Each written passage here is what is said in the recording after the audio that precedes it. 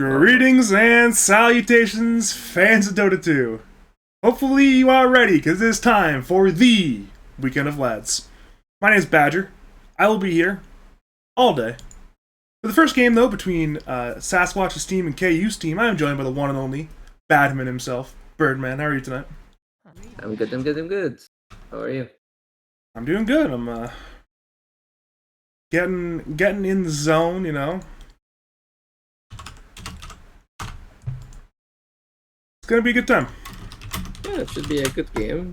We're gonna see the comeback of the Mr. Kong himself, who just recently started playing Dota again. Who is Mr. Kong? Uh, he used to be like top 200, maybe 400 plus one player. He used to play tons of Falcon, Gyrocopter, and Lone Druid. Those are his three most played heroes. Yeah. Well, that is a fantastic. Yeah, I love this Step Bro slash Sheesh Core in their team names and banners. They're really good with their banner game. They are a top tier banner game team. Yeah, for And sure. you can see here, they once again have a cool banner. It's the bold and brash, more like belongs in the trash banner with Arteezy and the Squidward painting and whatnot. By the way, if Poncho, you can hear us in game. We're in the Lads Discord. If you need an invite to the Lads Discord, send me a PM on Discord. I'll get it to you. But other than that, it should be we cannot hear you because we have mute code broadcasters on. Looking at the actual draft in question, though, we got good old Dota 2 champions on our screen. We have a Hoodwink first pick, into a Pudge 6th pick. So, any thoughts on this, or is it just standard run of the mill meta sups and whatnot on this fine evening? I should say afternoon, actually. I think they just want to have fun for the beginning of the first few games, and then they will like push it forward. But Pudge has got like decent buffs, Mirana buffs, let's say. So I would assume this hero will get more playtime. The only time will tell. And I think this is like gonna be a Malefic's hero. There's one thing I do need to do though, and that is I need to get KU the ticket. Yeah. That's the one thing I need to do because I actually gave every team I could at least one person or more of the tickets.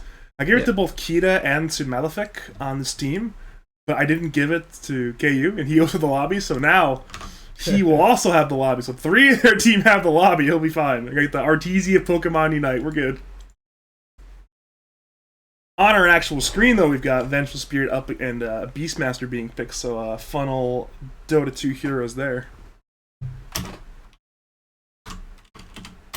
You know, one of the things that I feel sorry for Kong, like for the longest time, he tried to play the Axe +1 meta, and he had like mild success with it. And he was not playing the game when Axe 1 was a thing, and everyone was doing it. So, and now he came back to play when it got nerfed. So I feel sorry for him. That is the worst thing. It's like, hey, I have this strat. It's my strat, and then you go on a quick hiatus, and when you're gone, by the time it's just dead again. It's like, oh, great. Well, I think it's still kind of viable. It's not as strong as before, definitely, but it could be played in a specific matchups. Not every game, but it's still like a feels bad man of moment. Yeah, it's fundamentally the same hyper farmer it was with the Aghanim shard. It was obviously a real it was busted. A real wild and crazy. I'm looking over at the banners. This is a classic banner from the Radiant side. Actually, this is a classic RD2L banner. Kittens and matching bunnies. This is like a real throwback RD2L banner from like at least 7 or 8 seasons ago. I believe it was a season 13 RD2L banner. It's been a long time. I never followed RD2L. I never heard of it until like 2 years ago, maybe, or a year ago. So it's certainly a Dota League. That's for damn sure. It's very much certainly a Dota League. the most league that I was familiar with was Join Dota at the beginning, and then until NDL, which is League 2, Attempt 2, League of Lads. and then back, and then coming back to League of Legends. And then I heard of RD12.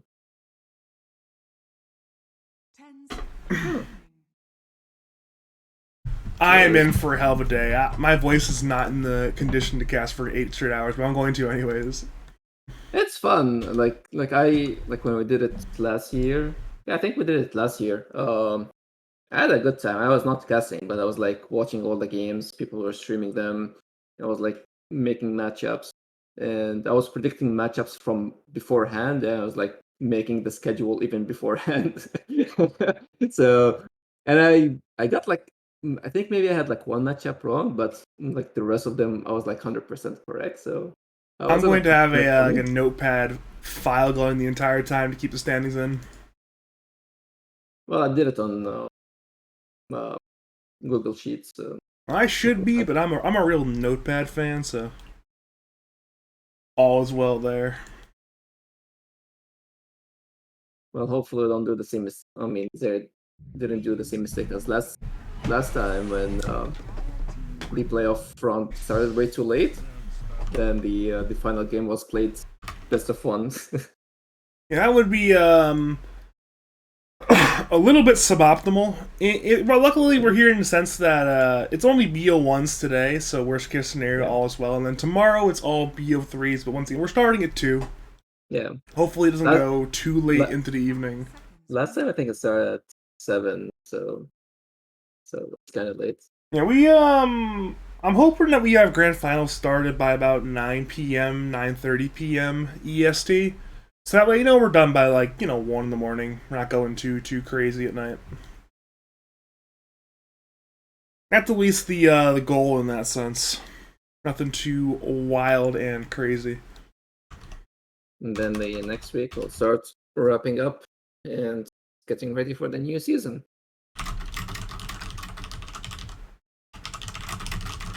Yeah, that is true. Obviously, I mean, both me and Birdman are Lads admins. We are ramping things up. We are getting things ready to go for the actual Lads season. We have a couple of things to finalize, a couple things to discuss, and then we're ramping it up again. We're going for the season number 9 now. 8? 7, 8. Season number 8, never mind. I've already forgotten how to count, apparently. Well, technically, I think it's like season number 9 because the first season was season 0 or something. Like I think there was like some weird naming at the beginning, and then they switched to 1, 2, 3, and of course the classic KU, TB, no fucks given. Even though they did nerf Terrorblade in the last patch, it is KU's best hero. And there's a point where Terrorblade and Lads had like a 25% win rate, and all the wins were KU. It was that bad. Where he was like undefeated 3-0, and I was like 0-9. This man is an unbelievable Terrorblade specimen. Silliest. Like he doesn't care against who he's playing. His watch is disconnected. He knows what he. It's probably just the reconnect, but I just find it like, we see KU Terrorblade just disconnect from the fucking game. Yeah. Like, shit, guys, I forgot this guy's good at Terrorblade. We didn't ban it. We didn't pick it. Like, we thought they're just, like, gonna have fun. They picked Pudge first pick, and now, like, oh, shit, TB. Fuck, no. The problem is, like, Pudge is a really good front, where you can actually, like, seriously play Pudge as a serious Dota 2 hero, and then pick tryhard heroes, and they won't expect it. To be honest, like, for me, I love Jakiro against TB, but only when Jakiro takes the attack range talent. Like, not a lot of people usually take it, but I think it's busted against TB. It is always nice to have a heaping of attack range. Yeah, it's like 325, like like the biggest buff of attack range that any hero will get. I think it's a bit lower than Sniper. I think Sniper gets 400 total. With take aim, yeah. Yeah. I think he has another 100 attack range talent at like 25 as well. Yeah, so he takes like 400 with that would be 500 and then 100, yeah. So it's like 500, and this like level 10 talent gives you 325. I'm actually checking just for fun. Yeah, it's 400 take game, then extra 100 with the attack range. Yeah. And I think Terrorblade has something with the meta talent as well, or he used to, never mind. He used to have a Metamorphosis attack range now, but they got rid of that in the last patch, so that is no longer going to be with us anymore. So imagine like Jakiro standing like far off with insane attack range, dropping dual breath and liquid fire on you. At least like trying to minimize your attack speed damage.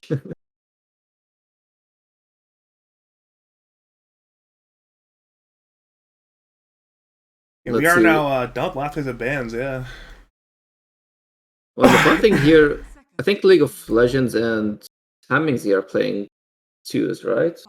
On both teams. Actually, there's no Hammingsy today. It's Oh, because I was thinking like both of those heroes, they play similar heroes in the mid lane. Let me double check the roster real fast for Sasquatch's team. But I know as a whole, it's not the Dark W team of old. They've got Sunshine Duck. They've got it is Sasquatch, Dark, Sunshine Duck, Deserted, and Kong. So that is Yeah. They have Mjon and Hammingsy on standby in case they need stand-ins, but as a whole, they will not be using them, I assume. And also, they will not be using them as stand-ins for Sunshine Duck, because Sunshine Duck is an ancient gamer, and, well, we know who Mjon and Hammingsy are, that's for damn sure. Men who need no introduction to two-time lad champions. Oh, that's a yikes. That's a good pick.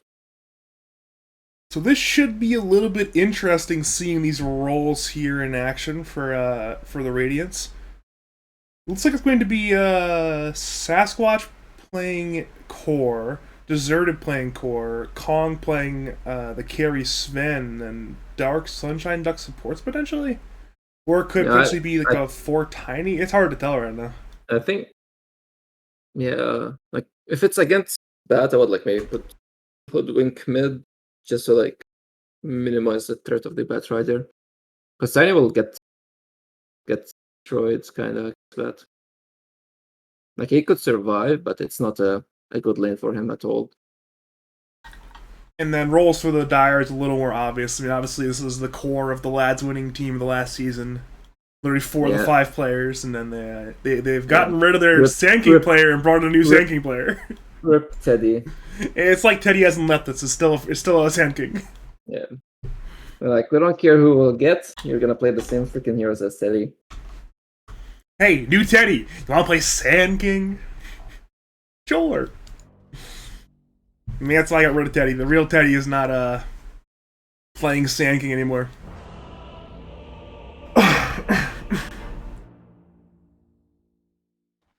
Alright, if you are just joining us, welcome to the opening leg of the weekend of Lads. Oh god, my throat is feeling it already. But my name is Badger. I am joined by Birdman. We have the Sasquatch stack on the Radiant. We have the Sheesh core, of course, on the Dire. I believe actually this might be the new Sheesh team for next season. Oh, that seems so. I think this is their new guy, so I guess this is an actual Lads team. This is the actual 5-man unit they'll be rocking next season. Hopefully we're in for a good time. I hope so as well. Well, actually, this guy seems also to play tons of Sand King. He's like flat tier. And Sand King is his 1, 3, 5, his 6th most played hero. Oh, it's literally the new Teddy. It's 11-17. That's going to be a mouthful to cast. Oh god, 11-17. No. That's 6 syllables. No. Oh well. Just call him 11. Say 11. That's better, but it's better. Yeah, 11 might just work. So let's look at the items. No, that's a tiny mid. He has a falling blade. It's always hard to tell what the roles are for a Sasquatch team, because you never know where Sasquatch is actually going. Yeah, well, you can see the killing blades on all 3 melee cores. Like, there's no reason for Tiny to get a killing blade going or playing a core, right? That is true. I mean, it's actually, It could potentially be the Tiny 3 in the Beastmaster mid lane, the way they're itemized right now. Yeah, they could do that. I think it might be better because you'll have something out of source that can kill the Batrider. To Actually, minimize no. the I threat. think it has to be the Tiny mix. He's a stick on Tiny. I think we're casting. Were you casting a scrim?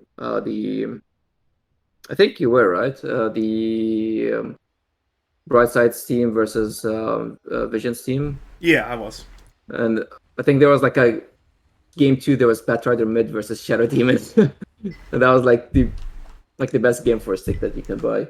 Yeah, you gotta have those sticks. Yeah, it's going to be Dark playing 4 and Sasquatch playing 3. I'm sure both of them can play the roles, but they're not the normal roles you think of for those two players. You know, you think Sasquatch support, you think Dark, carry / mid. So it'll be interesting to see how the two of them lane together. Also, the two of them are good friends, so they've played enough games together.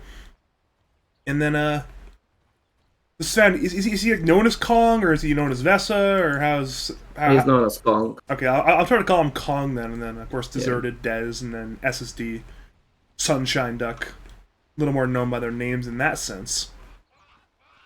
They are already running a KU. They're trying to ruin his lane a little bit. Instead, they push back on Kita, but he should be fine. He indeed will be fine. No other abilities in range of the Bushwhack.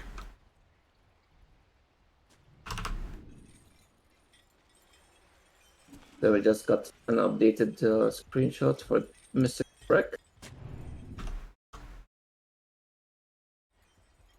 Alright, they're now running at Malefic. Stormbolt is there. Dual Breath is there. Malefic should die. The question is not if, but when. Bushwhack will hit. They're bringing in the boys. He's slowed. He's been hit by the tree toss.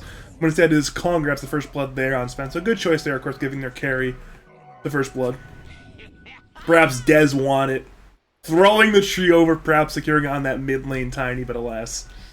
Alas, poor Deserted, he could not get it. Had to go to his greedy Sven player. Yeah, well, I think this is a good practice for Kong to get back into the groove and playing this game.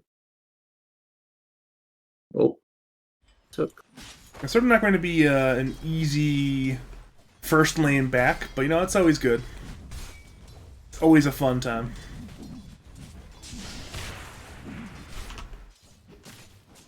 It's a top lane may be one-sided though. If Kita's ping is as high as it is indicated as, he may be rocking some severe ping issues into two very, very good Dota players. Yeah, well, I'm trying to check the status, but the console is going crazy. We're seeing the hook onto SSD, but he should be fine. Wait. I just feel like SSD is the exact number of syllables of Sunshine Duck. That is a waste of my time to say that.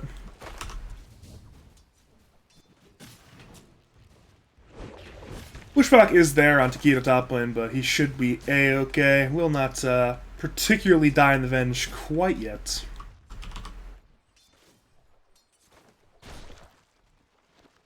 And nothing too wild and crazy yet. We are still, of course, waiting for something crazy. It might be top lane. Bushwhack is there into the acorn shot, into the right clicks. Down goes KTA. First blood actually goes to Sasquatch there via, I believe, the boar damage, so. We're seeing, of course, them well played in the chat. These guys are good friends. Have a little bit of friendly flame, of course. Also, they both for the boards is always nice. We're seeing Dez mid lane. Actually, he's searching for a toss play potentially on League of Legends, but he has not been able to find it quite yet. Meanwhile, it is a meta top lane, but the magic missile was used onto, I believe, a range creep or a boar or something. So the ping very clearly affecting Kita more significantly than we would have hoped. He is once again losing these trades. Bottom lane instead, where they're running at the Jakiro. The Burrow Strike is there. That man will indeed go down. And he got the hook. Oh, there was like the sanking and a creep, and he got the hook. That was crazy. Some good old wild and crazy Dota in that sense, then. Yeah, because he's on a 4-streak hook. No. It's good coordination.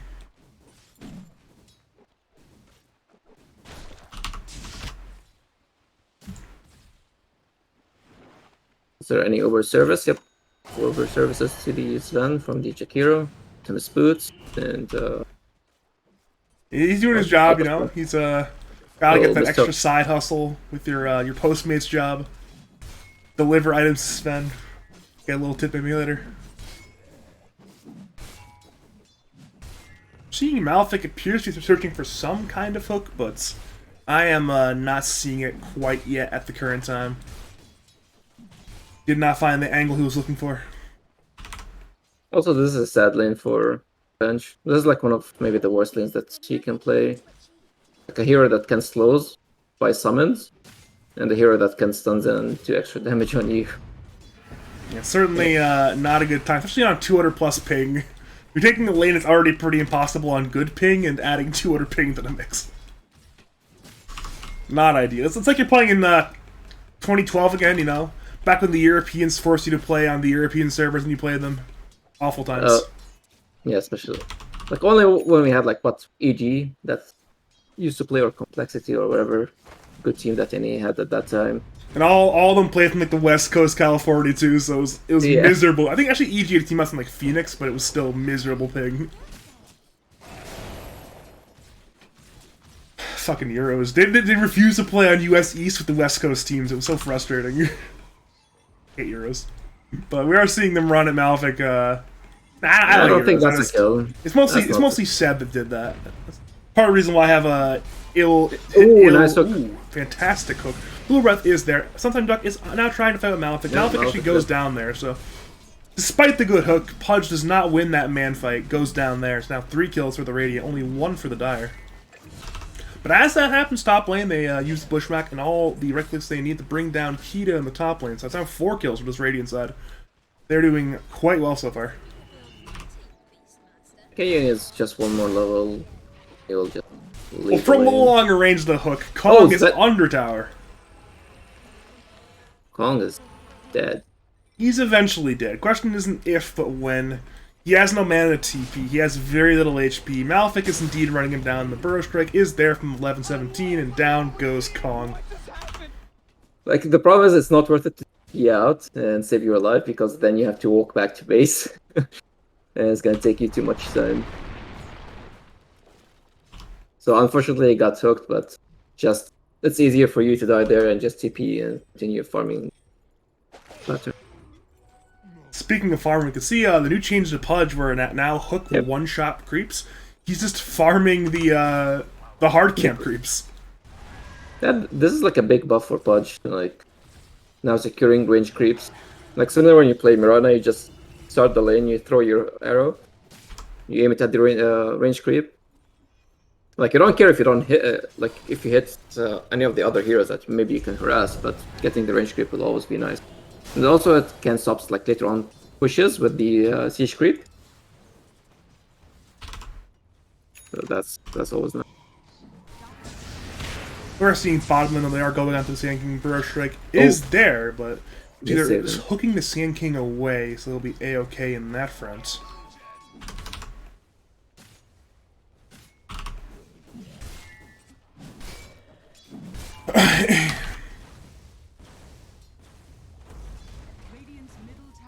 Also, mid lane has been even between both the Tiny and the Batrider. It's been a lot of mana being exchanged on both these heroes so far from what I've seen. And also they have similar net worth, so that's good for the Tiny, because sometimes when you play against Bat, you have to put a lot of money and resources into region, and hence it will lower your net worth, but it's good.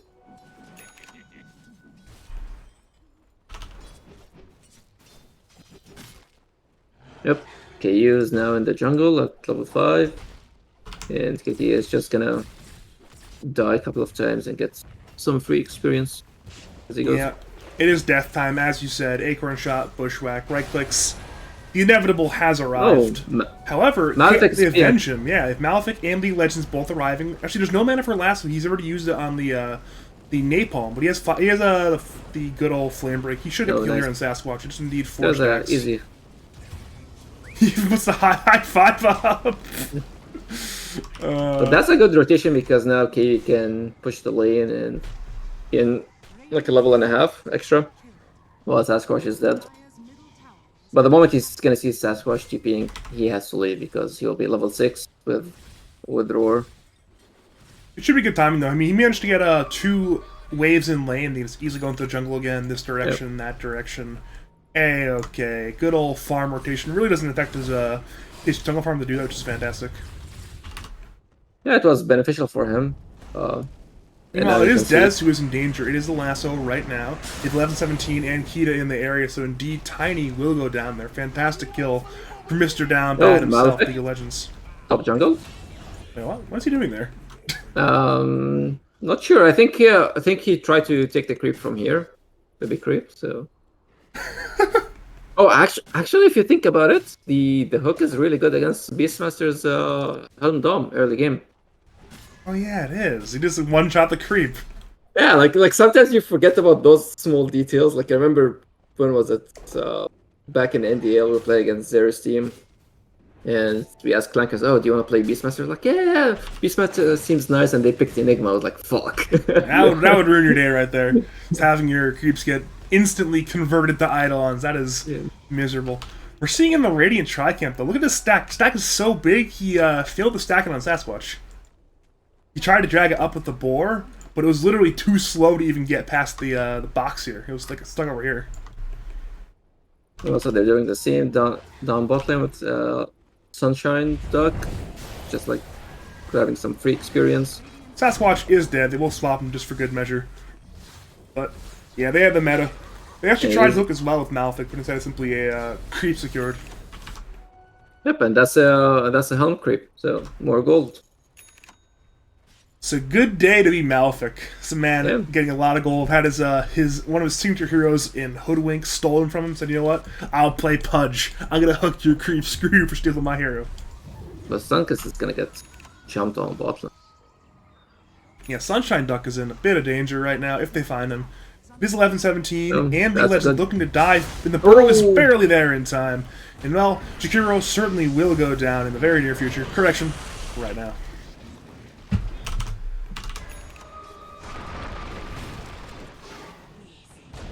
Seems like a relatively even game state.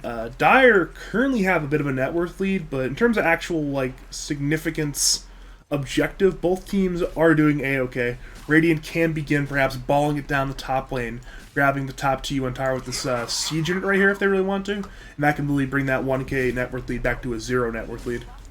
And also they have the Cobble, which is a really nice creep.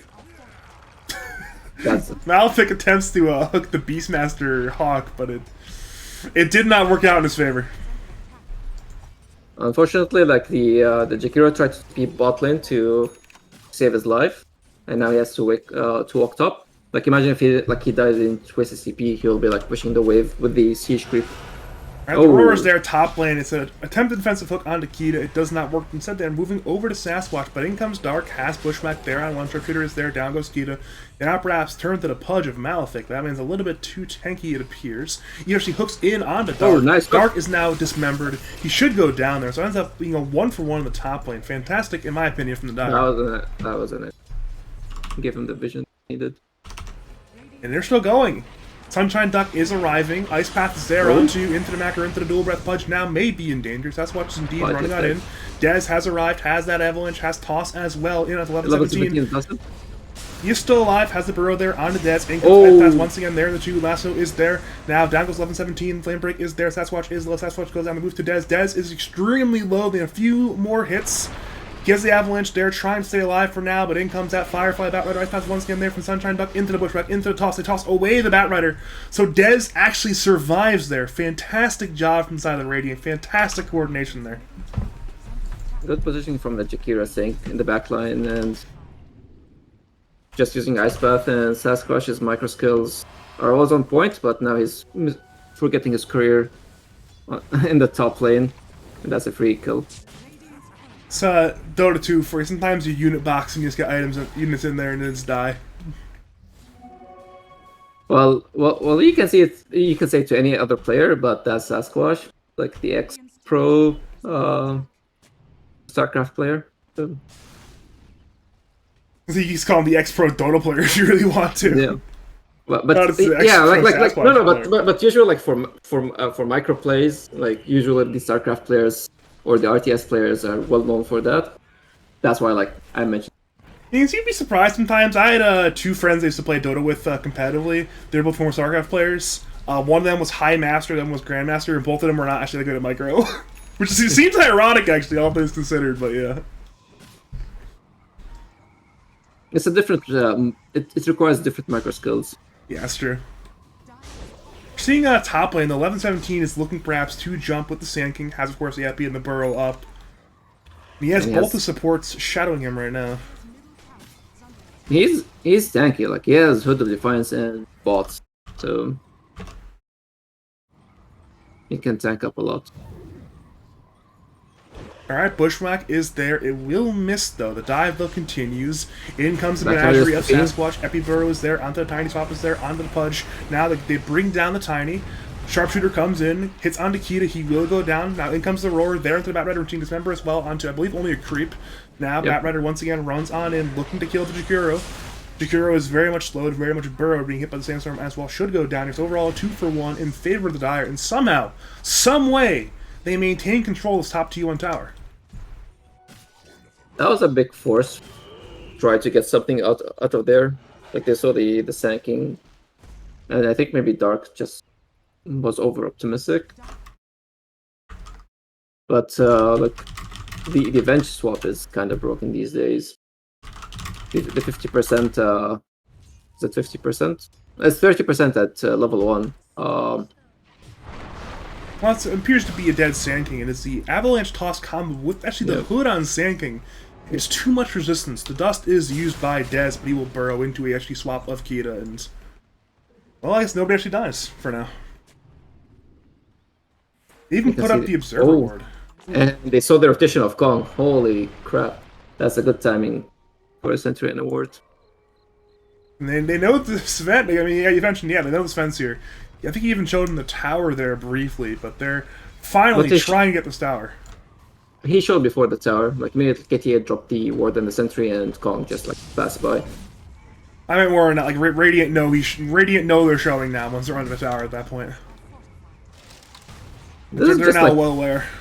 Like, it's now a free game for KU. He has SNY and he's like on his way to the Zord is once again in danger. He has been last up. There's a Roar there on Nikita. Both of them might just go down. Down goes Dez. Down goes Kita perhaps. Now in comes Kong on the Sven, looking to engage on perhaps the Batrider. Overall, though, it's a 1-for-1 so far. Now 11-17 is isolated. It's Bushwhack into Ice Path, into Dual Breath, into Storm Bolt, into all of the damage. Sharpshooter is there. Down goes the Sand King. At long last, Radiant finally secure the top T1 tower. But in all that time, as you mentioned, KU has been farming. That man is acquiring a good bit of money. He has like 156 creep score right now. Crazy. It's one of those things where he's not number one in net worth, but he's almost number one in net worth despite all the stacks that Sven took. Massive ancient stack. Stacks in the jungle made by the Jakiro as well. Like, it's all of these stacks traded, and yet KU's still almost number one in net worth. It's unbelievable. It's absolutely bonkers.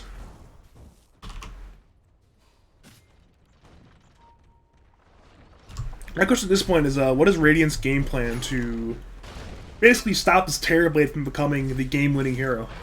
Yeah, the most important thing, they have to take the mid tower to open up the map for them.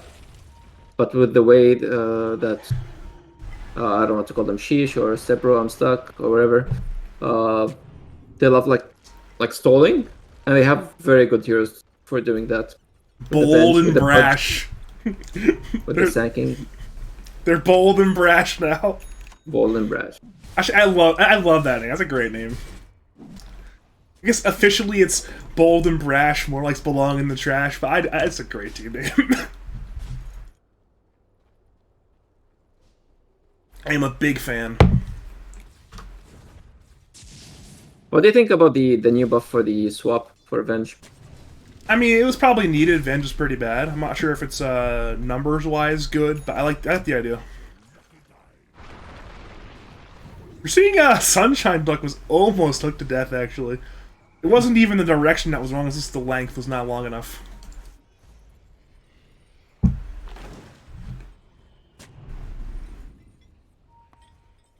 Well, Also once again, they see Radiant running top lane. Another good word from Malefic. Sass is 300 gold away from his overload creep, Uh-oh. so that's a good timing.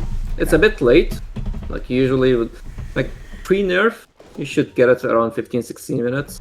That's your timing. But now it's like around 17-18. It's a bit like 1 minute late, but it's still kind of okay with their lineup. Birdman, we live in a post-nerf world for the Helm of the Overlord, that good old Hato. Yeah, like post nerf is like around like maximum 18 minutes. You see that? Timing. Sasquatch microed his boar in front of the bird there to tank it so the bird wouldn't die from the Helminator creep. It's only 29 gold versus the 100 of the Helm Denominator creep, so he's looking out for his creep here. So they're looking for KU. Oh, they caught the scan here, but KU is like on the other side. Yeah, they're over at the Tri-Camp, but the Tri-Camp is currently vacated, and KU is just way over in this jungle now, so it's... Yeah. Instead, Malefic to go on. They will get this kill, but once again, they want a better kill than that. Swap even is there. Now, Sharpshooter is used on Nikita. Nikita certainly will go down. The Necropire was used, and Sasquatch is committing in, but in comes the BKB Lasso from League of Legends. Burrows there as well. Sasquatch is in danger and will go down. Meanwhile, the mid-tier 1 goes down, so overall it's a 1-for-1 plus a tower. But Dire, they want more. Yeah, meta was used. They still have Epicenter with Blink. So they can force it a little bit, but Batride already uses BKB and his Lasso. So for them, it's like, we got what we wanted. Okay, we lost the mid tower, but it's still fine. KU still farming.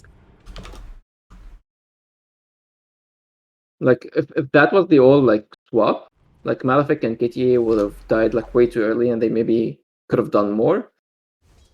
But you saw, like, KTA tanked the Sharpshooter and a couple of other spells, and he was still alive. So they had to put the work to kill him. Oh, Top lane is indeed the Epi Burrow there on Dark. Dark is in a bit of danger, tries to get away there with the Scurry, but it's not enough. Good solo kill there by 11-17. The Dust actually is used with Sand King is on the run, has Blink in 4, and should be A-okay. So once again, fantastic play by the new member of Bold and Brash, joining the Last Chance. Teddy V2. Teddy V2. Maybe it's the upgraded Teddy, you know? The first 2, you're right. I don't see Teddy making solo kill plays. I love Teddy. I'm gonna miss Teddy. Yeah, I'm happy that the Jakiro took the attack range talent. I'm proud. I love this talent. You did mention it, the value of this game, and indeed, Sunshine Duck is of a similar mind to you in that sense. Yeah, just can sit in the back line, drop all your spells. You don't have to be close at all, so that's always nice. Because Jakiro spells are always like good. Minute 0, minute like 300 minutes. Jakiro spells are always on edge. So if you can stay alive for most of the fight and ditch all your spells, it's always good. Oh, but now he's running deep. Well, the smoke has broken. Sunshine Duck is perhaps looking for Kita. Ice Path will miss. They actually have a Blink combo on Tiny in 1, but he's actually in range of the Venge, so I guess Radiant will have to be content with this Dire side Tri-Camp control, grabbing the stacked cams of the Ancient. And they also have the Helm of the Overload on Sasquatch right now. Yeah, it is certainly nice to have. Grab that big ol' Ancient Granite Golem, get that HP buff, massive buff. He has Ice Candy. Oh dear god. Yeah. It's KU Blade.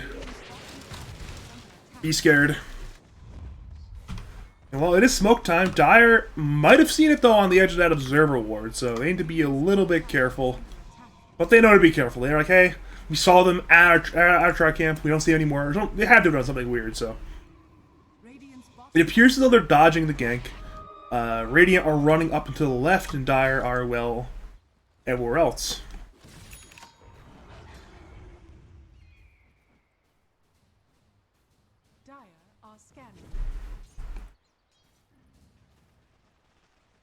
Yeah, looks like the Dire are executing on their strat pretty well. They're simply, right, they have the Burrow there on Deserted. Meta is popped. Lasso is there on the Dark. Ice Path Knacker used on the 1. KU's taking some damage. Dark made us go down here. Magic Missile into Flame Break, into the death of the Hoodwink. And now, well, Radiants are being gone on further. It's actually a hook from long range. Misses on Tiny, but hits onto the Sven. He Stormbolts, now runs away, but Dire, of course, want more. Ice Path is there, onto 2. In comes Blink Burrow there, onto 2 as well. Now, they're looking to perhaps go into this high ground. Flame Breaks once again there, onto 2. And Pudge has hook. Misses this time. Mid T1 gets denied, but Dire once again look for more. It's the Epi, it's the Burrow there onto Deserted. They want more.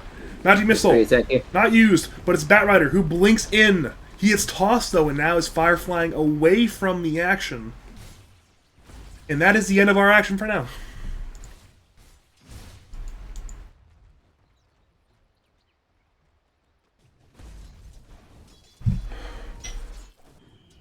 So, an update, the Xerxes team just won against Smack. That was fast. Yeah, and they were playing with Ron. Kind of funny. That was really fast for a win then. I wasn't watching the other series, obviously, but that was an extremely fast win to have. Yep. It is, though, the walking on into the Roshan is happening right now. Roshan should be claimed by the Radiant here. Dire are aware of what's happening, but they're not in a position to stop it. He just goes to Kong there on that Sven. And he died, versus Bear? No Bear for Sass.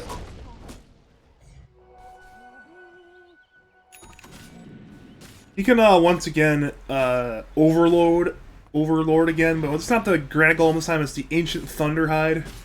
Which is cool, but it's not the Ancient Granite Golem, of course. Top lane, they're looking for 1117. They have a Shadow Blade there on Sven. They now see him. Stormbolt is there, but is their follow-up. They're now rendezvousing on to their man, Kong.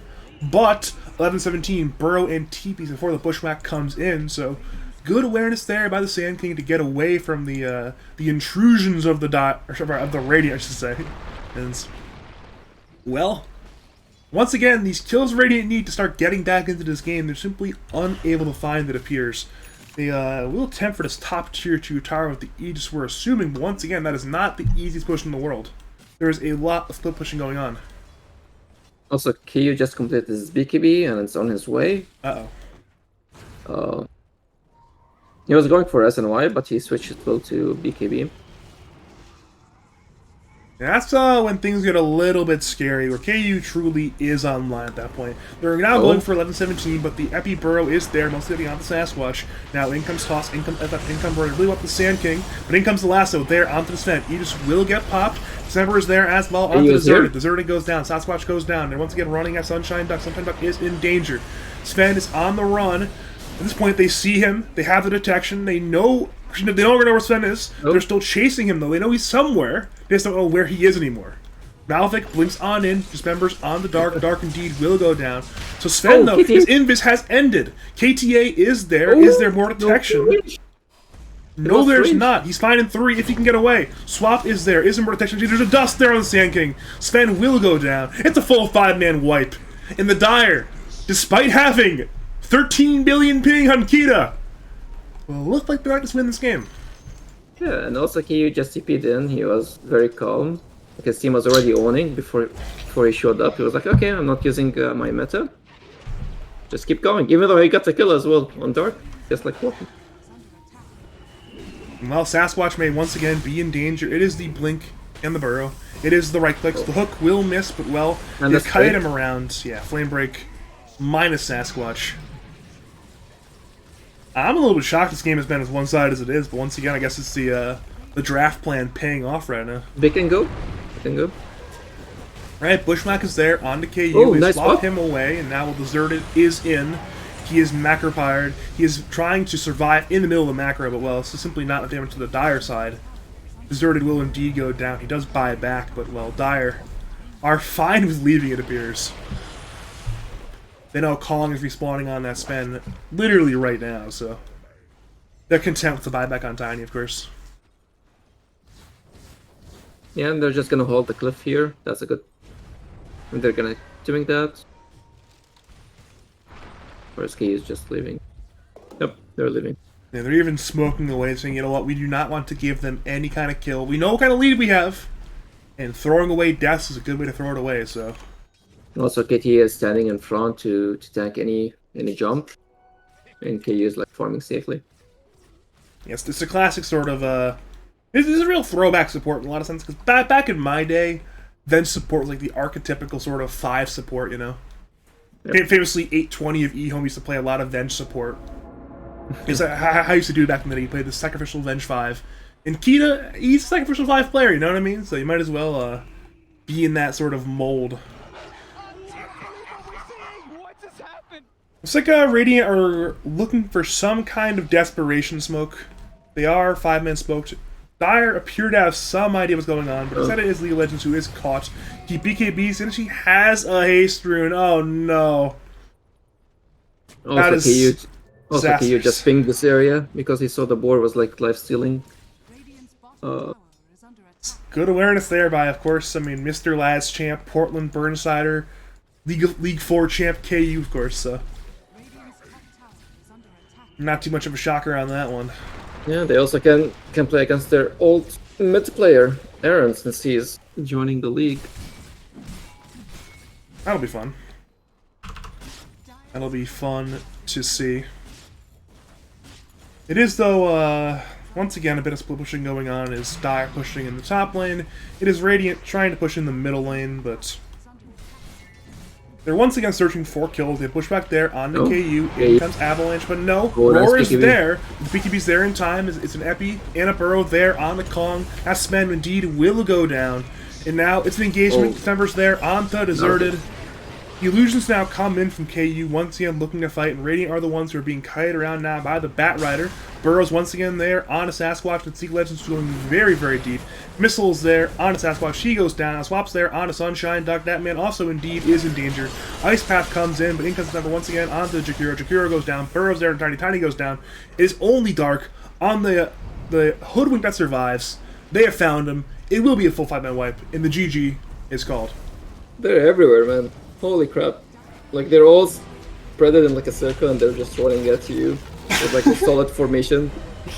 Like, if you remember back in the like Ages of Empires and the formation of your lineup for your troops, they come in like a specific lineup and they will like square you in spaces. Which is kind of crazy. Especially against this type of lineup that you can clump up, but they didn't give him the chance. Again, it's just like KU playing his TB, and then the 4 other heroes will just fight, defend towers, and KU is having a free time. And even when they're defending towers, they're just winning the team fights or stopping the pushes. So KU is having extra free time. Like, his score is 6-0 and 3. Alright, so you said Zeri beat Smack, correct? Yep.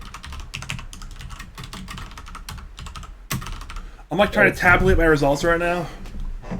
It seems Wage, Maximum Wage versus the Bulljacks. Wait, the Weekend of Lads has some live games. Okay, let's see what we can watch right now. I am tuning into the worst player versus Ned Touch My Funny Zone right now. If you don't have that, you can spectate on me when I'm in there. Of course, we will be in Dota TV and see how the game's going. Never mind, this one is over. Holy shit, this one is definitely over. I'm gonna put in the results on that one now.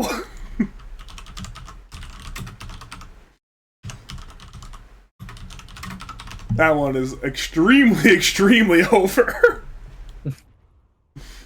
What else is being played here? We have On Board versus whatever.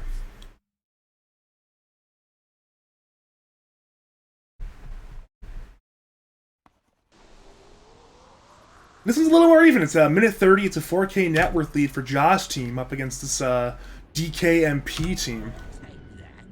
Which means... Alright. Shackle Shot is there onto the Mars. But it appears not to be a fight quite yet. Dire are smoked on 4 in the area of Ja, but... It appears not to be the sort of jump they want. Instead, it's Radiant who are once again 5-man grouping at the Tri-Camp. You're in the game, right?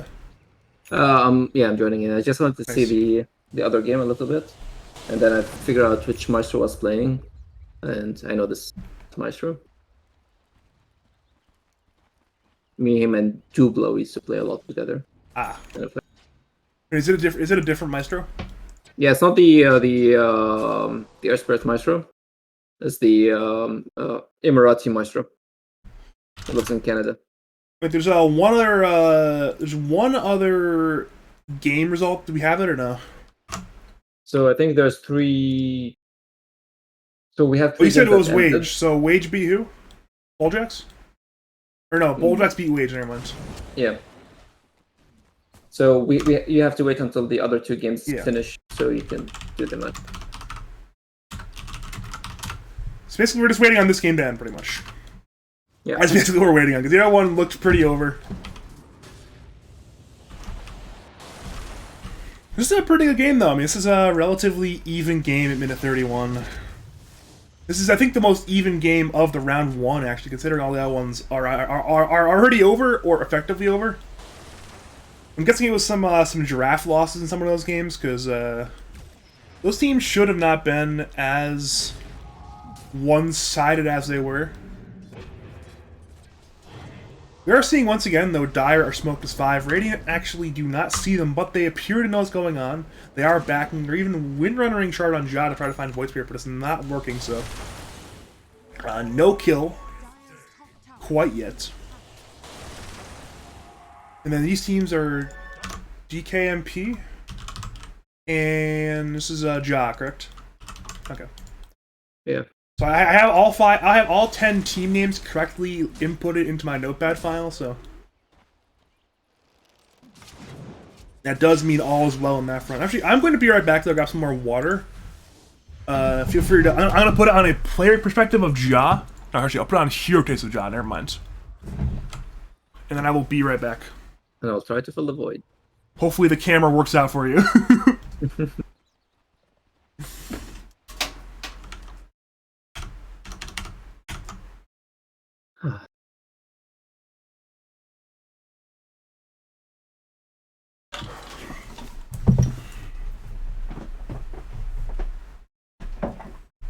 Their team smoked, running into another smoke.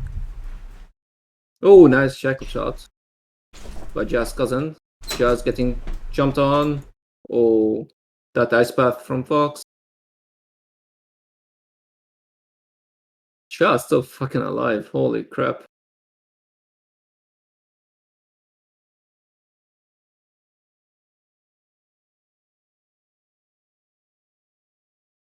And the Slark is just going ham. Oh, nice Orchid, but nope, not good enough.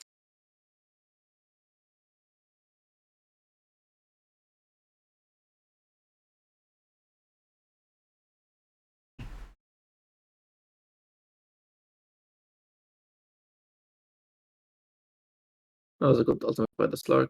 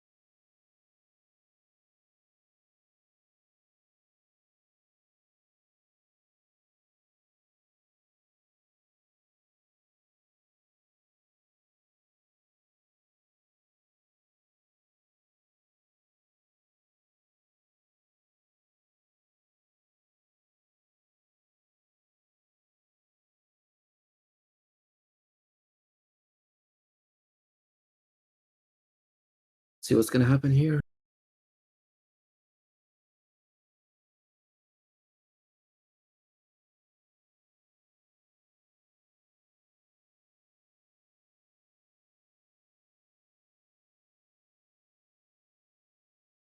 From Ja to Ja's cousin being tipped. I know, guys, I'm boring. Let's give it a few minutes.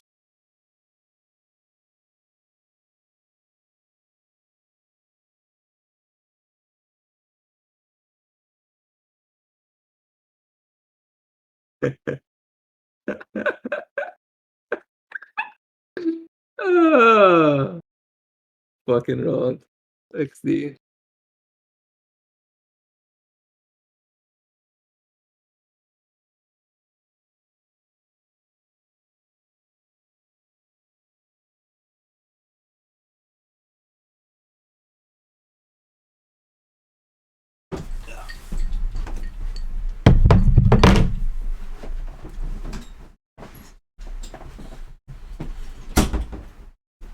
Oh.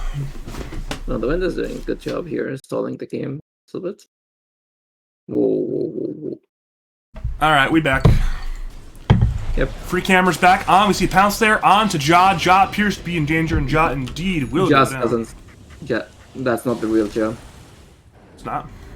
That's Ja's kryptonite. Oh, I tried putting the player cam on Ja. Apparently I put it on Ja's kryptonite. Who is Ja's kryptonite? I don't know. I've been saying Ja's cousins. Okay. Oh, that's a good drop for the Leshrac. Yeah, it's honestly fantastic for the real Ja. I was texting Zeri. I was like, oh, so I see Ron won mid versus bright side. It was like, man, I looked at Ron minute 22. He had 5.5k. And I was like, dude, you have to spend that money. You know, money is a social construct. These gold coins, they're useless by themselves.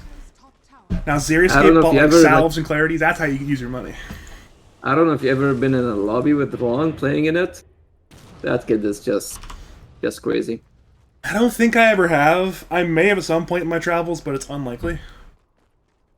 Like, York had the presence of Ron, and he was like going crazy.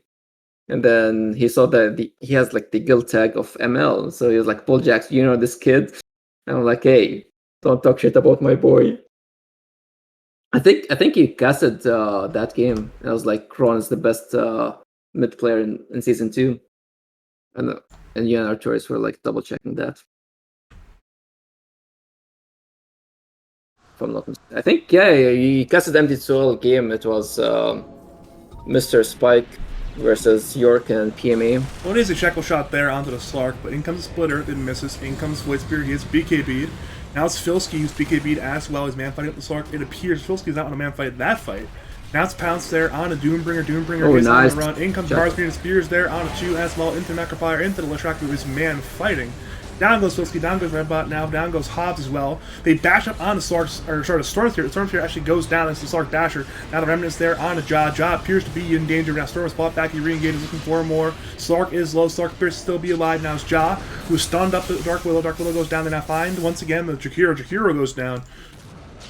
Dire want more. They have mana there on the Storm. He looks for Void Spirit. Void Spirit has one more step and another one in 2 seconds, so he should be A-OK with step in a TP. Yes, he will be. So that is the end of that engagement.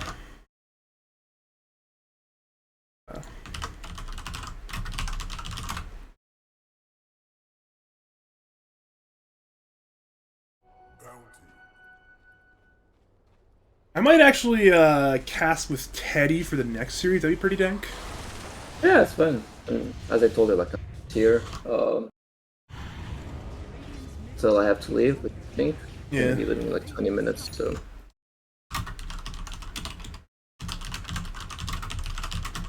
So we already bring in Teddy. I'm not sure where I'll be going quite yet, but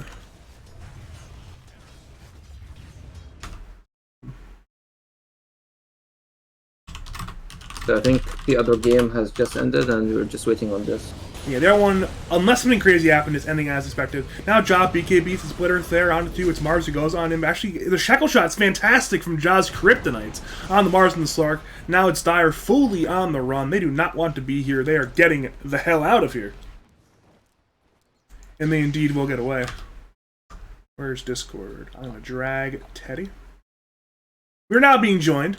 And unmute Teddy. Oh, he unmuted himself. Nice. I did that. Oh, okay. He will always be muted. We're being joined by the League 4 and League of Lads champ Teddy. How are you on this fine afternoon? I'm doing well. Storm engages, looks for over here. Slark, they go on to Dark Widow, Marsvine is there as well, Winter will go down. Now Yannis is popping the Dark Widow, they go down, head for Filski. Filski is terrorized, he is running. Is there follow-up though? No, there is not. Now Shackle Shot there, she lands onto the Void, no, actually onto the siege units. And now it's Void Spirit who steps on away. The Splitters is there once again, coming on in. Slark has engaged, once again looking for the Leshrac. Filski is back, Hoof Stomps there, onto the Mars. Fire is there. Leshrac is trying to manpipe, is running low on HP. Storm is re-engaged, looking for Void Spirit. Now BKBs once again are being popped. Down goes Void Spirit. Down goes Dark Widow. Ice Path once again is there, but it misses. Spear is there onto the Doombringer. The track is low. Doombringer is low. All of them go down. Storm, now it's out of mana. He's back. She will go down, as well as a dieback on Storm and on the Doombringer. Slark is shackled, but there are not the heroes there to kill him. And they will go. 4 buildings. Ja has bought back, but it is a very difficult defense. Did you see what happened with Filski there? He wanted to engage, he got hit with a bramble, and then he BKB'd, he couldn't jump in and ult the Slark. That is Dota 2 for you right there. Alright, I have a ping. Who's pinged me? Yeah, Guam about Smile's team picture. What's their picture, and do I want to know what it is? No. I do. Alright, who's told them to change it? Has anyone told them yet? I didn't say anything, but I don't know, is that a reference to something? Like, I don't see anything wrong with the picture unless there's a reference for it. I have not seen it. Like, I'm seeing it in the, like in Dota Buff. It's just like a fine picture. I was like, Guam is saying something for a reason, though. You wouldn't just be pinging about that if there was no reason. Can I get a link? Where am I looking? That's got a ping from Guam in the admin chat, like, makes Smiley change his picture, so... Like, this is what I'm seeing. Like, I sent you the link, Badger. I will send it to you. That's what Sure. I see on Dota Buff. But other than that, like, I don't... Oh, yeah, that is... Oh, I can see the problem. yeah, I see. I don't know the reference to that, so... That is, the Happy Merchant Man. We'll put it that way. It's can't find my words here. It's a stereotype, so it's not okay. That's why, like, like for me, when I saw the picture, like, I don't see any problem with it unless there's a reference to it. Yeah, no, It it's a is, reference to a very bad stereotype. Hey, we're to call it anti-Semitic. We're gonna leave it at that. I don't want to end up. I don't want to end up on the ADL's Twitter for hosting this tournament for that. So Me too. yeah, I'm just going to say is to change that picture. I'm not just going to leave it at that. I don't want to deal with that. I don't want to deal with the blowback from that.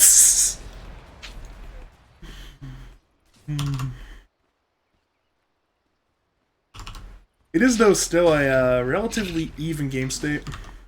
Looking over at series, we have 2 series that have been drawn, actually. We have drawn Bella Delphine versus Pizza Dog and Maximum Wagers of the Cool Kids. We have 4 teams on standby for this series right here. And once this series ends, we will know who's playing who. It is, though, the Roshan attempt by the side of the Radiance. Should be successful, it appears. Dire are nowhere in the area. I actually need to double check something real fast. I'm going to put on the Hero Chase for Void Spirit. I'm going to figure out who is who. Yeah, I can make the matchups. That's what I'm doing right now. I'm trying to figure out who's already drawn and who's not drawn. So Bulljack's team, Garda, and Wage. So the undrawn teams are Maximum. Sasquatch, and You Buy Your Words. Smiley. Alright, so let's see here. Who is the Cool Kids again? Actually, right now, we have action right now. They're jumping Void Spirit right now in the bottom lane. Storm engages. Linken's is popped. The Vortex is there. Void Sphere is indeed in danger and indeed will go down. Fantastic kill for side of the Dire there. And now it's Radiant who are in the Dire Tri-Camp area who are actually looked to engage, but now must run away. Sorry, who is the Cool Kids again? Cool Kids.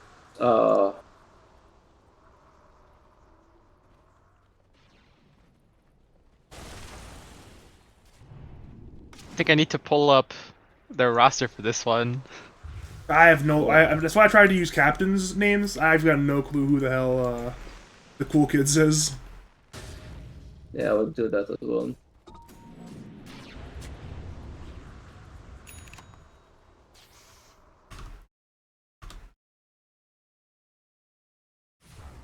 I wish I knew, but I just don't. Their team name is the Cool Kids. Do you know what they signed up as? I don't see the Cool Kids as team name here. It can't be that hard to check. I'll just go to the tickets. Yeah, just do The it. Cool Kids, the Cool Kids. I'm not seeing the Cool Kids anywhere. Who the hell's the Cool Kids? Fucking.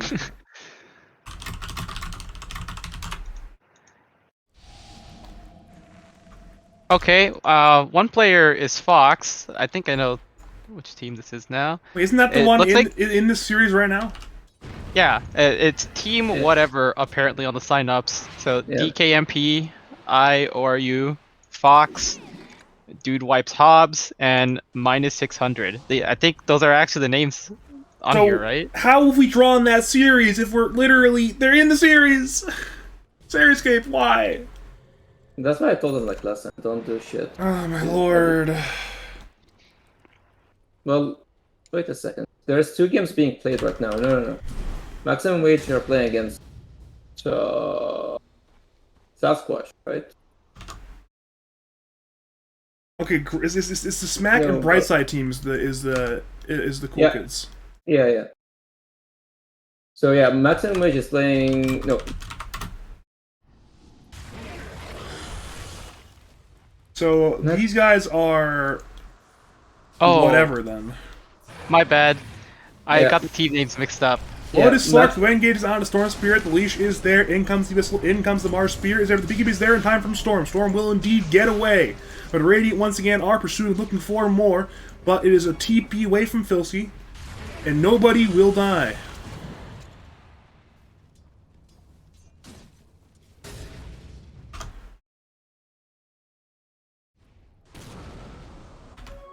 So Teddy, what did you think about Teddy version 2?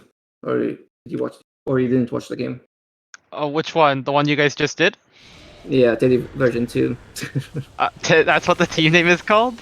No, like. Oh, you mean the that's what- player, 1117. Yep. Oh, yeah, we play with them already. I laned as his 4 in a couple pubs. Yeah. Only because, I'm no longer playing 3. I'm no longer playing 3 in our pubs. So I just play whatever now.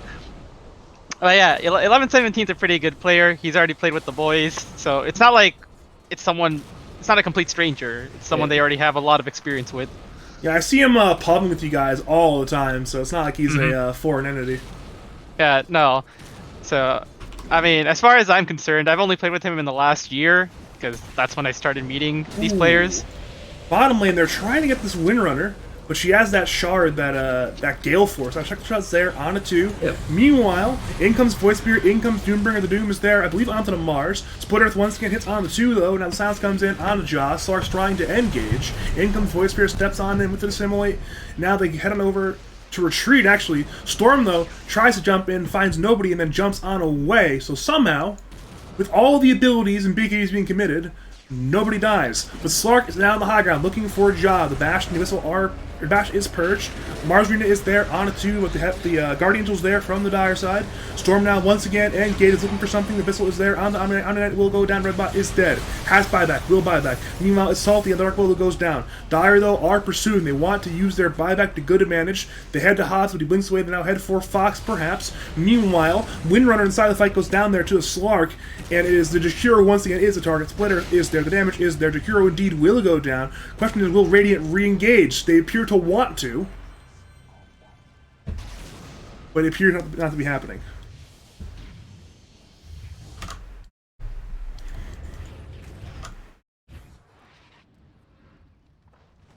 That's fun. This is a fun Dota game. Looking at the recap, it's just one buyback expended on the side of Dire. It's only the Omni Knight. And they do come out on top on XP as well as gold advantage there. It's one of those games where it just feels like Radiant are looking just for that pick-off they need to break the base, and they just cannot find it. They also messed up the engagement there. If you saw that, Mars kind of missed all his spells. Yeah. This time he actually hits the spell. It's a spear there onto Leshrac, but once again, in comes Redbot with the Purge.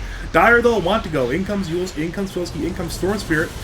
The Shadow Dance is there from the Slark, and now they gave him onto the Mars. Mars will go down. Now it's Void Spirit with BKBs as well, looking to engage. The Abyssal there onto Storm Spirit. Storm Spirit will go down. Spoiler is there, but it does not matter. Radiant are on the retreat. Shackle Shot pops the Lincolns. Filski refreshes, but can he find this extra Doom? He has one onto the Slark, and now chasing the Slark. The Infernal Blade is there. Hoofstomp is there. Split Earth is there. And down goes Slark. Actually, he has no buyback. That was on the corner. Holy crap. That's great. Ja Dota. For a second there, I thought he was going to get doomed again. But he does have Doom. They're looking to re-engage. And by the time the Slark respawns, he will have double Doom. Well, once again, it's Leshrac who goes onto the high ground. Curse Crown is there onto the Leshrac, but the Edict is, of course, hitting that tier 3 tower. In comes Terrorize. Does not hit. Dire, of course, once again hit the building. Focus Fire is there, even onto the tier 3. The Glyph is popped. They've pressed the button to kill those creeps, of course. And they want to force this. Storm dives. Finds Jakiro. Is their follow-up. Mars has brought back. They want to get the Storm. He BKBs. He disengages. The Doom is up. It is not used. Mars Marina is there, but solely on to Filski. In comes Ice Bath. In comes Bedlam. They want to get this Doom Bringer. He's BKB. He's running away, but Mars wants to pursue. But that might be... See, it's working. Dire are fully running away. Mars Spirit comes in, but it misses. And Dire, having forced the buyback of the Mars, will walk away.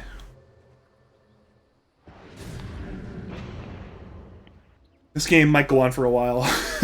It can. Are we going to do it to completion, or are we waiting on another series to start? We're waiting on this series to end to draw the other 3 matchups. I see.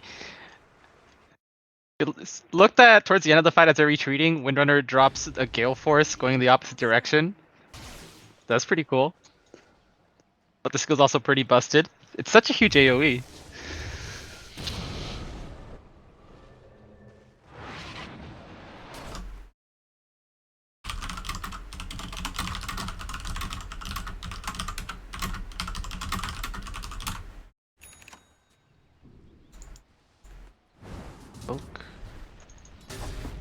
It is indeed, though, it is good time to fight.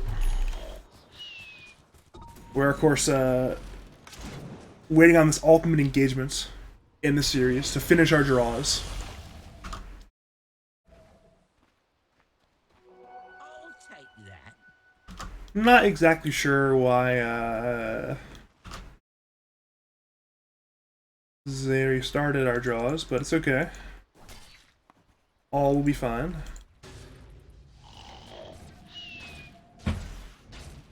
Radiant, though, once again, they're searching. They want to go. They're desperate. They are hungry, damn it.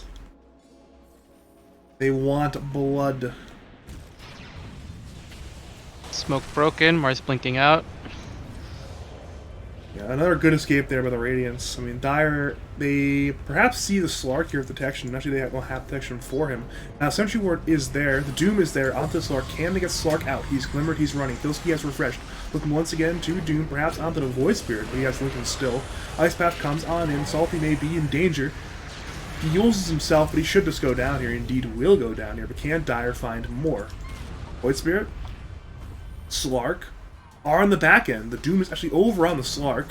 Spear comes in, misses. Void Spirit steps on in. The Mars Arena is there. Abyssal is there. Down goes Storm Spirit. It's fantastic. Now the Doom is there. Onto the Mars. Down goes Omni Knight. Down goes Doom. Windrunner is now on the run and may be in danger. Ja is trying to fight, but it's currently a 4v2. They head the Ja. Ice Path misses. Ja BKBs. Is there a bash? Is there an Abyssal? No, he does not get the bash off. It is unlucky for Slark. But now Dire, They know what time it is. It is run it down the middle lane. Force out some buybacks.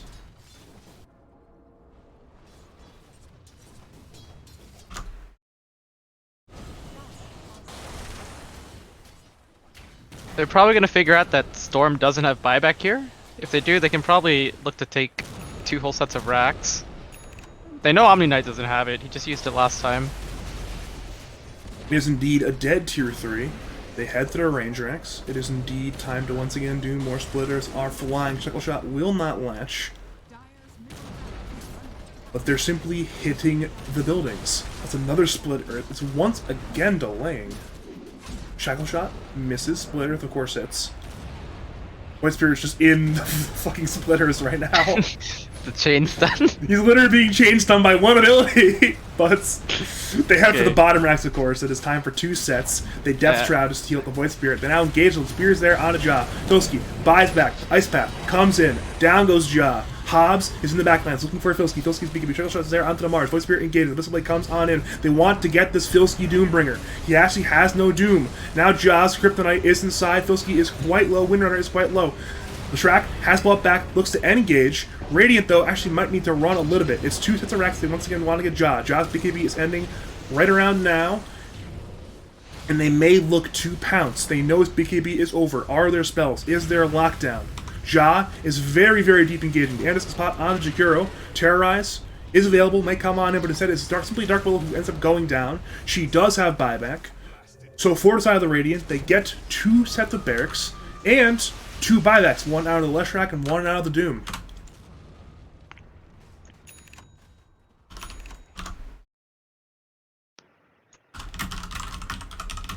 I think the teams might be looking to Roche now.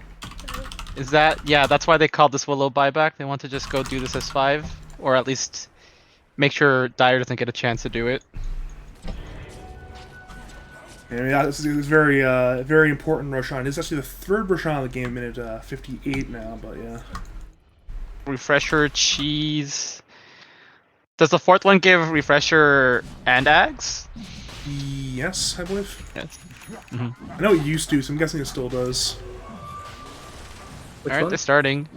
Dire's looking to contest. They can't find the opening. This could be huge once again for this Slark to just pick up another Aegis. He actually has a Refresher rope, so you can honestly just backpack that. And Dire will not even try for it. They understand it's base defense time. Aegis, Slark, Cheese, Mars. Slark actually took the Refresher shard. He has 6 ultimates, I want to say, right? That's Depth actually Shroud, right. You're right, yeah. Ult, refresh, Depth Shroud, ult, refresh. And he's 20 got seconds 3 of BKBs too. Wow. See, I thought they might have done this, put it on the Slark. It sounded a bit memey, but I think they'd consider it really good then. I'm excited. Let's see it. He can keep his teammates alive, use Depth Shroud over and over again. This, of course, though, Slark hitting the buildings, but of course the splitters are there from Jaw. It is the impenetrable base defense going into double split Earth.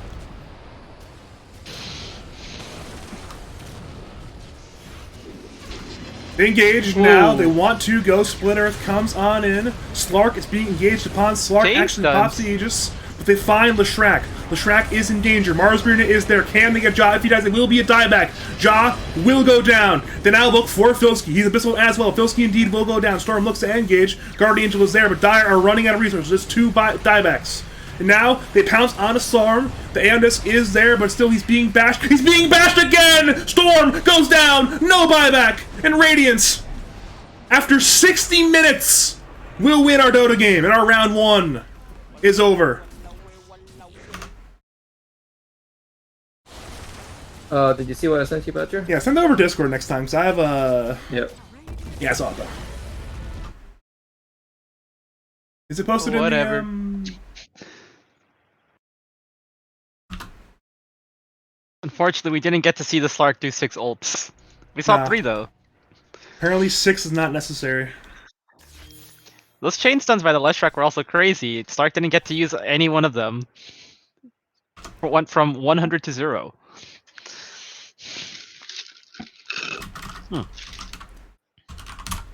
So these players from whatever, are they completely new to the league? As far as I know, recognize yeah. any of these. Salty is gonna be playing next season with DOS.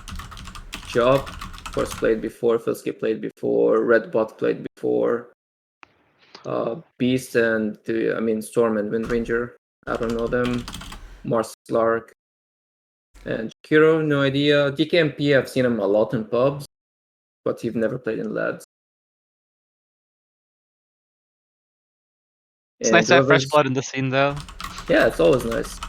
And I just released the matchups. Whoever's watching, so DKMP will play against KU, U by Wards versus Sasquatch, Joe versus. And we're doing the KU versus DKMP one. I think that sounds fun. Wow, this is exactly why we put me as caster. Yeah, so you can flame them. You can flame them. I was told to be biased and hype us up. So I did some calculations. Currently, we have around 115 viewers in total of all the streams.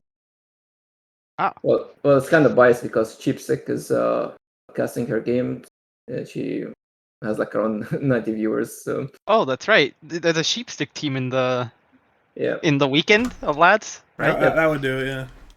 That's cool. Well, 90 viewers only come from her, but yeah. Like, and imagine if ET is casting, streaming as well, then you'll add like maybe 20 viewers.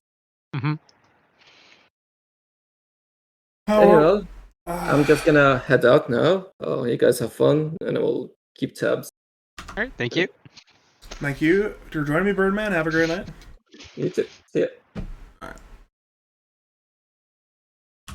All right, so how am I doing so far?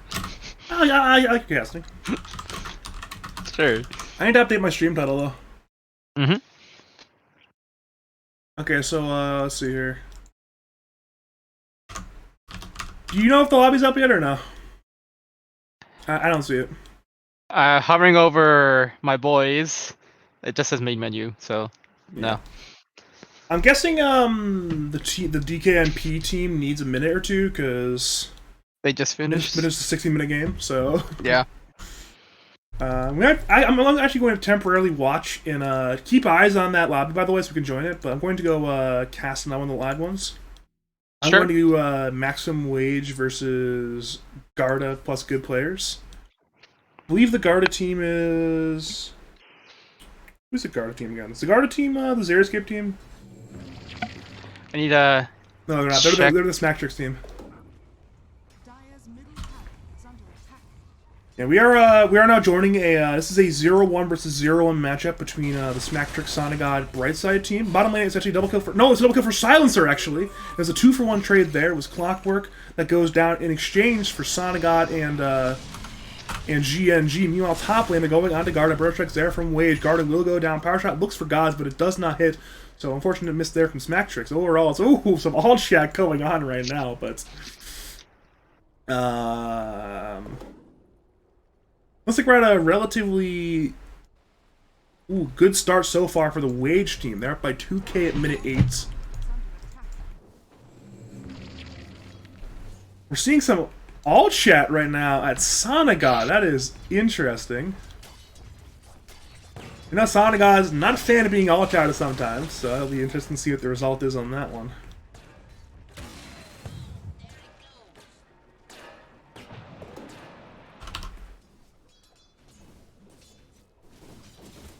And the lobby is not up yet for the other one, right? No, still not. Wait a minute, I can host that. I have the ticket. Oh, you're gonna set up the lobby then? Yeah. I'll let them know.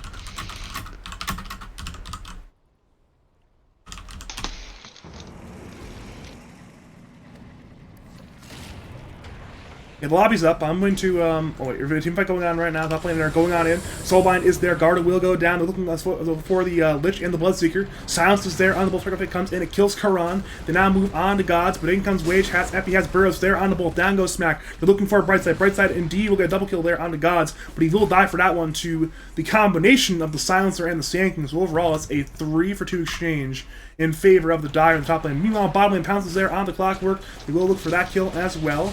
Rebuke is there. Mr. Jotunheimer will go down. So overall, across the map, it is a 3 for 3. Certainly a wild and crazy exchange on that one. Good times. There is a lobby up. I'm asking them for the password. I think the one you created is at 0. They have one at 10 out of 10. Oh, my bad, my bad. I mean, I just saw this one too. What's the password? Oh. Yeah, I was gonna DM it. I didn't want to say it out loud. I have it. You got it? Okay. Alright, come on in, Mr. Teddy, to my twitch.tv/BadgerPablo channel. I'm ready. Alright, I'm ready too.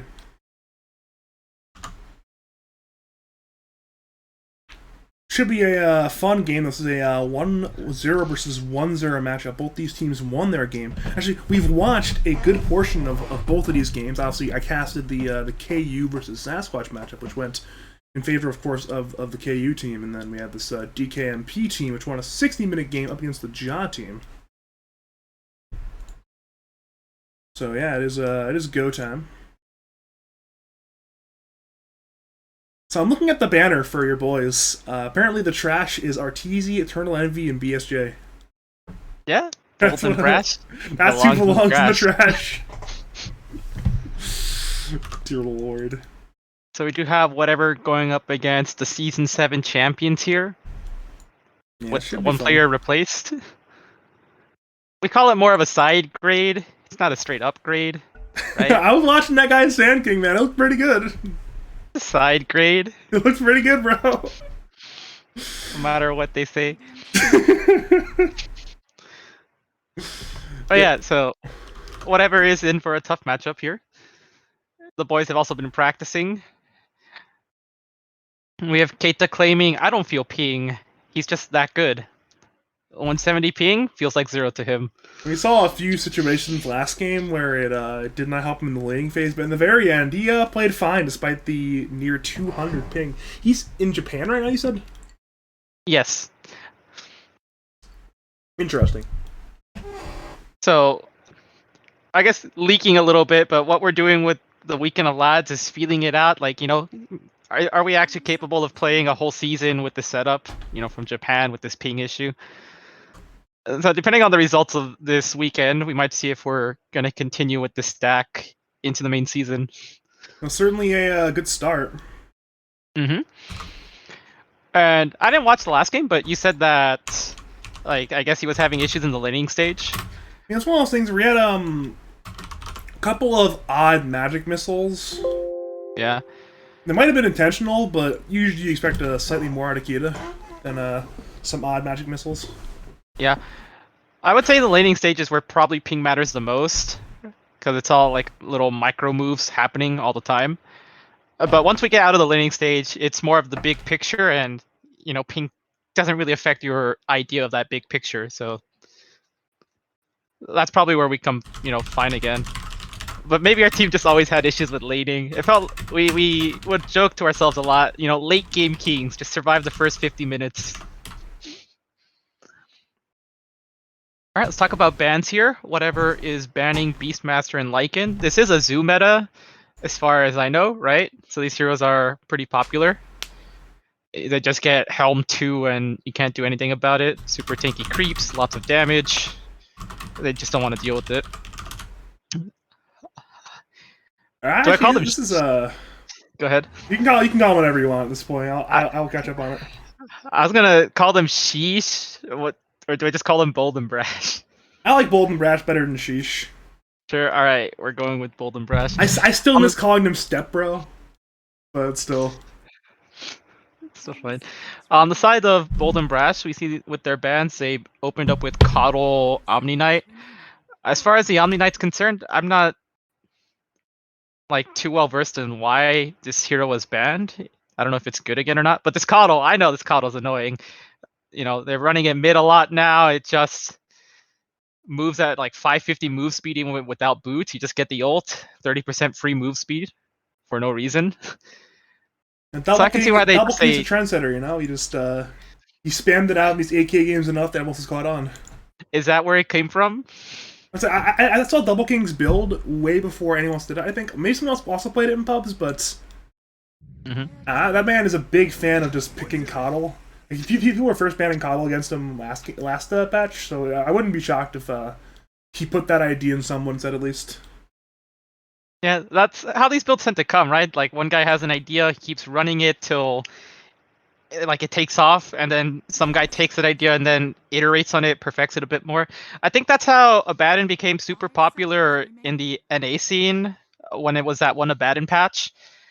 I forget who talked about it, but I think Bulba said something like there was this one Abaddon spammer in their high ranked pubs. He kept doing it over and over, winning a lot. So they're like, hey, why don't we do this? So they take that idea, iterate upon it, and then that's how they had such a dominant Abaddon during that time. It's one of those things where obviously there's a lot of connections, especially at that sort of level. There's a lot of friends, people talk. Like the Double King example, right? Talks with DNM, talks to Arctic Mike, talks with Pingu and Rusi and Imperium and all these people he's close with. And of course, they talk around. Eventually, it gets around the entire region in no time. Yeah. I'm waiting to see one of my builds being picked up. My build right now is Dazzle. You max out the poison and stats and don't level the other skills. Let's see if it gets picked up soon. Please never play pubs with me, Teddy. Never play pubs with me. I swear it's good. I don't believe you. I do not believe you. It sounds awful. The haters will be proven wrong when OG runs it at TI. Okay, if you're right, I will give you your just due if you are actually right with the max poison touch, stats rush, dazzle. Yes. Let's see it. Dear God. No wonder they kicked you. I was not kicked. I left. Stop spreading this false narrative. I was not kicked. Well, stop spreading the false narrative. The poison touch dash dazzle was good then, sir. Oh my God. I'm sorry, Teddy. I'm sorry, Teddy. It's just so easy with targets. Okay, let's look at our picks here. Inside of Bold and Brash, we got Pangolier Wyvern. Whatever opens with Jakiro Hoodwink. Hoodwink did see some rather, I think it's a massive nerf, where the Bushwhack just does not feel as good anymore. And if you have a way of breaking trees, it does no damage. Like they get stunned, you break the tree, and they took maybe like 15 damage. And then with Jakiro, we might see that situation happen more often than not, accidentally breaking their own tree. So, I don't know, I feel like luckily Macropyre no longer breaks trees. Just kidding. I'm dumb. It used to. It used to break a lot of trees and then just remove the ability for Macropyre to break trees. I guess, we just don't see Jakiro too much. But why are they first picking it here? Am I missing something? Is this hero good again? I mean, I'm not sure if he's first pick good, but we've seen a lot of teams picking it in the Major. We've seen teams even in League Weekend of Lads. We saw in... Who was playing it last game? Was it... It was actually this last KU series. It was Sunshine Duck for Sasquatch's team was playing it. So I know there's certainly a lot of Jakiro players in Dota 2 in general. So now that it's at least a somewhat viable hero, people are here to pick it.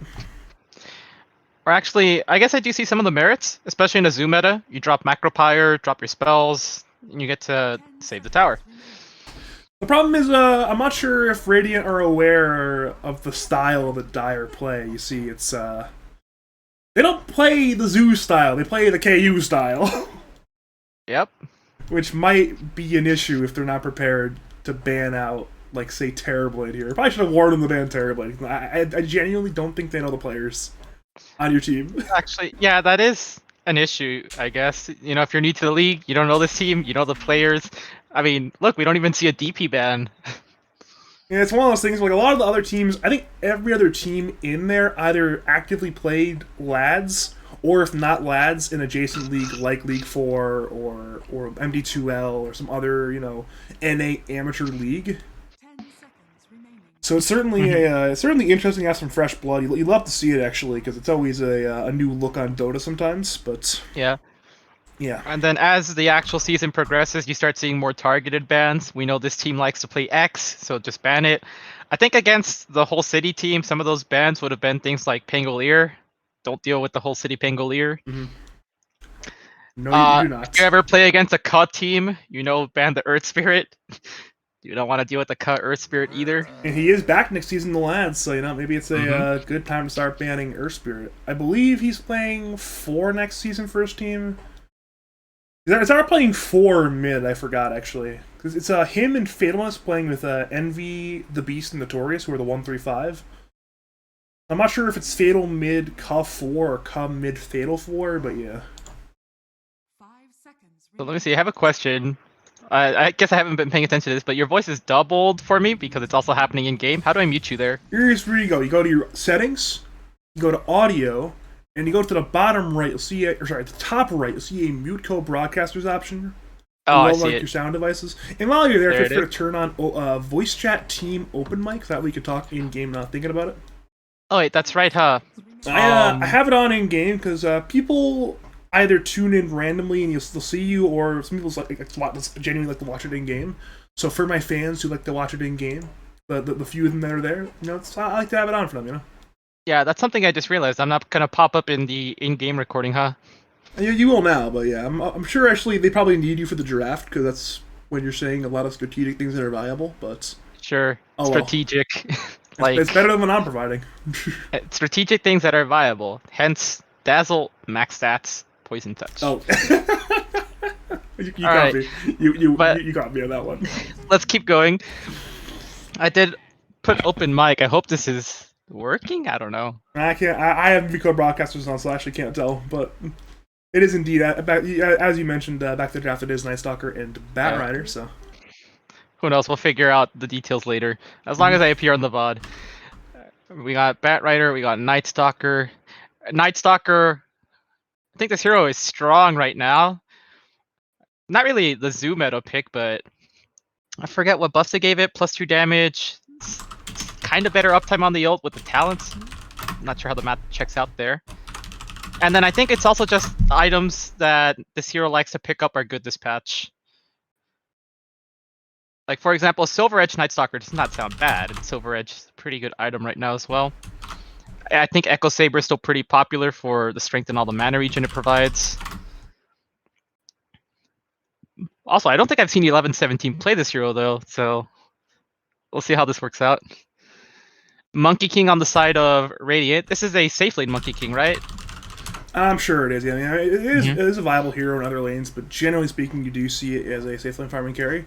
And knowing that it's likely a Night Stalker in the offlane, you might as well get a favorable matchup there. And especially before minute 5, where it's nighttime, that's a very good time for Monkey to start accelerating his own game. Which is, I mean, I like playing safe lane, so I'd be very happy playing that Monkey King in Night Stalker matchup.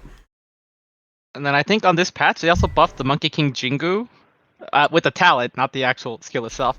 But the talent's pretty insane now, because when you take the talent, it doubles the amount of Jingu damage it does.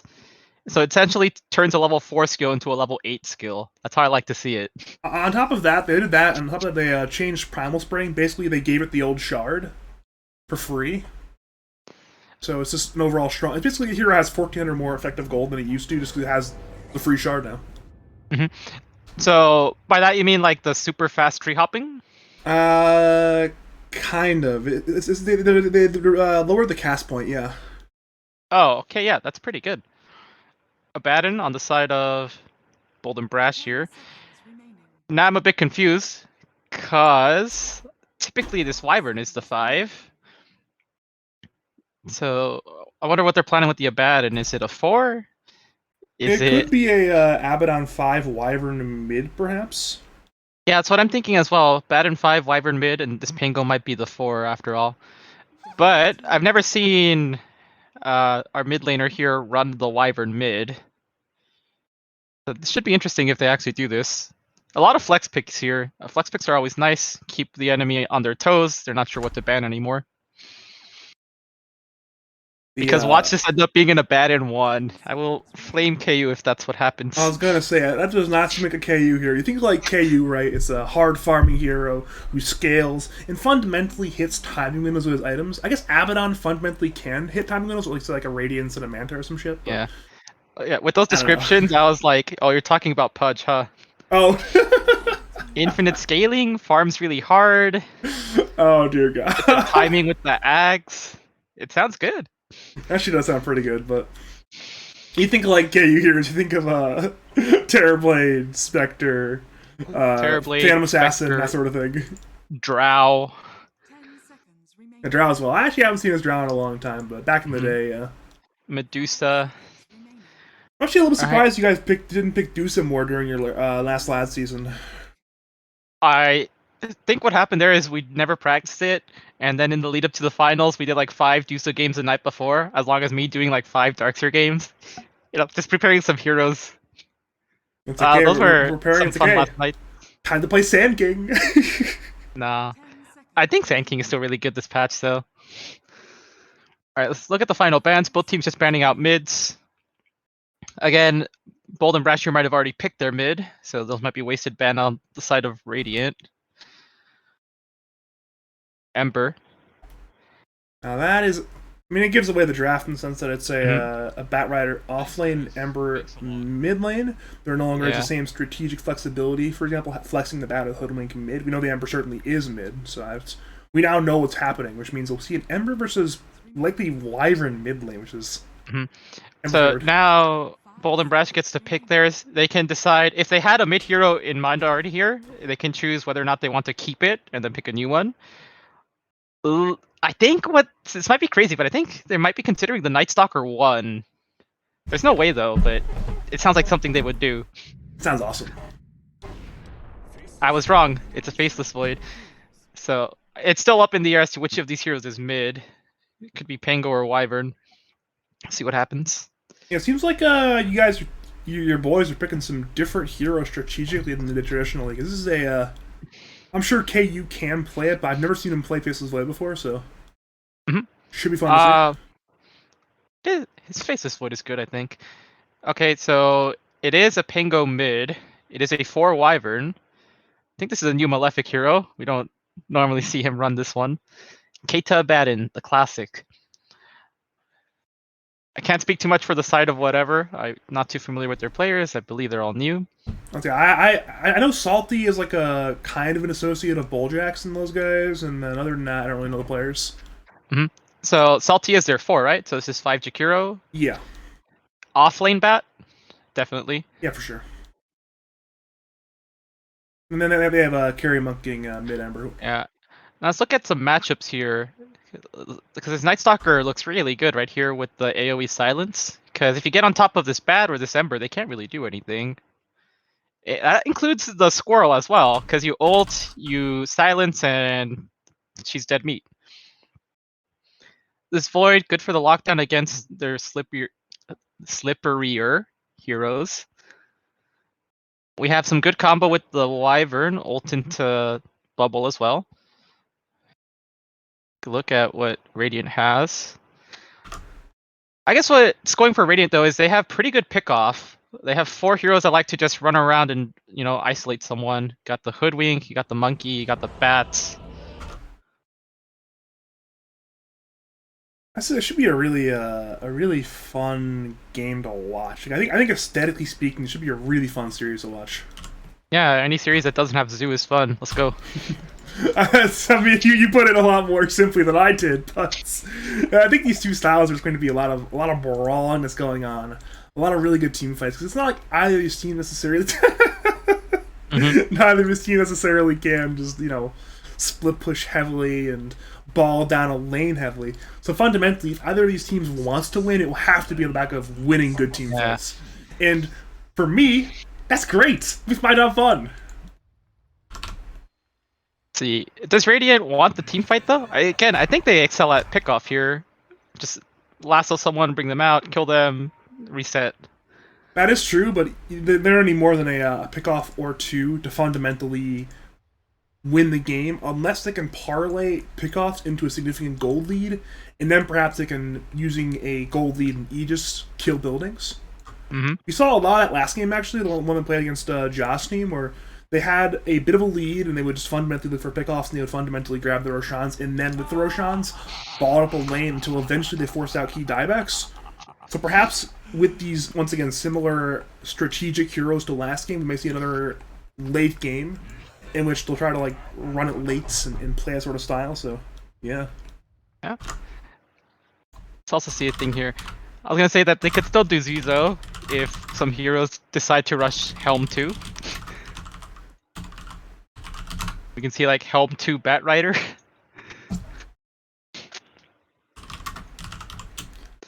Alright, do you start off with a team introduction or anything like that? Yeah, I used to back in the day when I was a young lad, but I've been told it's no longer in fashion to introduce the players anymore. I usually just I pull up the scoreboard for like 10 seconds to show the players on the I screen. see. Alright, we see Radiant Smoke coming out here. I guess if you And are it just look- joining us, welcome to DKMP taking on KU. Both these teams are 1-0. My name's Badger. I'm joined by League of Lads and League 4 champ, Teddy. Hashtag humble. Hashtag humble. I'm getting rid of that dude, username. I have R Cryptic in my chat. I'm a big R Cryptic fan. He'll hear us in 2 minutes. I'm a big fan. Hey, is our Cryptic actually in the chat? He's in my chat, dude. Oh, cool. Hello, our Cryptic. It's Immortal Player. I have a He knows. I have a minor celebrity in my chat. Let's go. Alright, but talking about what we had here, so both teams just dodge each other. We're probably gonna see both grabbing 2 runes here. What about the wards they placed? Radiant placed a ward mid on their way over. Dire has there as well. Yeah, well, indeed, as said, it will be 2 runes apiece. Radiant grabbing the bottom side ones, Dire grabbing the top side ones. Nothing too out of the ordinary in this case. We see the Night Stalker taking the long way around. He doesn't want to risk going up that hill. Yeah, Oh, it could be potentially yeah. death right there. Okay, he does go up the hill at the end there. I guess he went up the other hill rather than this hill, thinking that'd be like Yeah. over here perhaps, but I like that because you would probably camp out this one. If you look at top, we have 3 heroes top. The Wyvern there. Wyvern should be A-okay for now, but they do know Yeah. he's there, so the first blood should not necessarily happen knowing they have 3 heroes here. Mhm. And actually, they will see Abaddon as well, so there's no more mysteries. They see Abaddon, they see Wyvern, they know it is, at the current time of Shroud Lane, they will Arctic Burn looking for the Hoodwink, but once again, no kill. Will damage both of the Radiant top laners, but nothing too out of the ordinary in that sense. If we look at bottom, Night Stalker's being bullied out, as expected, laning solo. Yeah, they're now And TP and Wyvern. the Wyvern, of course. We're seeing the buffs to Flame Guard play out right now. We saw League of Legends, your boy, Shield Crash looking to break the Flame Guard, but now with the buff level 1 Flame Guard, it didn't break it anymore. Ooh, that's good. We might see a second point of shield crash here. Anything to try to break this flame guard, but it looks like it's unbreakable by the Pengo. Even if a level 2 shield crash against a level 2 flame guard, it won't be broken. Mhm. So it's probably going to be a tough matchup for him. We'll have to see how he does. Obviously, he's used to having some rough lanes sometimes, so it could be A-okay for him. They're running at your boy Malefic bottom lane, though. That man is in a bit of danger. It is Jingu being popped in 1 hit. It is now popped. The first blood is Oh, not is he gonna tick quite down? there. It's not enough And not damage. tick down. Very close. Meanwhile, top lane, they run at Kita. It's 3 stacks from Bat Rider, but it is actually shielded off, though, so he is somewhat fine. Actually, he is Salty taking a lot of damage there in that Hoodwink, but once again, no deaths quite yet. Apparently, you're a legend. Well done, sir. I thought you were immortal, but congratulations, you've been promoted to legend. I love being legend. Easier games. That is true, actually. It is a Kitia, I might just die top lane. It's Bushwhack into the right clicks. He will go down there. First blood is drawn by Salty on Kita. And now it is KU once again alone in the top lane. We'll have to get some items brought in by the Abaddon.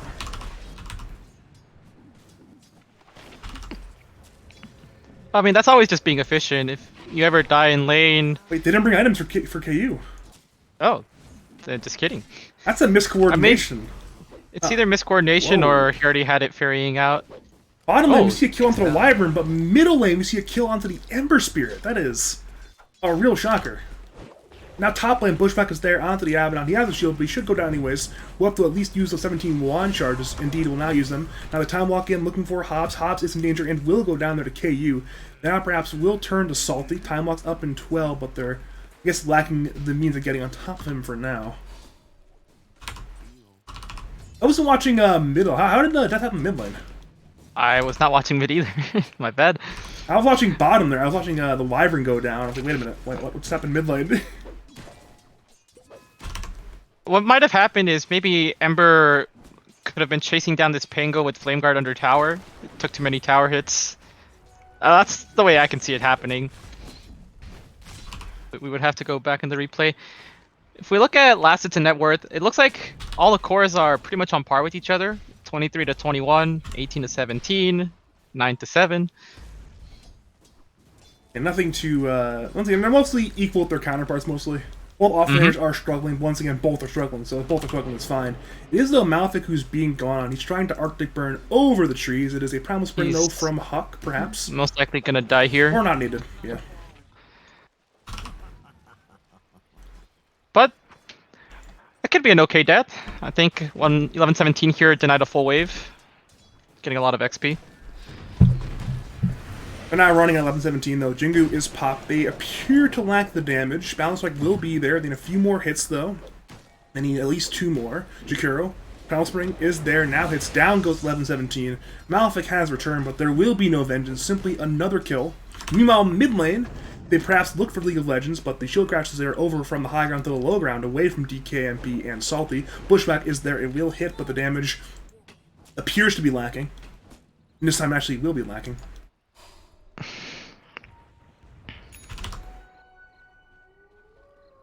This is definitely a very high-paced game, though. It's been a lot of action in the first 5 minutes. So if you look at the items on the Monkey King down here bottom, he's itemized pretty well to, I guess, run at the Stalker. He's Phase Boots, Orb of Venom. Top lane, though, will be a kill there onto the Batrider. KU and KTA simply time-walked on in. Bottom lane, though, 11-17 is trying to man-fight. Downstrike actually misses from Huck, though. He split the wickets on that one. Now they have 4 monkeys trying to man-fight, but in comes Fox and Salty looking out their Monkey King out. Monkey King, he needs 1 more hit to die. Can they find it is the question. It may be difficult. Winter Blast is there, but it will not hit onto the monkey. Instead, though, with a Salty goes down there to 11-17 on the top end of the fight. And now Salve is there onto the monkey. They are once again going to look to perhaps fight, but it being nighttime, it may be a little bit difficult.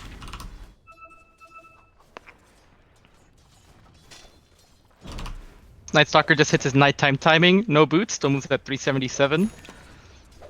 He's fast. They're just capitalizing on this.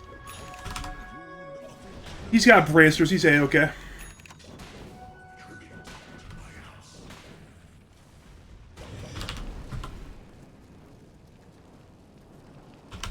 We're seeing right now Salty and Kita have ran into each other.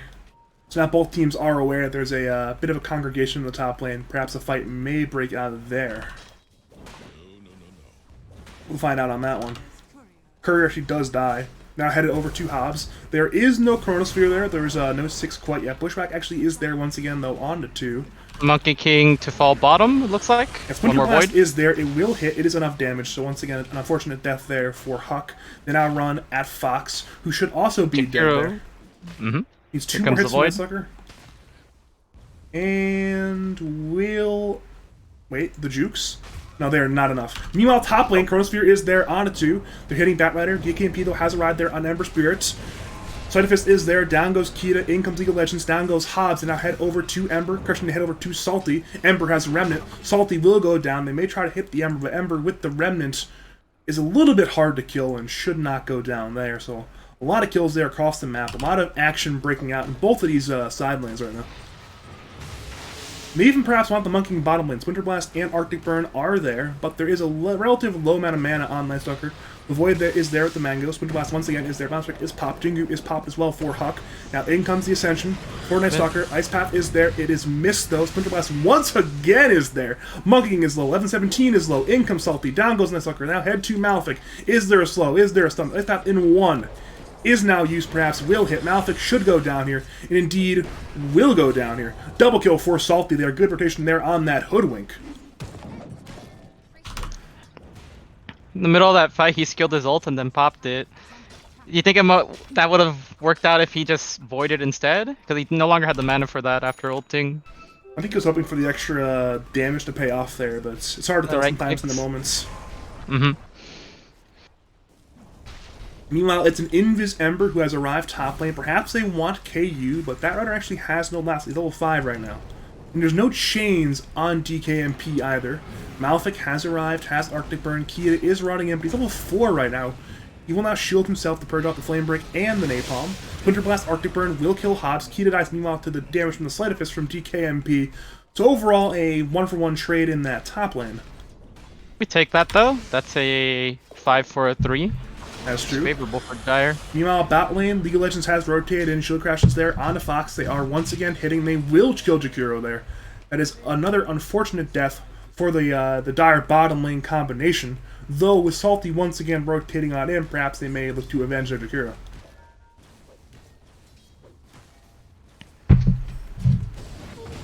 Never mind this, actually soft buckle there on the Salty. The roll is there. Pushback will cancel. Good pushback there on a 2, so should be a bit of a reset equilibrium-wise in that bottom lane.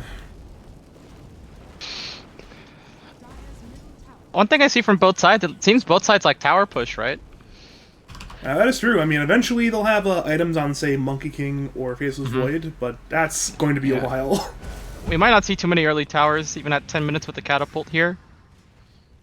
But that's typically a timing. We might see them So, commit a couple crazy heroes dive by building. Ember Spirit. He will kill Malefic. The question is, can he get away from it? It's a 2-man chains onto the Pango and the Abaddon. Actually, gets away with it. He fought 1v3, Dove Tower, got a kill, and lived to tell the tale. Good play there by the Ember Spirit. That was a bit of luck. I think one of the chains happened to hit the Pango instead of the other hero. So he couldn't get the ult off. Or, you know, that's also just pure skill. He knew that the chain would have hit the Pango. You know, sometimes you take those risks. Top lane, though, they're headed for KU, but because of time dilation, there's no lasso in range. They now are trying to slow up the Batrider with that Arctic Burn. KU has Chrono, will use Chrono, and should be a death here on Batrider.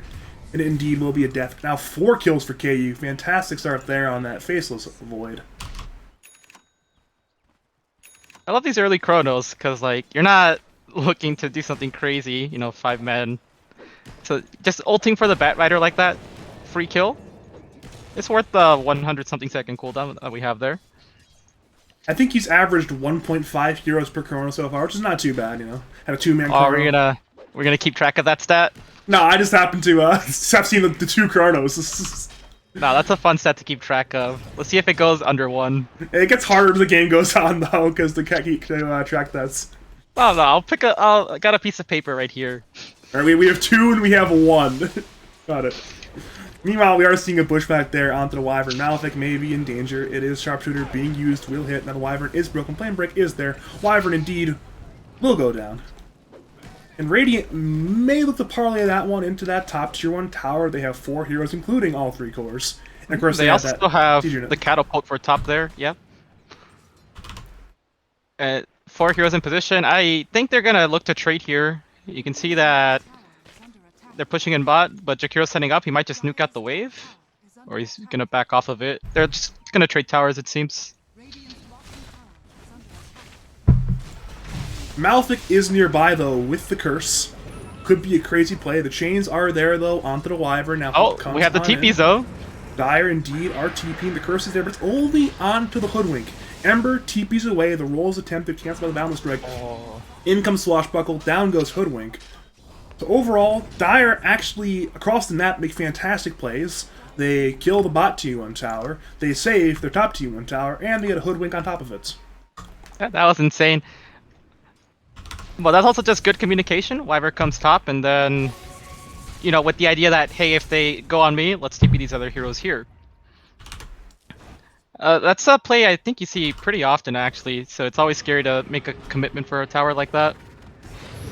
We see a fight break out in middle lane. Jakiro is low, but instead Ember, who's heading in, has chains on cooldown. Bushwhack, though, is there onto the Wyvern. In comes the roll from League of Legends. Down goes Malefic. Sharpshooter is casted, is channeled, is hit actually onto Kita, who does have borrow time, but is now fine. Now it's KU, who is running in. He's time delayed onto the Batrider. We're seeing, meanwhile, they're going onto the Ember, but the lasso is there on the Faceless Void. Ember goes down to 11-17 in League of Legends, and now with that Dark Ascension, he's running on him looking for more. It's so far a 1-for-1, but heading out the Monkey, it's a huge kill if they can get it. Chrono is there, it's on 4, it's fantastic! My lord! Miss Quill comes in, down goes Huck, and KU wants more. He's shielded, he has that time walk, he wants more kills. He's headed for Hobbs. Meanwhile, it's Nicewalker headed for Salty. It is daytime, Flame Break is there, can they find more? Bashes are there, down goes Hobbs. Salty is low, down goes Salty. It is a 4-for-1 trade, very heavily in favor side of Bold and Brash. And we're gonna see this turn into a tier 1 tower push here, maybe? Or I guess they're backing off. Oh no, it is being pinged out. Let's get this tower. Radiant structure. So looking at our it's very early. averages. They're just respawning. He goes up right now. Yep, there it is. Everyone has already respawned though. I mean, now it's Malefic Get a who's Wyvern. being left to die. But a call like that needs to be made a lot quicker. Like we just killed them all. Let's go as 5 to the tower, get some damage on there, and then back off. Because Abaddon didn't hit it once, didn't get to apply any Curse of Avernus. Meanwhile, top lane, there's a Sharpshooter there onto 11-17. The damage appears to be lacking. He's still being run at by Salty, but now 11-17 actually turns, has the silence, has Void and 5. Both of them are in a bit of a danger situation right now. Pangolier has rotated in, but the Swashbuckle was a miss overall, nobody dies. If I'm correct, 2.33 average heroes per chrono? Yeah, that's what I have here.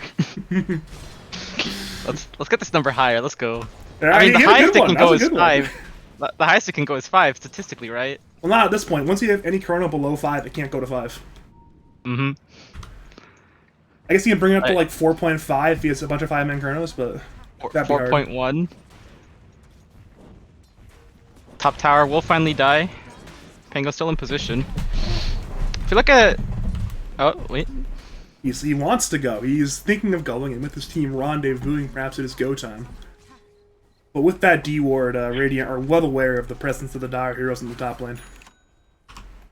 So if you look at Pango's build, he's opted for the Echo Saber. What is the interaction there with Swashbuckle? Does it put it on cooldown, or is it a free Echo proc?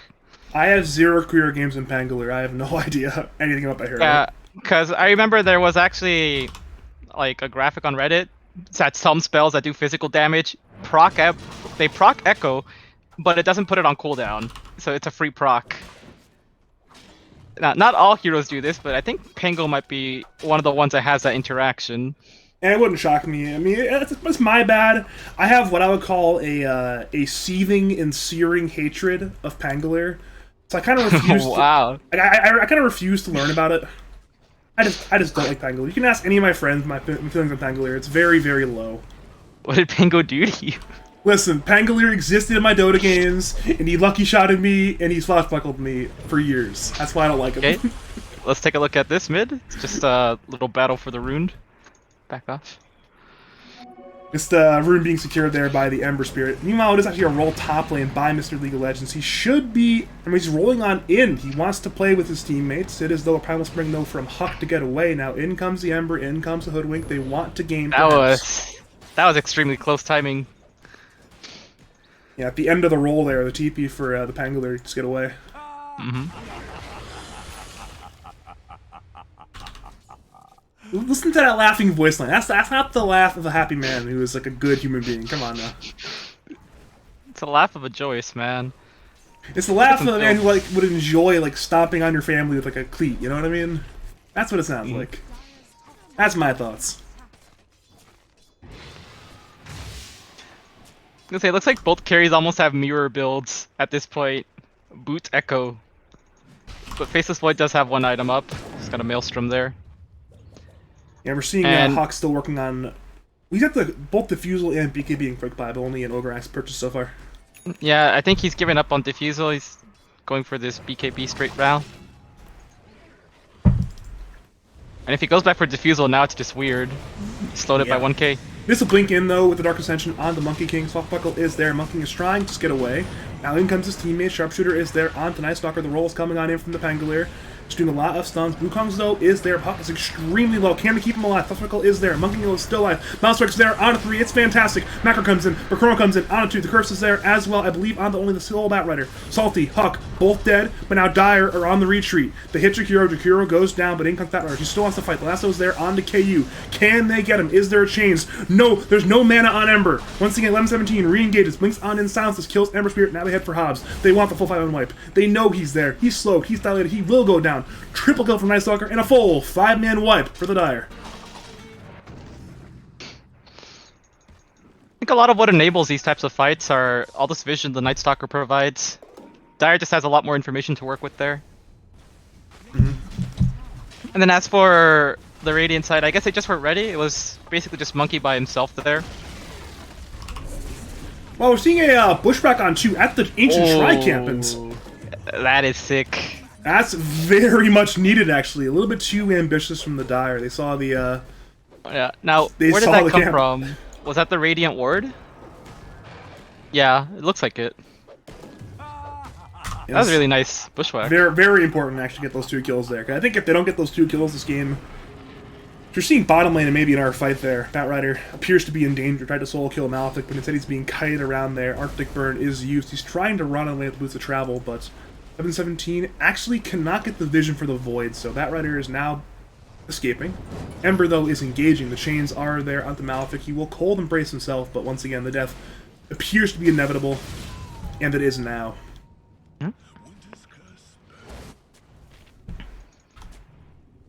Back to the Tri-Camp, yeah, that was a really ambitious play there from the Dire, and with that vision, they just stunned and killed 2 heroes. Ambitious. Okay, from the Dire, because they're just farming their no vision. Yeah. But I mean, I think it's the play you want to make. That was a triple stack, right? I believe so, yeah. Yeah. You see a triple stack? Let's steal it, push our advantage. You know, there's just always a risk there, so it just didn't work out this time. They was kind of hoping that the Radiant wouldn't have vision at their Tri-Camp, but they did happen to have the one here. Yep. And that Bushwhack was also, again, just saying really good, because they also hit the Abaddon. If you don't hit the Abaddon, this board gets saved. Bottom tower is under attack. It's a salty coming in clutch right now. So let's see. Daytime, but we do have ult on the Night Stalker. They can still play as if it were nighttime. 2 members of Dire have their blinks. Oh, we have the answer, by the way. It does not. He swashbuckled the creeps there, and the Echo did not proc. Oh, I see. Unless it, like, procced but didn't go on cooldown, but I have no idea at this point. Oh well, I'll just have to look it up afterwards.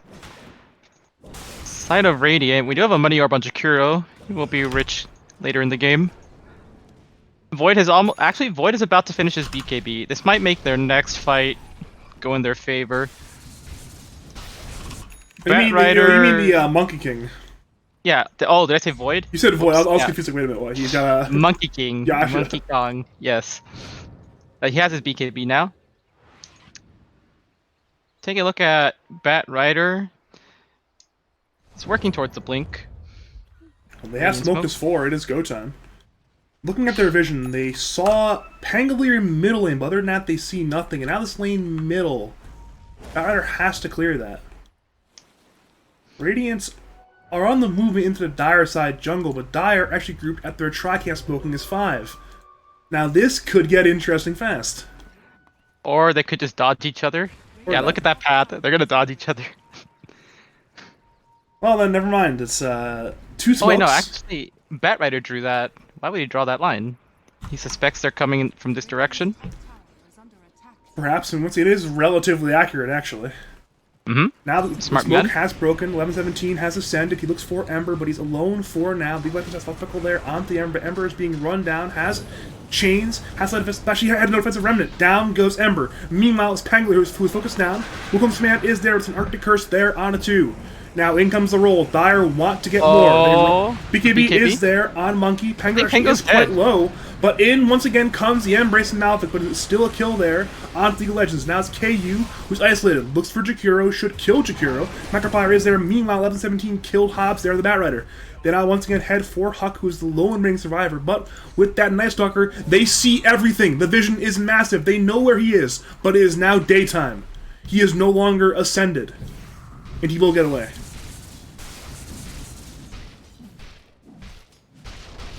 That was a mistime on the Pango roll. Maybe they didn't see that Monkey had BKB there. So if he started it earlier, probably would not have died there. Another thing, this Ember, I'll let you. They're go going with this again. fight. I mean, Go they're ahead. once again not KU, but it's Kita who purged off the chains from himself and from KU. Abaddon could not get away though. There was a bushwhack stun and Acorn shot. Down goes the Abaddon, and actually, I'm trying to think about the BKB timing. I don't think he showed with it a single time. Yeah, that was the first time he's shown it, yes. I was gonna say, with this Ember though, he has nothing defensive, so when Night Stalker gets on top of him, there's just nothing he can do. It's one And of he's opted for Ags. If he had a defensive remnant, at least he could have gotten away at the very end. But without a Yules or a BKB, as you mentioned, it's no defensive item. It's hard to survive there. So I don't know if Ags is the play here. Because again, if Night Stalker gets on top, he's just gonna melt. The silence can't get out. Wyvern is dead. Bushwhack, Ice Path, Flame Break, right clicks, dead. Dire's middle tower is under attack. Radiant want more, but they appear to not be finding it. They want to get KU. I believe they have an idea he's there, but that is not an easy kill. A little bit easier though might be 1117. He actually blinks away from the Batrider, but it is a Night Stalker. He couldn't have gotten away too far, and they now see him with the Day of Vision.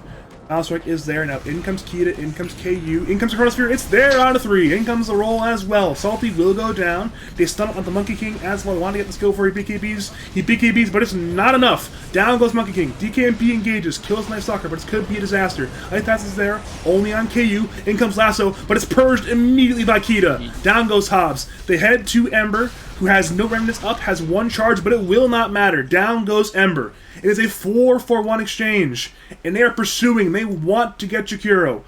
Puffbuckle is there. It does hit. It slows. It disarms. He TPs. It actually is good, but it's still a huge team fight win for the Dire once again. Top tower is I'm gonna just go ahead and count that as a 4-man chrono. Yeah, I think it was a 3-man chrono, technically. But... No, there was 4 people in there. Was it 4? Oh. We had Night Stalker and 3. Usually you count only enemies, sir. I don't know. The map doesn't lie. He's average. That was a 4-man chrono. We'll go with it. Why not? What are we up to now? They're farming offensively in the enemy jungle. They do have a ward here, so they want to play around it. And Ember actually has Ags that can't pursue here. Shield comes in from Kita. They want to get KU though. Lasso is not up. They chain him. They flame break him. But he once again time walks away. Now KTA has that borrow time. Ice Path comes in on it to 1117. Is sharpshootered and will go down. KTA should join him. Bushwhack will miss, but it will not matter. It's 2 kills for the Radiant this time. 2 very needed kills, but they need a bit more than that at this point. Yeah, this Radiant ward right here paying off right at the very end of its life. That's great. It is dead now, but it served its purpose. Meanwhile, they engage onto Malefic, Flame Break, Boundless Strike, Sleight of Fist, Dead Wyvern. That's the power of this ward.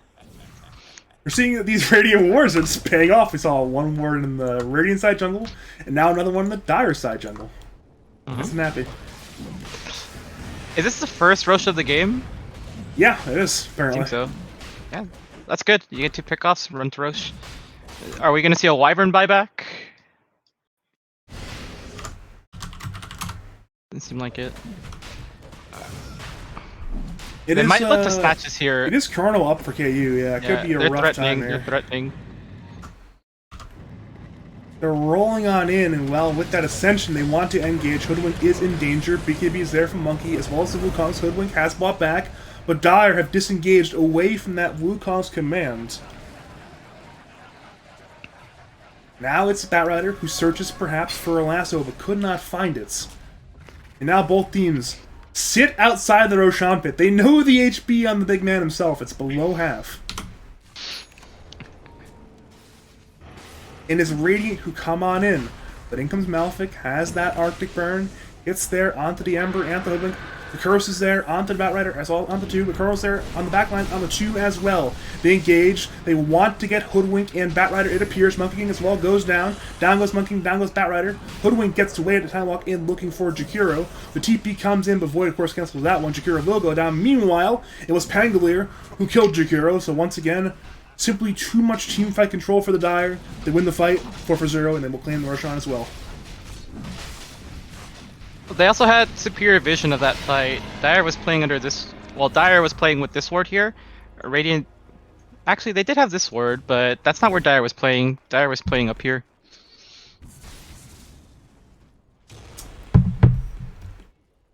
So that's why it was an easier engagement from the side of Dire, getting that curse off before Radiant could do anything. Radiant structures are fortified. I'm gonna say it's still winnable for Radiant. It's only a 9k lead.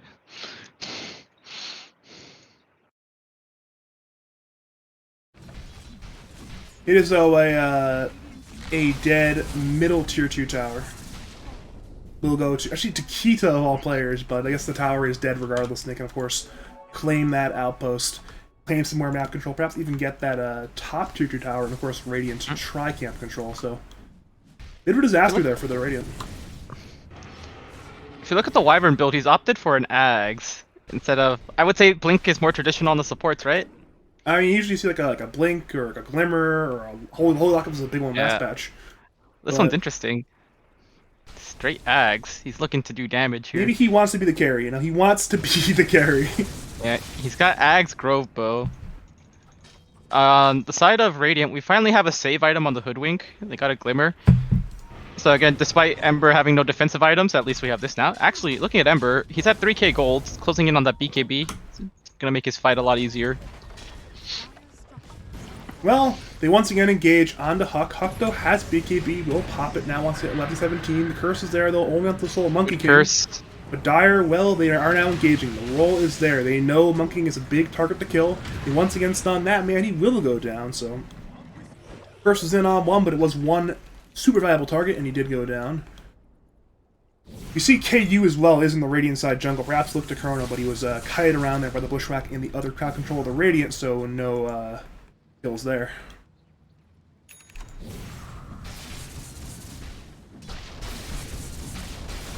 Ping out the Ember. Yeah, Dire, that ward spotted him out, but he did get away there with that defensive remnants. They should know this ward is here. Ember just walked through there. They have a sentry. Interesting. I guess he just didn't want to risk dewarding it there since he saw that they were so close. KU, though, just time locks in under tier 4s. Looks for Hoodwink. Instead, the pushback comes in. Kita has shield on cooldown. Meanwhile, actually seeing Ember and Pango in a fight. The sharpshooter will kill Malefic. Back over to Pangolier. They head over looking for Ember. Ember once again has Remnant, but he is once again silenced, should end quite soon. Popsicle actually misses. Is there a bash? Yes, there is actually. The bash there results in the death on Ember Spirit. So overall, a 1-for-1 fight. We saw one death on Wyvern at the Radiant side base, and one death on Ember by the Roshan pit area. Say a very happy bash for your man, League of Legends. I'm sure there was a lot of screaming when the bash happened. Yeah, I'm sure he's quite happy. The League of Legends comms, you played with him in the in-houses, right? Yeah. It's like dead silent. They're just really loud. I bashed him, guys. I bashed him! We are seeing Kita's in severe danger, though. Bounce actually kills him, so there's no borrowed time even popped. The roll, though, comes on in. It stuns up on Jakiro. 11-17 has engaged as well. Perhaps they want to get this Monkey King. But he did BKB, and once again is way on the way to what could be safety. But regardless, the fight appears to be over. That was really smart of the Monkey King. He was holding the Boundless Strike till he was sure he could one-shot, so as to not proc the ult. Radiant's bottom tower is under But I'm pretty sure Abaddon could have just ulted. He was only stunned, right? Usually, though, you like... I play Abaddon, right? You just kind of Yeah. expect it to automatically go off sometimes. You just forget. You can just manually activate it. But this game, you Or, might need to manually activate it a lot because they have the break on the Hoodwink and they have the balance strike, both of which can just go through your borrowed time. yeah. Or maybe he just didn't think he was gonna get one-shotted there, and that's why he didn't use it. That as well, yeah. Alright. See lots of stuns being thrown out here. Aegis should be expiring soon. I don't see any of these timers, do you? It's in 25 seconds. And you see that on the Aegis itself. Yeah, I'm seeing Roshan may respawn in 3 minutes 15, which means 15 seconds on the Aegis timer effectively. Oh. It's because whenever I see like a caster stream, they always have like the seconds directly on the Aegis. I guess that's an extension they have. They have that production value while I'm just some guy in a computer I chair, see. so... that's what that is. I thought that was part of the spectator experience. The thing is, you just do the math. You just subtract 3. Let's There just you do go. the math. It is expired, though. It has left Oh, us. I think. I hope I didn't lose track of these chronos. I've been writing them down, but I don't know if I missed one. We're at 2.5 for the ones I've kept track of. Pretty good average. It's a really cool 4-man chrono with one teammate in it. I just find it funny and offhand comments turned into an actual bid for us right now. Mm-hmm. This is fun. This is a fun time we're having. Yeah.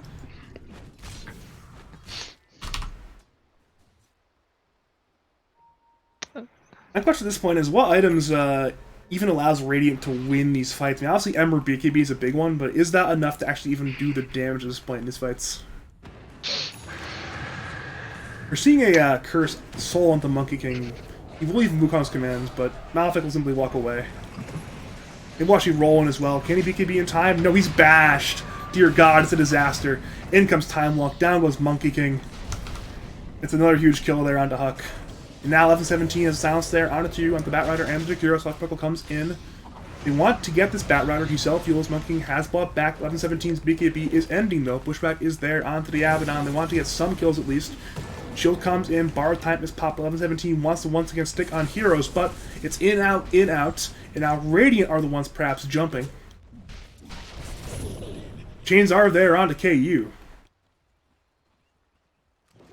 But we wait. We once again wait. That is a monkey buyback. Next step on him might be the game. And then you were saying like what items might allow them to, I guess, get back in here. Yeah. I don't know about items, but it might be a shift in playstyles. We see this Ember and this Monkey King. What they could be doing is, you know, just split pushing and splitting the map. Like, you might die, but I don't know. It seems like this is the kind of risk you have to take right now. It's never an ideal situation where it's like, alright, we have to split push on Ember and Monkey when at this point, there's no bioc And left for then Monkey. it also just feels like Dire teamfight is that much stronger. So Radiant, again, might be looking to split the map, split the team, and then maybe find a pickoff. Radiant want to go so badly. They really want to go, but Dire scan. They are very well aware that Radiant are in the area. And it's Monkey who has been caught out alone. He BKBs. The roll is there to no effect. But now, once again, in comes Pushback. Actually misses somehow. Monkey King will go down. It will be a dieback. And of course, Dire want to get more. The roll has ended, but down goes Jaguro. They head to Hoodwink, who tries to TP. Bash! But no, Okay, they actually no bash even needed. popped the curse for that one. And well, down goes Salty. It's 3 more kills. 11-17 actually... Never mind, I thought he was diving, but he did not dive. And actually call it... They understand. Buyback on cooldown. It is the game. That was a bit awkward of the Monkey King to push up so far like that, and his team's just way behind him. Oh wait, there's a chrono there. That's 2. Yeah. Turns out Bold and Brash belong in the 2-0 group of teams and not the trash right now. From what it appears. It's the run, looking to keep the title belt. Of course. But also, again, on that last engagement there, Monkey King is pushed way far up away from his team, and he doesn't have buyback. They know he doesn't have buyback. At the same time, they don't see any of the Radiant, of the Dire heroes, I mean, so I don't know about that play at the end there. Just a mistake like that is something you can't make. But this team's also brand new. Do we have any idea of how long these players have been playing together? I have 0 clue. Because, you know, it take 5... Well, not all 5 new players, but, you know, it takes some time for this, like, communication to, I guess, set itself up. and you guys have a more what's the word I'm looking for here? I want to say telepathic. You know, more telepathic connection with your teammates because it's subconscious. Like, you know, you do this action, you expect your teammate to follow it up, right? Where you don't even have to talk about it. So over time, you know, that solidifies, teams get better. They're also just new to the league though, so it takes a while to get accustomed to every other team's play style. Oh god, Zeri decided to partially draw the fucking games again. Dear god. Get me out. He drew 2 of the games without drawing the rest of the games. I just want to say I was joking about being biased here, but I do think that, you know, Bold and Brash just played well. Some good plays all around to be seen there. Yeah, I mean, they simply out-executed when it mattered the most in those key mid-game engagements. They recognized, hey, who we need to prioritize in the fights in terms of targeting, and it certainly paid off there. All right, let's look at our final average here. Unless I missed a chrono, we have 7 chronos, 17 heroes total in those chronos. What is 3/7 as a percentage? Or as a 3/7 is decimal? 2.33. You mean 7/3, right? No, 3/7. Oh, that 3 is divided by 7. 0.42. All right, we got 2.42 average heroes chronoed, including some teammates. Well done. Looks So like if we, you're looking to play Faceless Void in the league, let's see if you can beat this average. I suggest if you want to beat this average, ask your teammates to huddle in a group, and then chrono them. Go ahead, Badger. I'll try. I'm trying to like draw the matchups. Well, Zera's team has like such weird team names in the in the sheet right now. I'm so confused mentally. We do have another game going on right now. It's the UI War vs Sasquatch game. We're seeing the Earth Splitter comes in. Sunshine Duck on the Vengeful Spirit will go down. And it's currently minute 24. It is a 2k net worth lead for the side of the Dire. So Stomp comes on in, on to Kong, Dual Dark Pack that one on the Slark immediately. Once again, Dagger is there on a Sasquatch. Sharpshooter was used, I believe actually missed. Egg is popped. Will be broken. The answer actually is yes, it appears. Dark indeed will go down there on the Phoenix. Now the Yules is there on Kong. Kong has the Dark Pack. Ravage comes in. It's there on a 3, actually. We want to get this to track badly. Curse Crown is there. The Yules is there from the left track. Now in comes Phoenix. Once again, he has bought back. And once again, wants to engage. Choppa goes down. Killjoy goes down. And now it's Web. He's trying to TP away the Tidelander. And indeed will TP away on that one. So it is I will return. I will be grabbing some water. good idea.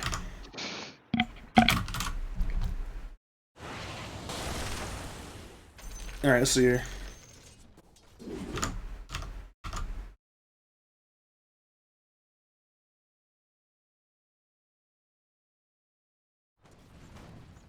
Radiant's bottom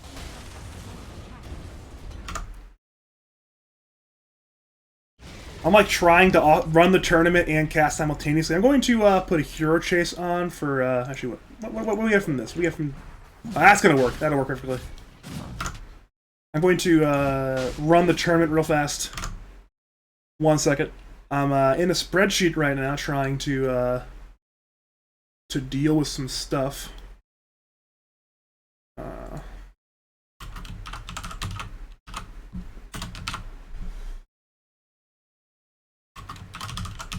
Stuff happening? Nah, stuff is not happening right now. He's just going over to the left track, which is a-okay for them.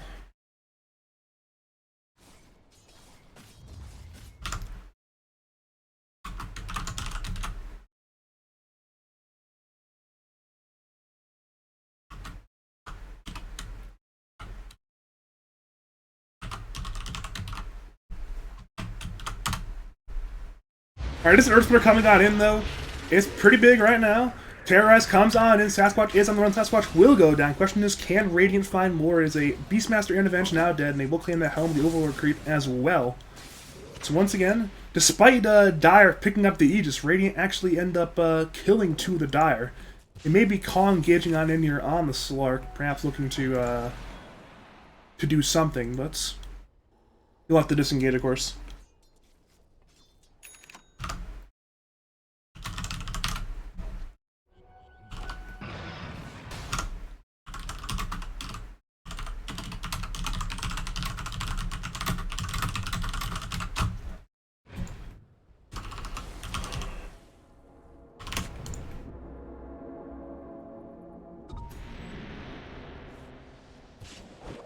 We have Bushwhack coming on in to the Phoenix. Sharpshooter will be there as well. Dark Indeed goes down there to J-Mini. It is Slark, though, who looks to pounce, but cannot find the Hoodwink in time.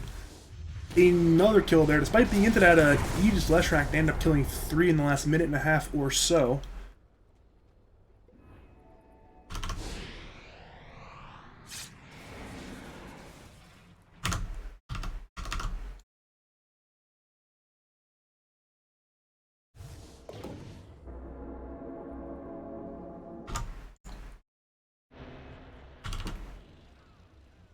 This is a very even game state, though. It's once again only a 1k net worth lead for the Dire right now. Dire, though, are congregating bottom. They want perhaps to go. Stomp, though, is there from the ET onto the Beastmaster.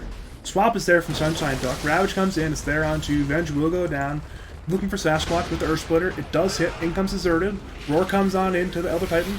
In comes the Haunt. They want to get heroes. Down goes the ET. Down goes the Beastmaster.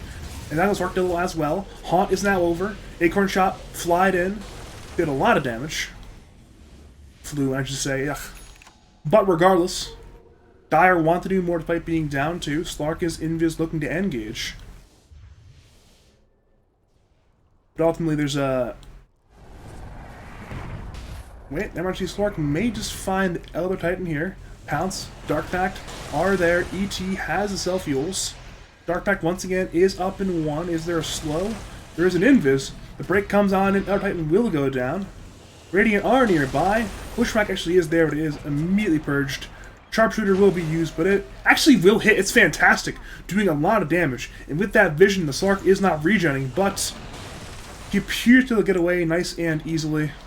And indeed will Invis as well, so he will fully regen up and will be completely fine to go for the future.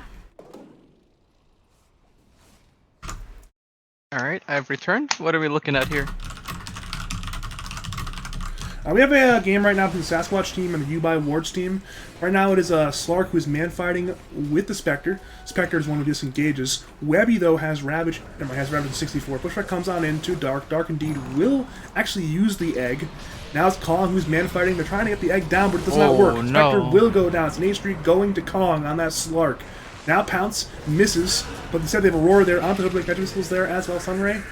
Actually, it's not quite the damage yet, but it will still be a death. Now Swap is there on to Killjoy. Dark is low, but Webby is trying to chase. Split Earth will miss. Magic Missile is there. Tidehunter will go down. At long last, Dire may have broken open this game. It's a 4-4-0, and they want to get Killjoy. They know where he is. Bedlam is there. Deserted. Self-fuels. Stomp misses. Killjoy will end up going down here to Kong. Now Earthsplitter comes on in to Deserted, but he still has that Aegis.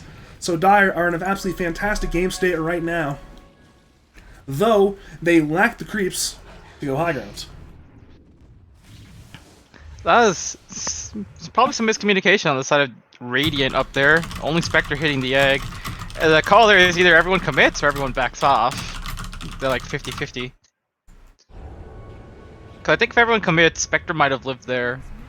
Is under attack. But who knows? Because also the game was pretty even on net worth up till now, right? It was like 2k. It's been a little bit back and forth, but yeah, this is now the largest Dire lead. Dire were, when we came in, up by about 3 or 4k. Went back down to a bit under 2k, but now it's up to an 8k gold lead. Very much a needed team fight win to get, and they do get it. Is that much tougher for Dire? I mean Radiant. Yeah, I know you meant. Don't worry, I got you. It is Slark on the backlands with that Silver Edge just to go on into Webby. Webby is broken. Pounce is there though from Kong. Now they haunt. They want to get the Slark. The swap is there from Sunshine Duck. Terrorize comes on into the Slark. Ravage is there as well. Kong will go down there. And now in comes that Bedlam. They want to get the SSD Venge, and they will get him as well. Now head on over to Deserted Leshrac, who BKBs. Glass the Bloodstone, who still wants to fight, but now the Roar actually only there onto an illusion. Fantastic micro there by Ubai Wards. Now the Gush is there on a Sasquatch. They want to get this Beastmaster. Acorn Shot, Bushwhack certainly will be there. Into the ET Stomp, into the damage. Down goes Sasquatch. Sharpshooter finishing that kill. And now it's Radiant who claim 3.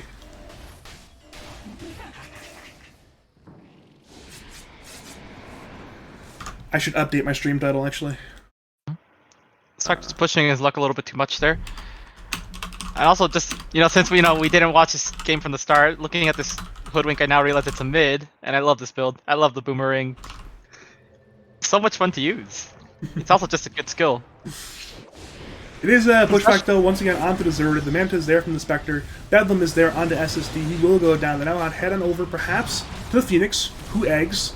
They're trying to save the splitter, but it appears not to work. Dark will go down there, and that pushback's there onto Leshrac as well. He should go down here eventually. Pulse Nova is flying, but it's not enough damage. 3 more kills for the Radiants, and technically it is a full 5-man wipe. It's the second time today.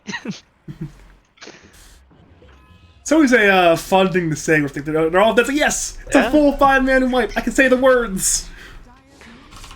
Could just do it all like as monotone as possible. I'll try for the next one if I'm not in the zone. I'll do it for the next one. It's a full 5-man wipe.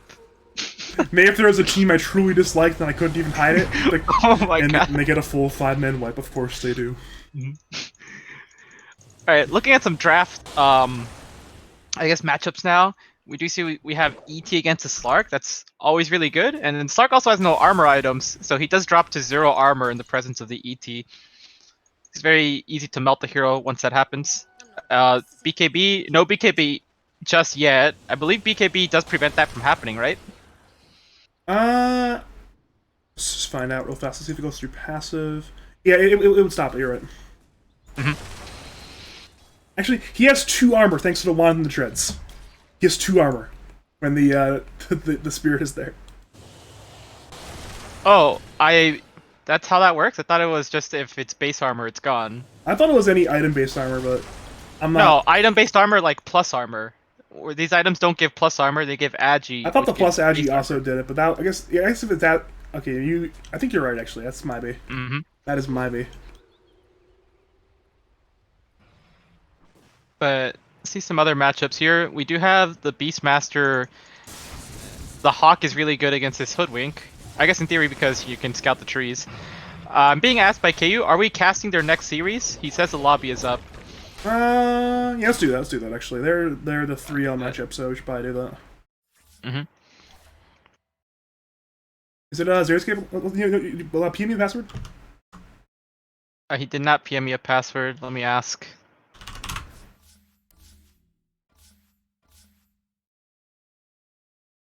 We'll do the 3L matchup. I just asked because I don't know if you want to be like the bold and brash only casting. Well, I don't want to cash just them, but I want to cash like the games with 3-0s? narrative. You know, I want to cash like the 3Os until it starts getting playoff bubble time. Then I want to cast the bubble Alright. teams. So I mean, I guess it just happens that this team is a 3-0 team. There's the pass. Oh, we're on delay. It's fine. Is it the lobby named Xeriscape? It is, yeah. Oh, Pizza Dog. It should be a channel now to join. I don't see it. Press create channel and then join it then.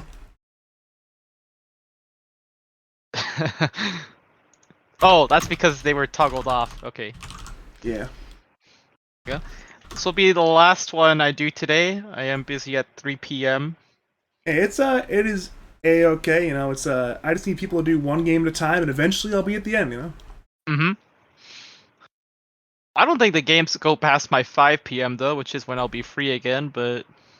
Oh, but If we get, like- we'll keep going, trust me. If we get like a bunch of 2-hour games, then sure, I'll be back at 5, or 7, or 8. I don't know time zones. Yeah, you're just 3 hours behind me is what it is. Are we good? Oh, we're good, yeah. So this is the big top of the leaderboard matchup. It's the 2-0 teams versus the 2-0 team. Currently, we are waiting on we are waiting on one more series to end for the round 2 matchups to end, so we can draw the round 3 matchups.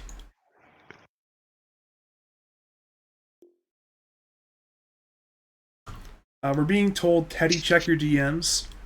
Uh-oh. Oh, it's just a meme. Oh. That's a little bit hilarious, I'll give you that much.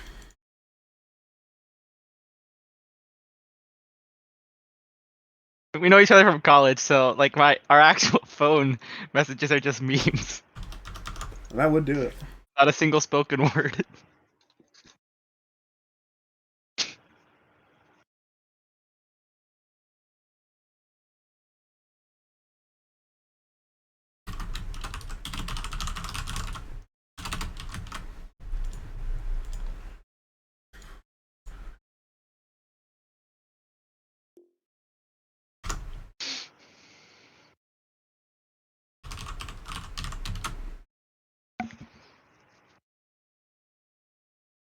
All I need to do is Alright. have someone message me when the other series is done. Who's in that one? It was Which one? The Sasquatch The one that one. we came from? Once that one is Oh, done, we're gonna- then I can draw in layer matchups. Oh, I see. I thought you wanted to hop series again.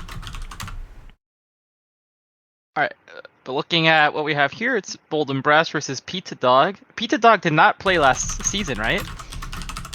No, they did not. They played season 6. They made top 5 in playoffs, and then they did not play season 7 because the core of the team just broke up. So what does this team look like? How many returning Pizza Dog members do we have? I recognize Zeri. I think Zeri is the only one because Nika played previously with the Polar Ass core, and then ET played at the Dark W core. So yeah, actually, I think Nobara might be. Is Nobara Bingu or no? I'm not sure. The name sounds familiar though. Like, let me look at the rosters real fast before I. Is it Nobara like Breaker, or is it Nobara like the anime girl? I'm guessing it's Nobara. It's hard to tell. I'm not actually sure because I'm seeing Nika, but I think Nika's a stand-in for somebody, so I guess we're just going to call him Nobara and hope it's correct. Looking at some banners, I like the Pizza Dog banner despite it being broken. Return of what? It's just a return. What's the other side say? Maybe it's just returned. Actually, once we're in game, we can check by going showcase and like turning around. You should see the backside of it. How do I do that? Once we're in game, Oh, you go in game. showcase Okay, mode. in game. Oh, I Yeah. see. You go showcase mode and then just rotate till you see the other side. Alright, well let's talk about some bans here. On the side of Radiant, we banned Coddle again. Just don't want to deal with it. It's, the frog was high when he buffed his hero. A little bit, yeah. Lycan managed to get through the ban phase, and they're just gonna snatch it up. I don't know about the flexibility of this hero. I guess it could go mid or position 1, right? I mean, it's one So at thing. least It could even potentially be 3 if they really want to get feisty. I've seen some 3 Lycans. So there's some flexibility here as well. It's just a really good hero right now. All the Zoo stuff. On the side of Pizza Dog, they opt for a Nyx Assassin first pick. I don't know about this one. I'm not sure how good Nyx performs this patch. I mean, they did nerf him, but he's still obviously a pretty good hero. It wasn't that significant of a nerf, so it's still a pretty strong Dota 2 champion right there. It is, though, the return of Hoodwink. We've actually casted 3 different Hoodwink games, all by different teams as well. So I guess your boys are tired of playing against Hoodwink to secure the Hoodwink for themselves. It ends up being Sven, though, for Pizza Dog. I don't know about being tired about playing against it, but if they still think it's a good hero, it is still a good hero. It's also a very fun one to play. Sometimes, you know, it's just that fun factor. If you're having fun, you're playing better. I'm actually going to do what you did a few minutes ago. I'm going to grab some fresh water. Alright. I will be right back. I'll carry us here. You got this, Teddy. Sure. On the side of Dire, we do see Sven being picked up as well. This hero did receive a couple buffs earlier in the patch, and what also makes this hero really good right now is that a lot of the items this hero likes to buy are also just really strong this patch. Examples being Echo Saber. It was untouched. It was good last patch. it's being untouched makes a good dispatch, and a couple of the other items got nerfed, which kind of brings its power level up, I guess, since it was untouched again. In addition to that, we also see that Silver Edge has become a really good item with that guaranteed crit off the first hit, and also just makes this hero really fast, kind of helping with that kiteability issue. Proc your Silver Edge, move really fast in, get some hits off, echo hits off as well. So that's typically the build we see from this hero now. On the side of Dire, we see Mars and Jakiro bans. I guess the idea behind the Jakiro ban is just, Jakiro's good at clearing waves with ult and its skills. And if they're planning on running Zoo, you want to get rid of something like that. The Mars, the idea behind the Mars ban is, Lycan can ult and run around and escape. Kind of the same concept as Mars against Brood. You arena the Brood so that Brood cannot get out. So here we have arena the Lycan, so that Lycan cannot get out of that arena, despite being super fast. On the side of Dire, we see a Lifestealer ban. I'm a bit iffier on this one, only because I feel like Radiant already showed their carry, or actually they're also banning other carries here. I'm not sure if I'm good enough to describe why they're banning carries. But I guess, if this Lycan is their carry, these bans are wasted. If the Lycan is not their carry, they're limiting the flexibility of it, because now, if they counter it mid, there's less carries for them to pick.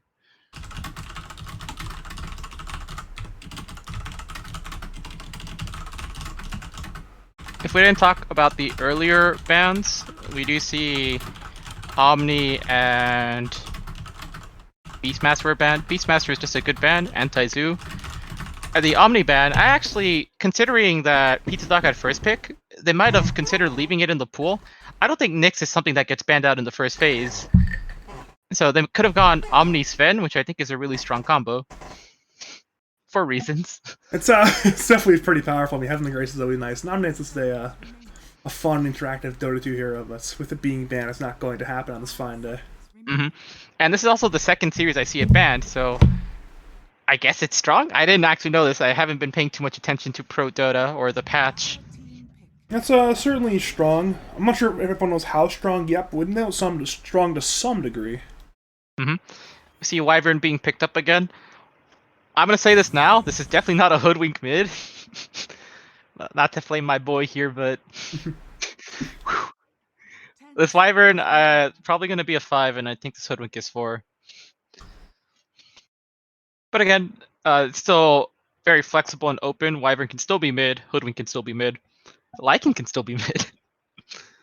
Yeah, it's I mean, Lycan's just a nice, fun hero. Mm-hmm. It's one of those things where Lycan I'm actually a little concerned that Bracket's gonna get super out of sync, because Lycan creates a super fast series. So some of the teams are like almost an hour behind other teams. Yeah. So you think our one of these teams here is gonna have to wait like an hour for the next game? I hope not. It's hopefully because right now there's So worst player up against Sasquatch has ended, so we can draw that one. Mm-hmm. Oh, let's talk about Dire here. Actually, they pick up Chen and Timbersaw. They pick up their own Zoo. Can Chen? It's not enchant, but whatever the skill is called. Can he take over a Dom creep? Is that possible? That's a good question, actually. I think so, but yeah. Because if he can, that's pretty strong. That's a nice counter here. Wait, I really... But at the same time, I think Lycan can also just Dom one of Chen's creeps. So we'll see how that works out. Because we might just see like Lycan Dom's Chen, Chen retakes his creep back, and it's just like creep switching allegiances over and over. Might be kind of funny. A Timbersaw though, good against the Hoodwink. You're able to chase them into the trees. It's also hard to, I would say, keep the Timber locked down since he's just cutting these trees from the Hoodwink. Oh, the return of the DP. This one's probably their mid. I don't know what the consensus on DP was. I feel like we said that. I just want to It was say, not as predictable. I think your buddy though, your buddy Mr. League of Legends is a big fan of DP. The big fiend. A big DP player, which is We were looking at some stats earlier, or not earlier, but like when our season ended, we looked at some stats and we saw that our DP was like a 90-something% win rate.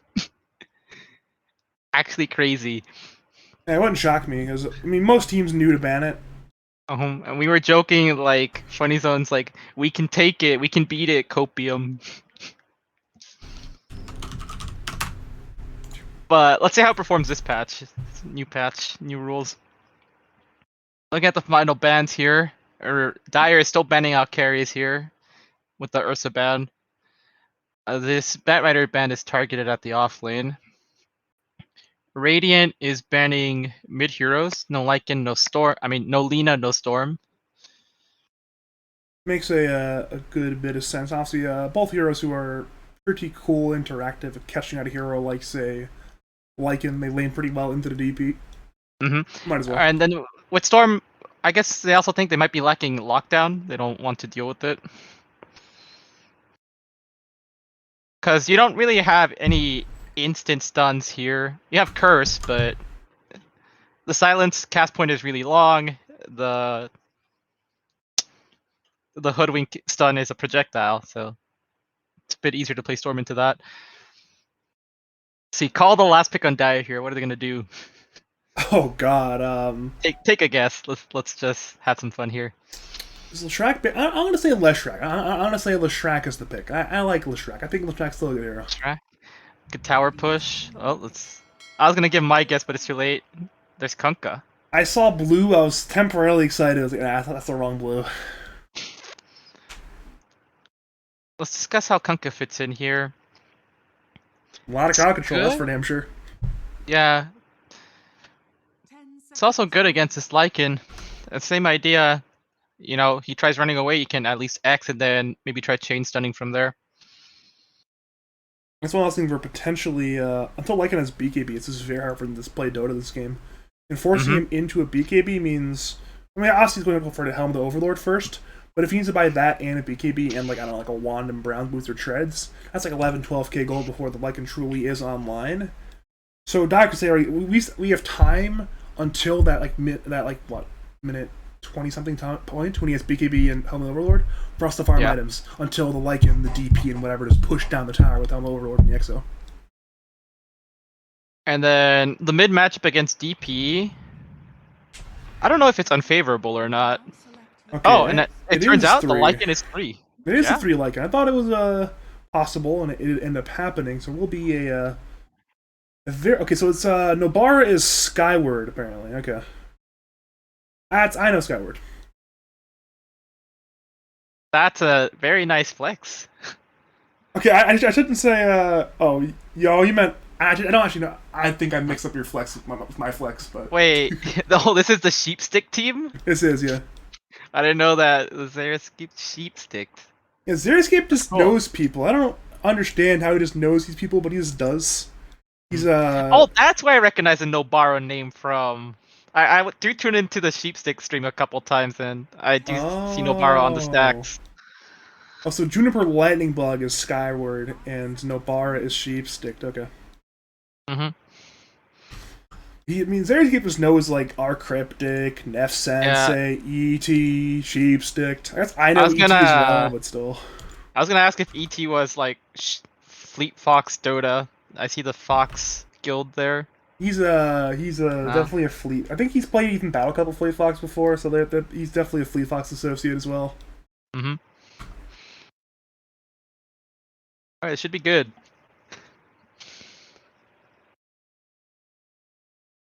Oh, the Sheepo off lane. I'm excited. Should be a fun time to watch. I mean, it's going to be a. I'm not sure if Sheepstick is playing with like European ping, but if it is, that'd be hilarious. Where it's on the UFC server, we have a player playing from Europe versus a player playing from Japan in the lane. It cancels out. Or does it add up into 300 something ping? Who Yeah. knows? I want to say, and I want to say from like Europe, you usually get around 100 ping to US East versus obviously Japan is a little bit worse. hmm You can get decent ping to West from Japan, but East is a little bit more difficult. It's okay. This team doesn't care about ping. They play from the West Coast anyways. That is true. Yeah. Oh, I like this Kunkka set. Look at the hook.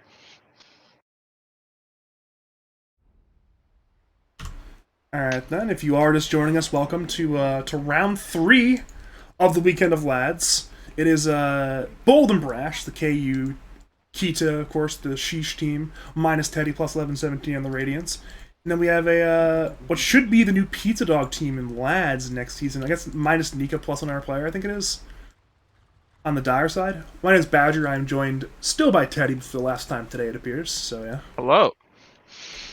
Hopefully we're in for some good Dota 2.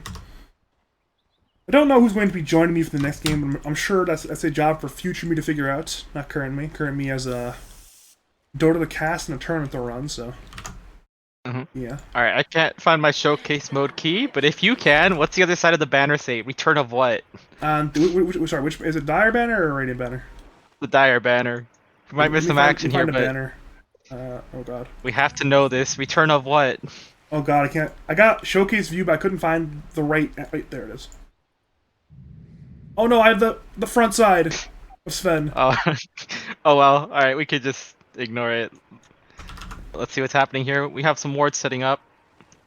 The ward from Radiant Dustpot Dire here. They might know something might be up here. Looks like it will be 2 runes apiece, anyways, despite the things being a little bit up. It will indeed be 2 runes apiece. Bold and Brash grabbing the top side runes. Pizza Dog grabbing the Dire side. Say bottom side runes, I should say.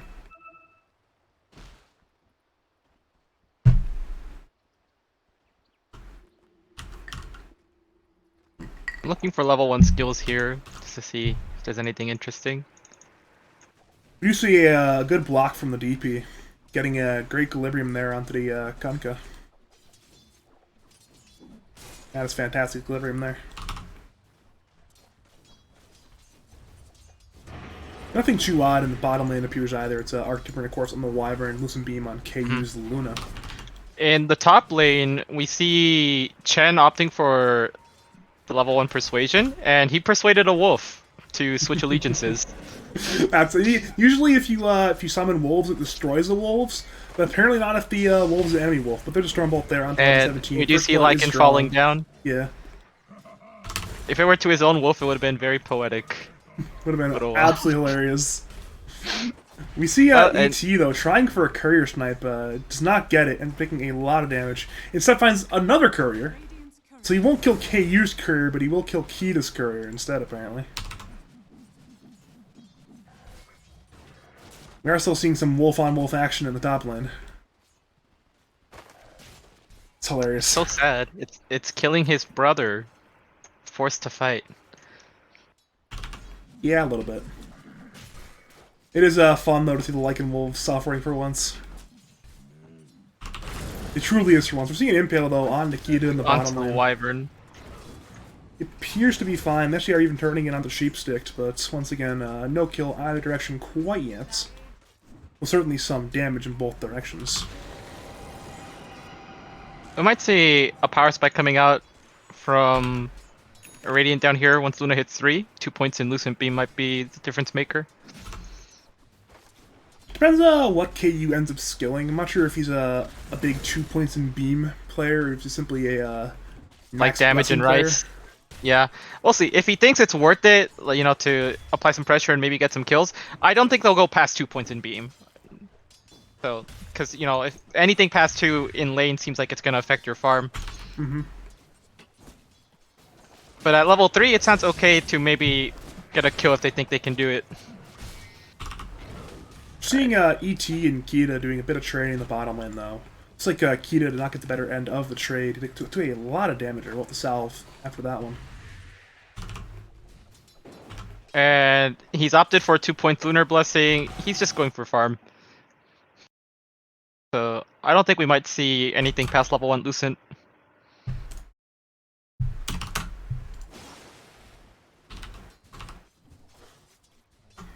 The Lycan is having a tough time. He's only got 5 CS here to the Timber's 13. But he does have a full wave coming into tower.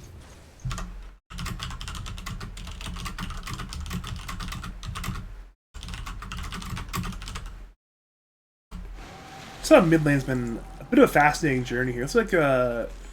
League of Legends having a lot of harassment, but it's just simply Nika just trading and getting farm anyways.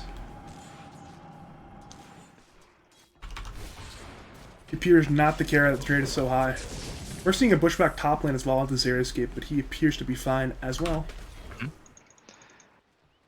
Every single wolf that comes out, the Chen is always just taking one.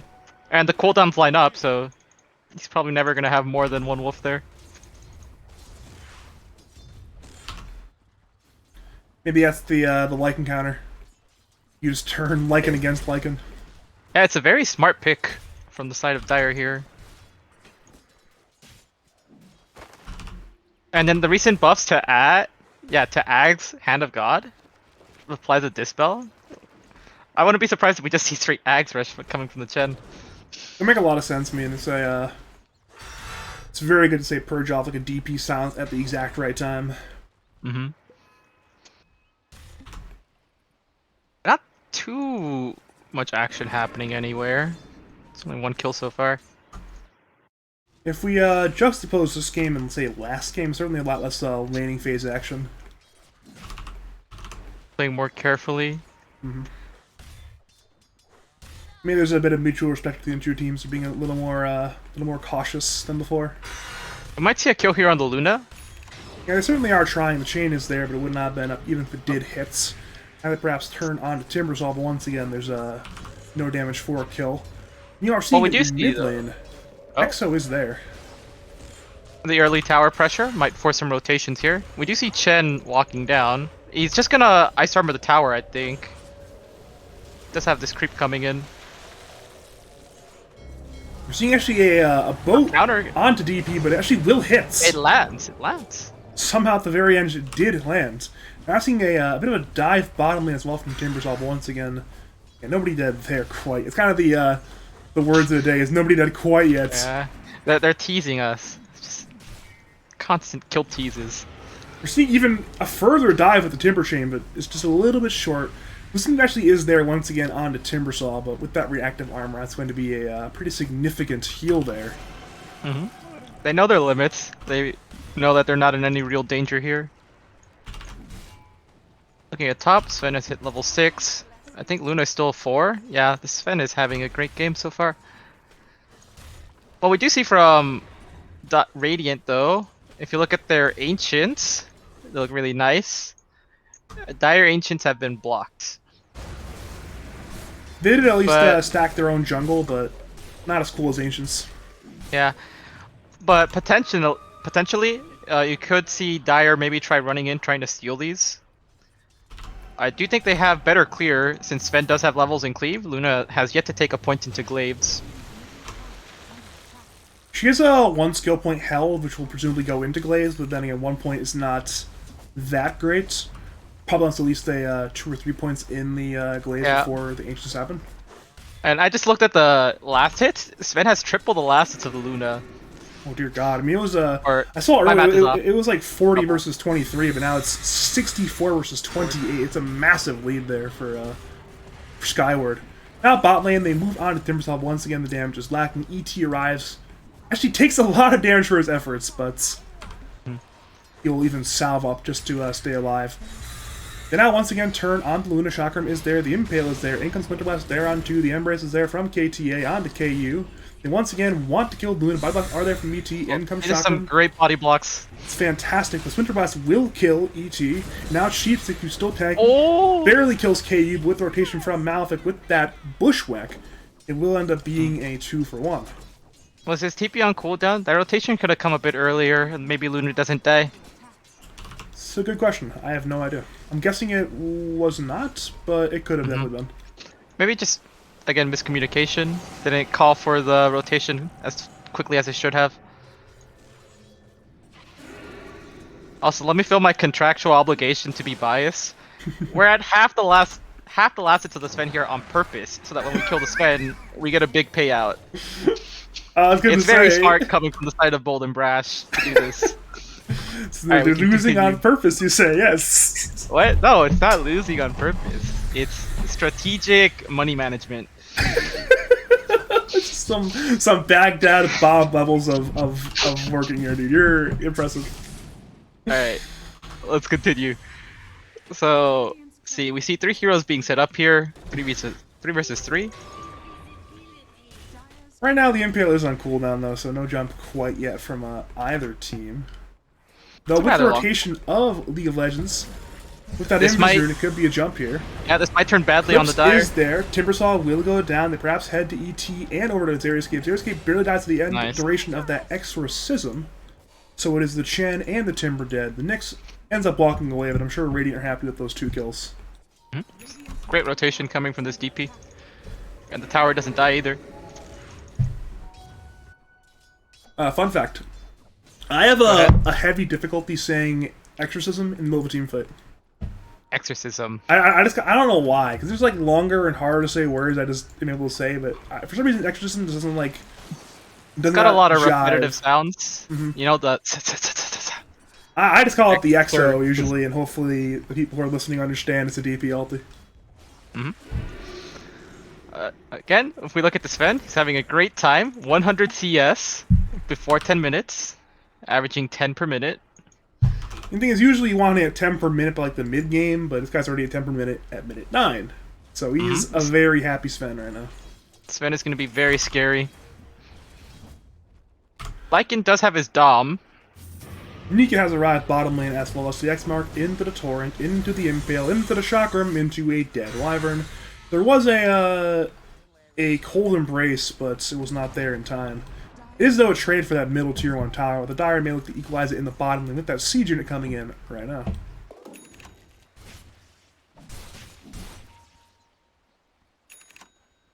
In Skyward, Radiant he's fine. is starting. Radiant's starting to make rotations here. Do they see this? They have an idea Sven is there. Question is, Yeah, do they know exactly where he he's is? backing off. No, I meant like, does Sven have an idea that Radiant is there? But he does. He's already gone. He's gonna peace out to the jungle. They might just let the tower die here. See the same play that we had the last series here. Might just trade towers, but they're going mid. They tried to go on to KU, but damage was lacking. They now turn on to Nika as well, but Nika is quite tanky there as that Kunkka. They may instead head to Xerioscape, but he's a Chen, so both difficult and Lycan- not valuable to kill him. We see Lycan stay top and grab that tier 1 tower. They used their TP's mid already, so there's no way they're going to defend this bottom tower and see it fall. Yeah, it is indeed. Both teams safe lane T1's now going down, so obviously both teams relatively happy claiming that strategically important offlane tower. Dire Ancients finally unblocked, so there's a new source of farm there. KU looking to start taking their stacks on the Radiant side. Dire's top tower is under attack. Seeing him some 5 support on 5 support action in the jungle, but ultimately Ki does not want to fight the menagerie of Chen, so that's one of those walk away moments. Don't fight the centaurs and the trolls and whatnot. Malefic though is interested in this, but alas, not in range of a bushwhack.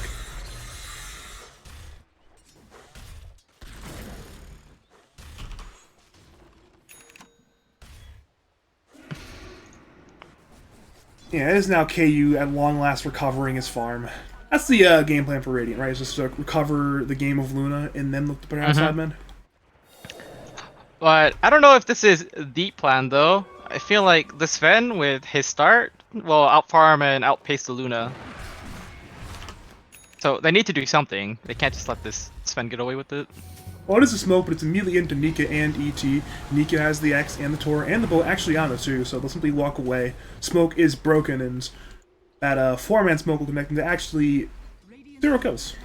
That wasn't the smoke they wanted to look for. No, it was not. But that was good positioning on the Nyx, I guess. Managed to break the smoke before anything bad actually happened. We're seeing an X mark on the Malefic as well as the Torrent, but the Bushwhack is there onto the Kunkka. Now in comes Sharpshooter, in comes the Exo. Nika is broken and is now dead.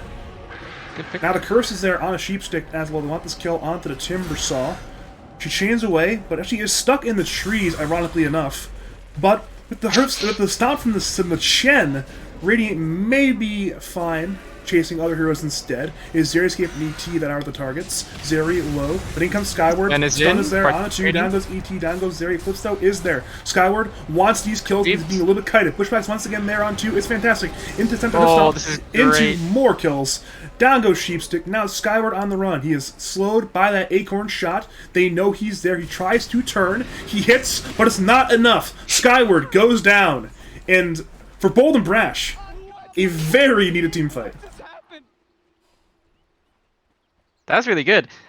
On the side of Dire, it was very close. The Sven could have realistically cleaved down that entire like 3-man section that was stacked up on each other. It's lacking a little bit of damage there. And they did a very good job of like just making sure the Sven could not play Dota 2, because if Sven was playing Dota 2 there, it was your entire team dies to cleave damage. Like, Yeah. they made sure to push back in, made sure to stun him, kite him around, and just even keep up the embraces when necessary just to delay the kills. And it was fantastic team play. I don't blame Sven for participating there. He was already farming here, so it's a very quick trip over here, and it looked like a good fight for them at that point. So, you know, just taking that risk, it doesn't pay off. We could have instead just been farming, got an extra like 3k gold in this time. But well, this is really good for the Radiant side. They needed this kind of comeback here. Looking at the hero net worth chart, it's certainly an interesting one. You see Skyward obviously still is #1 from his fantastic start, but then it's 2, 3, 4 all the side of the Radiant. It's KU, League of Legends, and Mr. 1117. They managed 2, to 3, 4. recover nicely. Also trying to see what enabled that fight, but nobody actually had any vision there. It was a bit of a rough fight for the Dire in that they just kind of lost their Nika player on the side here at the beginning of the fight. They had Malefic, and I believe League of Legends and the Luna like way over here, just killing the 3 heroes killing the Kunkka. Yeah. And they tried to cut heroes around over here on this side of the fight with 4 heroes, but they just couldn't kill anybody. So then, of course, Radiant Rendezvous, they helped their teammates out, and eventually just cut around the heroes. It's just over.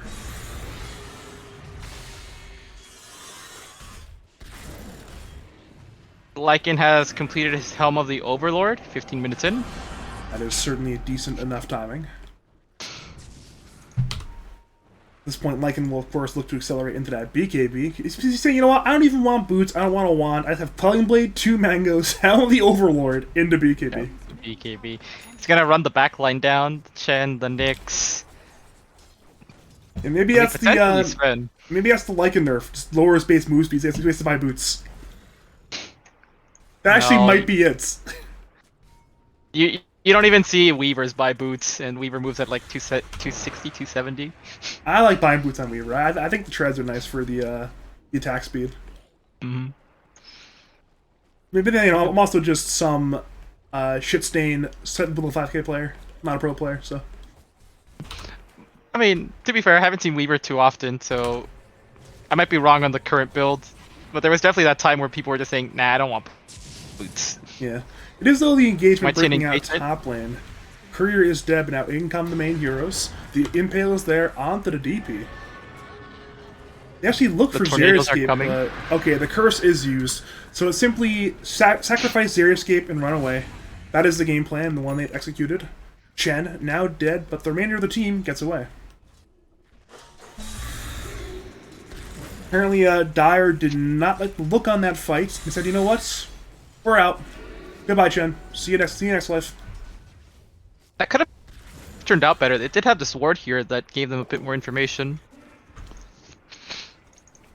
Yeah, I'm Guess looking I at the just went ready. Dire vision. They saw all the way over to here, but I don't. They didn't see the DP at the start of the fight though. Perhaps that was the hero they were looking scared of. Like, where is this Exorcism Death Prophet's causing some issues for us? But she was like going Riverside, so it was hard to pin her down there. We see Radiant smoke it up here. They run to Nika, but he's already X-marked. Bushwhack barely off the mark, so Very close. Nika's fine. They still want to go though. Shapeshift is there. 1117 has that dust on ET, but instead they've run on back, perhaps to the top lane, knowing that Dire simply are not there to grab that top tier 2 tower. Of course, they have the Luna and the Lycan, so a hell of a lot of building push. Throwing an Exo, and well, that's a potent combination. If you look at some of this Lycan Mike right now. Oh, just kidding. Well, he had the wolves on the mid wave trying to clear it. Speaking of mid, is the mid T1 power dies. It will be a trade for the top tier 2 tower. ET is nearby, but ET is, well, a lone Nyx assassin trying to make his way in the world. He'll try to escape here, and actually will escape here. So overall, it was a tower trade, but one that favors the side of the Radiant. Of course, that tier 2 for tier 1 there. Did ET just cancel the Legends of Steepy? I wasn't looking there. I was looking at our Sven. I wasn't looking either, but I saw a stun DP. I saw no TP on the DP. I'm like, wait a minute, maybe that's what happened It's there. probably gone. Yeah, I'm looking at Sven, and he's opted to buy the recipe before the Ogre Club. Well, he has it now. I'm not gonna blame that. Yeah, here comes the BKB. Certainly a little bit weird, but you know what? It happens sometimes. It is the larger component, so you might as well get it out if you want to. Don't want to risk losing gold there. But he does have BKB. They might be looking to fight with this timing. That is a huge spike there for the Sven. You saw in the last fight that Sven arrived at, the BKB would have really been the big difference. And well, he has it. Then other items that I'm seeing. I don't know if Sven had a mech for that previous fight as well, but he does have that now. Looking at Dire's vision, they don't see much. They only see this this Hoodwink right now.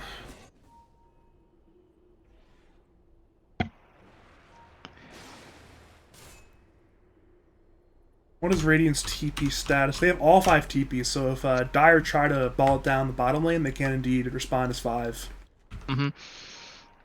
The problem is they don't have a single person set up there, so I don't know if this is actually something they can defend. It looks like they might just opt to, yeah, see, they're headed towards Roche.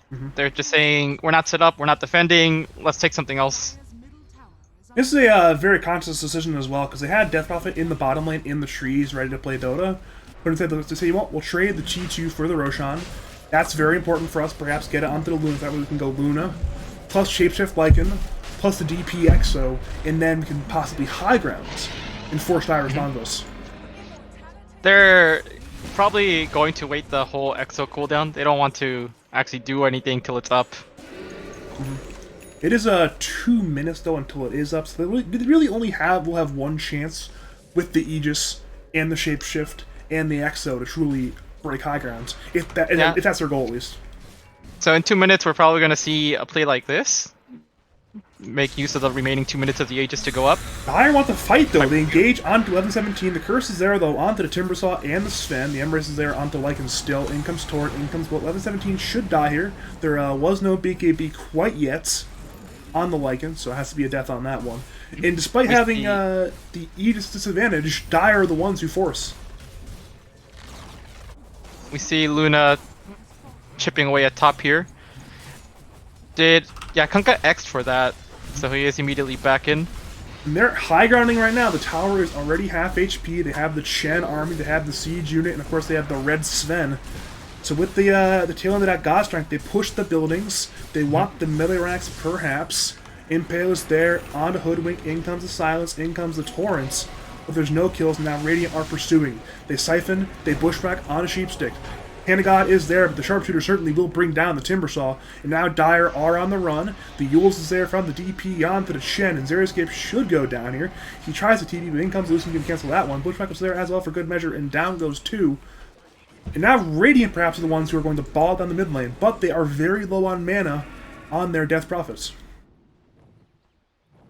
Well, what happened there, I think for that mid-tier 2 push, where they managed to kill Lycan and so, they recognize that they have a small timing there, since DP ulted for the Roche Pit. They realize they can probably take this fight, there's no ult. But the rest of that, the high ground push was probably a little bit too much, kind of pushing it there. Skyward is in danger, they've dusted him, he's BKB'd though, but the curse is there from Kita. They're setting up perhaps for better opportunity, but they cannot find it. Sven simply walks away there. But the tower, well, it cannot walk away. It will go down, and now with the Exo being up at the Arcane Room on League of Legends, it probably is just go time right now. Yeah, Sven has no BKB, Sven has no ult. We have ult on Radiant here, they're going to take advantage of this timing. And well, it is going to be the 5v5 fight, perhaps the deciding fight of the game. The Impale is there onto Luna, but she has a BKB and an Aegis. Torrent is there. In comes Skyward, actually has ultied once again. Wait, I was wrong, he does have ult. Now looks to engage again. The Exo, though, is flying, so are the Siphons. Aegis is popped. In comes X-Mark there into DP, but she has Yules, of course. will now use it now to get rid of the boat instead. KU, BKB, she eclipses, but Dire she have a glyph. Stormbolt's there on the bolt supports of the side of the Radiant, and Dire certainly will engage. In comes Chakram, down goes Malefic. Skyward does a lot of damage, and they want to get more, of course. They look for Wyvern, and they look for Luna. Can they get either? They certainly will get the Luna. X-Mark, Cancel. Impale, Torrent, down goes KU. As that happens, Timbersaw solo kills the Wyvern, and if they see the gem, they will get the gem as well. That's 3 kills. It is back and forth. It was Dire who forced high ground, then Radiant who forced high ground, and perhaps Dire again will force high ground. I think we've learned, just don't force high ground. Yeah. Or, So- we'll see if we learn that lesson again right here. Let's see what happens.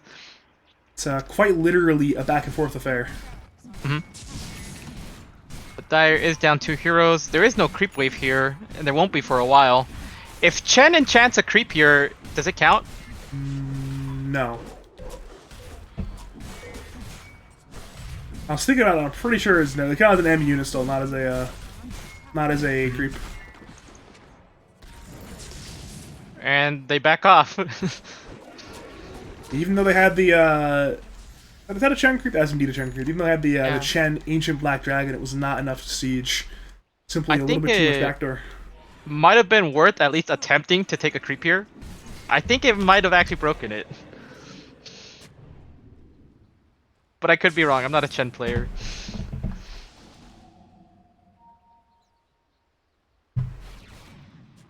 The problem is, like, I'm pretty sure it doesn't, but the problem is it's Shen.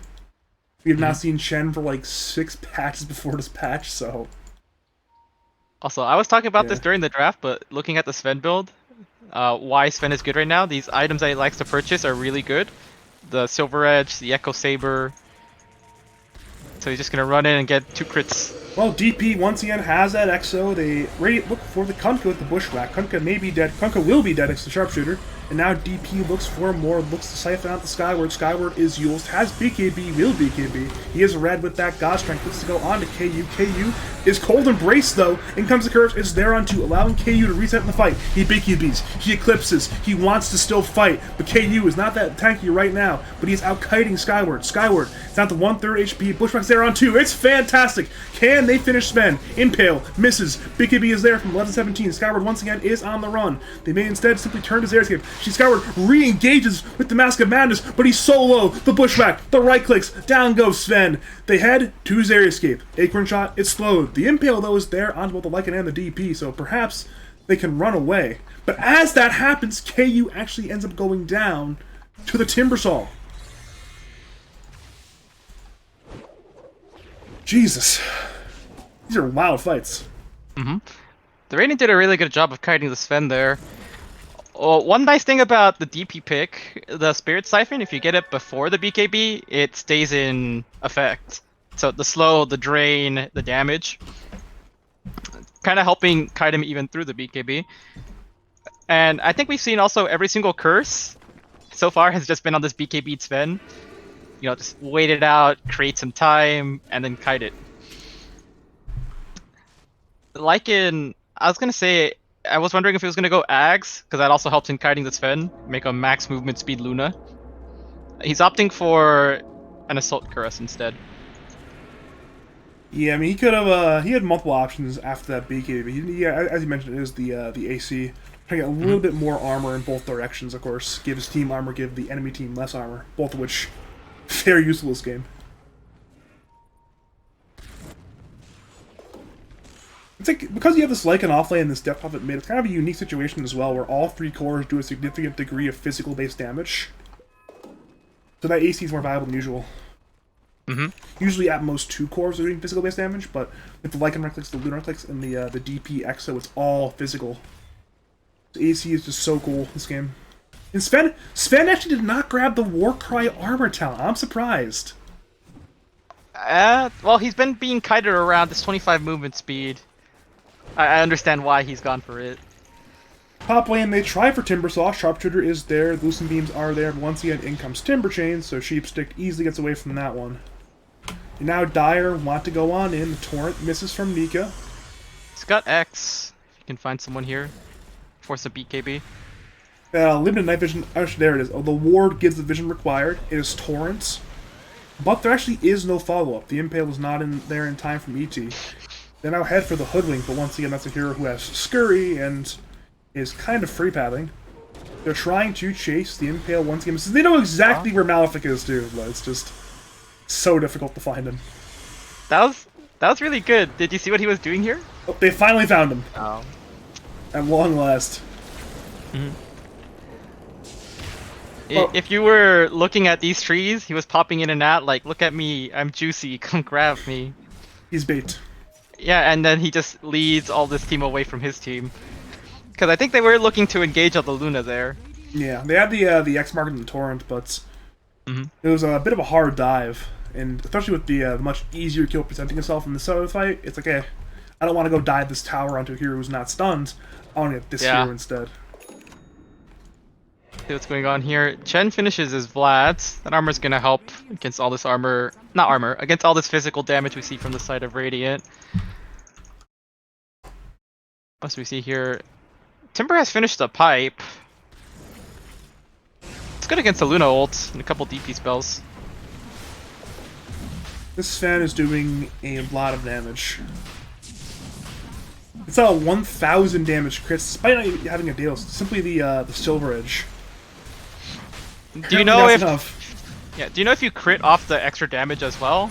Or is that added on top of the crit afterwards? I'm seeing a different crits, so maybe it's like different crits apparently. I'm seeing some like 1,100 damage crits. I'm seeing some 1,000 damage crits. This Yeah. might be just one of the two. You're seeing though an attempt onto the Timbersaw. Sharpshooter, never mind, the Yule is there from Timbersaw. And next mark is there onto the Hoodwink. He may just be in danger. Chakrams are coming in, but in comes the Exo once again from the Legend. Doesn't go on to Xeriscape. Can he TP away in time? No, the Yules is there from the DP. So once again, it is, I think the third time this game it is the play where they sacrifice Xeriscape and run away, but this time they also might lose ET as well. He tries to Too much TP. damage. No, it's not enough damage.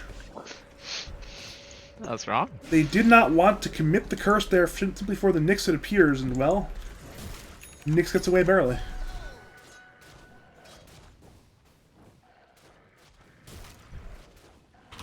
That is Exo committed though. They only got a Chen from that.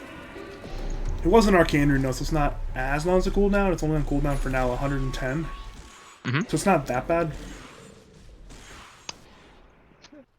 Did Sven just get his blink? Is that what I'm seeing here? Yeah. He's going for that swift blink. Everything just to help him avoid that kiting. Certainly does help with the extra move speed on that one. That's for damn And sure. I'm seeing Timber go for an axe. Is this a commonly picked up item? I feel like I don't see Timber go for axe too much. I don't see it that much either, but I guess the need for damage makes some sense. I mean, it's been a lot of lack of damage from Nika this game. He's itemized into the Aghanims, and probably look for an Aghanim shard as well, plus that BKB items that don't really give him damage. So I guess a bit more of the damage potential is on Timbersaw's game, and certainly Ags will give you that damage. Yeah, I'm a fan. I love the sags. Double chain. Well, Dire simply run up the mid lane apparently. They have the God Strength on Sven. Actually blink it onto Malefic, but the evasion, no, evasion's not enough. Hoodwink has bought back.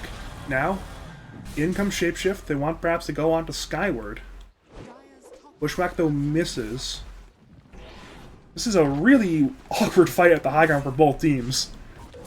Now they will Acorn Shot. They now engage. They now finally want to get the Sven. His BKB is up though. Lycan pops his first though. His ult is running out. They might just reset here. With the wave being gone as well, it's hard for Dire to do much, so they probably have to simply leave. Their wave was cut temporarily, I believe. Actually, no, it actually wasn't. I thought they were going top instead, I guess, never mind, but it is now much, much harder high ground engagements, and they will not opt to do it. They're smoking, knowing that, especially now that Sven is showing, they can take a pretty good fight here. They go in onto Nika. He has BKB. He will BKB. He does not TP immediately, though. Perhaps they want to do something crazy here. Sharpshooter comes on him, breaks onto the Timbersaw. Timbersaw actually misses the chain. In comes the boats. In comes the Torrent Storm. KU's in the middle of it all. He's once again being torrented. In comes the Impale there onto the Wyvern. Clips is popped. They head over to Skyward. His BKB is up. It is not used, though. Aegis is not popped. Can't use it for the second life. And now, big target, the Sven. He blinks away, though. Now BKB is there from the DP, looking to go on to the Timbersaw, but Skyward is once again re-engaged, but he's healed by the DP in time. So Kita is still alive. Nika goes down. 11-17 goes down. Now it's Radiant, who pursue out the storm. Oh god, it's a 3-man Stormbolt, though, by Skyward. It's fantastic. Malefic should go down here soon. Skyward is on the run. Dust is there onto the side. Can they finish this man? No, it's a 2-man Impale there onto the Luna and the DP. It's fantastic from ET. And now, once again, is Timbersaw running at Hoodwink. Hoodwink should go down here. Skyward re-engages, goes to DP. Down goes Malefic. It's a 2-man Khalif Correct. Fantastic from Skyward. And the coordination from Dire. It's just so good. That was clean. If you saw that, Sven took some time to stop auto-attacking, to walk, to make sure he gets this code. Killing both of them. That's great. Well, now it's looking very good for the side of the Dire. It is once again high ground time. For the second time this game, they're hitting the barracks without backdoor. But you know what? Maybe backdoor protection is a social construct. They don't need to end it. Actually, yeah, the barracks, they're still regenerating, but it's just not enough. They now engage onto Wyvern as well, and it's enough to kill Kita, who once again actually does not have buyback. So, no Luna for 30, no Wyvern for 45, and the Hoodwink for 20.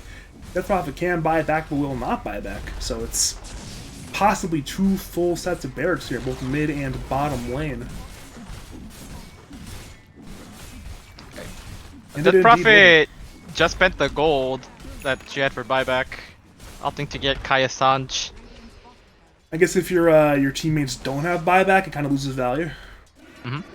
Once again, all his teammates didn't have buyback, so... And this DP also does not have Exorcism. So, you know, you buy back, but you're not much of a threat. You don't have your ults. And Dire want to keep going. They send Skyward to bottom lane with the X mark, so they once again can play 5 at the Radiant side Tri Camp. They want perhaps Roche control for it at, I believe, second Aegis. They perhaps see KU, though. The Shapeshift is there. Stormbolt's there, though. Onto, like, can they collect it in time? Yes, they can. Bushwhack's there on 3, but it's not there in time. Timbersaw might go down. The Curse is there on 3. The can they kill the Nyx in time? Yes, they will. They get the Timbersaw as well. Lycan now buys back. Tornstorm is there. Radiant are trying to pursue. They see Skyward. His BKB is now on cooldown. They should indeed get the Sven here. So now, down 2 racks. They recognize now is the time to win these fights, and they certainly win that one. They get 3 very big kills there. I think what allowed Radiant to, you know, take that fight and win it, the Hoodwink landed a 3-man stun here, which allowed the Wyvern to follow up with a pretty good curse. Just making sure these heroes stayed locked down all this time while the Luna is free to just wail on heroes over here. What is being drawn there? I'm drawing arrows to what you're saying. It's like, Oh, hey, I see. the hero's attacking into the curse, Luna hitting Yeah. over here. I'm like, got this. The one thing I'm surprised about is that the Sven was actually not in the curse. Sven was free to walk around and hit heroes on descent. Yeah, if he was a BKB, I think barely outside the range, but yeah.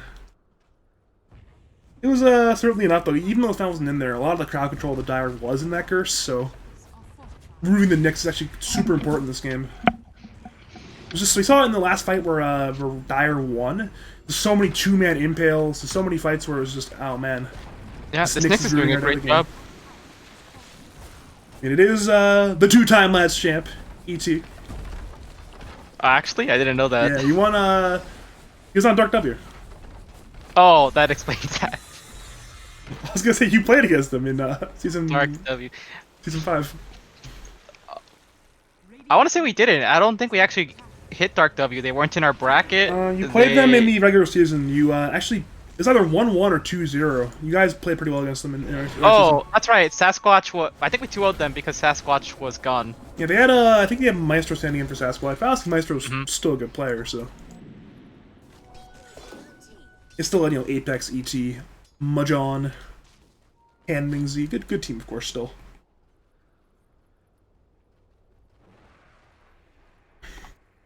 I understand. Sometimes it all blurs together after a while. It really does.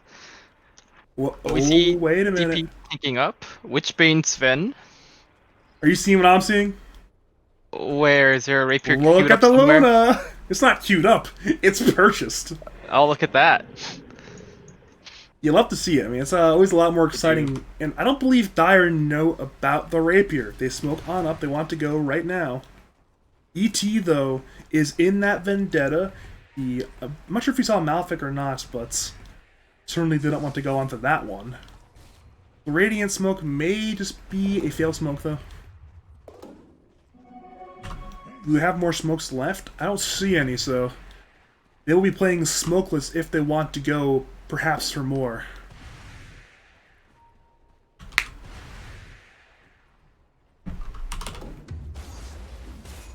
I don't think this Rapier's been spotted out yet. Yeah, I think they've seen his Lucent Beams, perhaps, if they're watching the waves, but it could always be a Daedalus with those numbers. They don't necessarily need to know it's a Rapier. Yeah, a really good player would calculate and be like, that's Rapier damage. I guess with the consistency it has to be Rapier, but I think from like one crit, it's just so hard to tell. It's like, would a Daedalus crit be like 1400? Would it be 1600? You never know, you know? So. What is Sven itemizing here? He still has 3k gold in the bank. He might pick up a Rapier of his own. He's itemizing for buyback. You're right. He has ninja gear. And Luna's keeping a spell prism. Yeah, my guy, they have a Ninja Gear as well on the Radiant team. They have to put that onto Malefic, perhaps to break smokes and just be a very maneuverable hero. They opted for the cooldown reduction of Spell Prism, mostly for the Lucent Beam there. Luna. The Stormcrafter might go on this DP. What does DP currently have? No, just kidding. Spider Leg is superior. Okay. I guess it makes sense. I think if they didn't have the shard on Sven, the Stormcrafter might be better, but there's just so much purge from Sven with the Aghanims and the Aghanim shard. So having the Stormcrafter and the Yules isn't as good of a save, so I guess having the Stormcrafter then loses value. You might as well have the legs of spiders. I think spiders can be purged though, as well. That is true. I mean, the buff on spider legs is not. It's superior. Yeah. You can always apply it again at some point.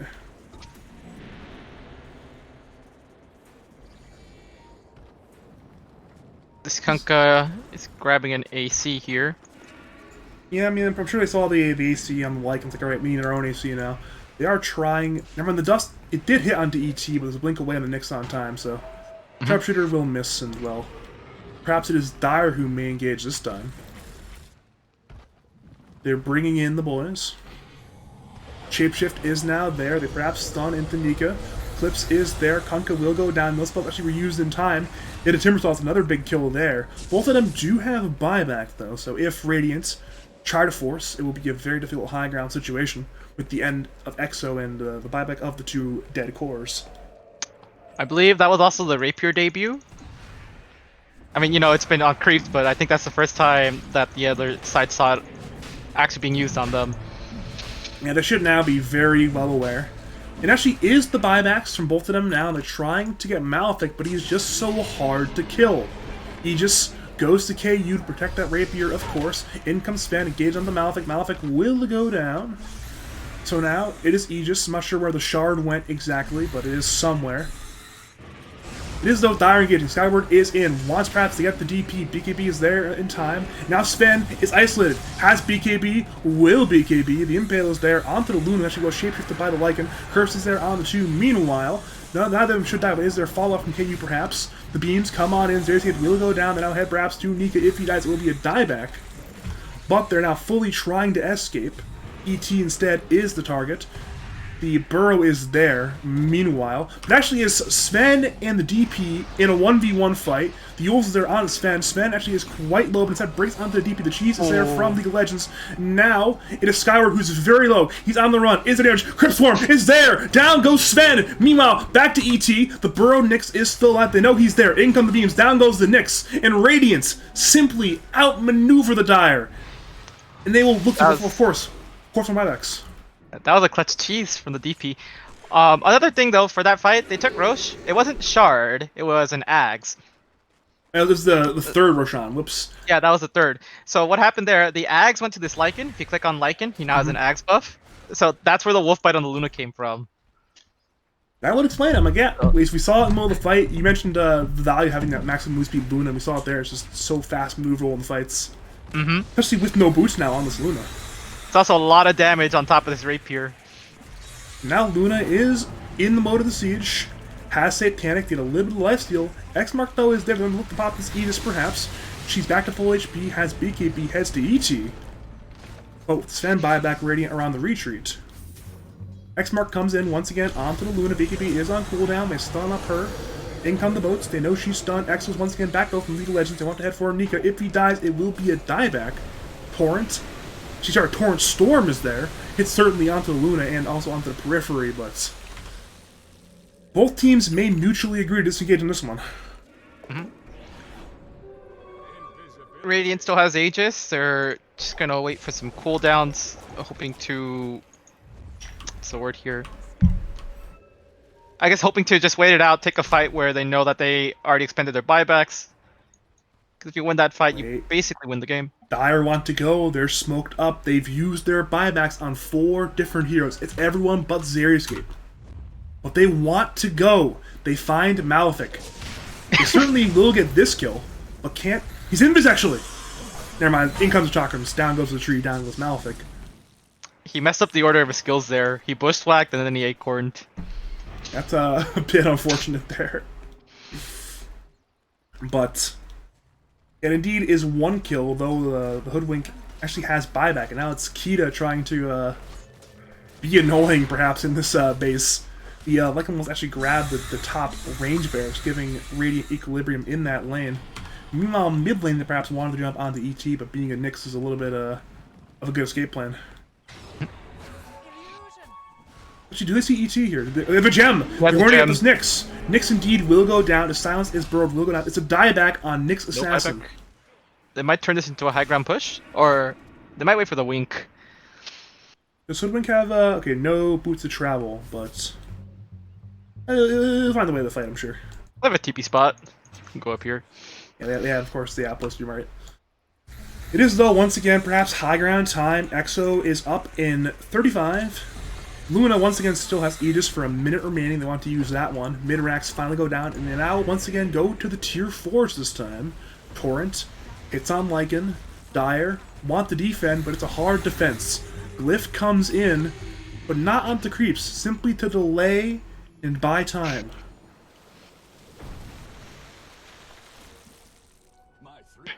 This is so tense right now, actually. KU is hitting, is once again looking, is taking a lot of damage, but has Aegis for only 30 seconds remaining. T41 will die. EXO is there. It is go time. Dire, you must defend your base. The Ancient is under siege. In comes Skyward. Looks for Luna, but in comes the Embrace. In comes the Curse. It's a disaster. Oh god. Dire are being kited around. Aegis is popped. Can they survive? Torrenstorm comes in. Can they get the DP? She's siphoning. She's healing. KU is back. In comes Eclipse. Down goes Timber. Down goes Hunka. Down goes Sven. It's all diebacks, and the GG is called.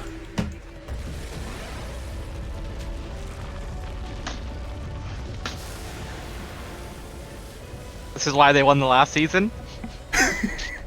I thought the reason the last season was because of Teddy. It was all me. Don't let them tell you any different.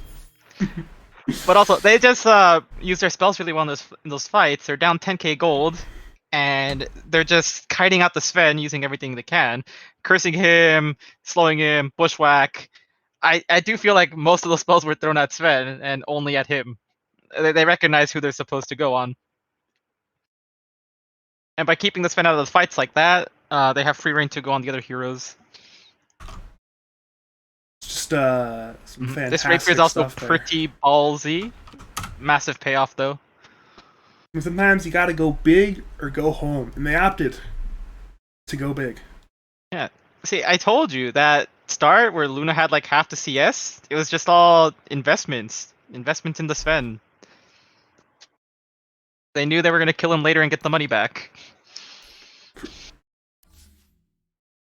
Alright, so we have 3 other active games. Apparently one of the other round 3 games is over. 3 of them are active. How much longer are you here for? Like 5 minutes probably, not even? Yeah, this one was a fun series though. A lot of really fun fights there. Absolutely.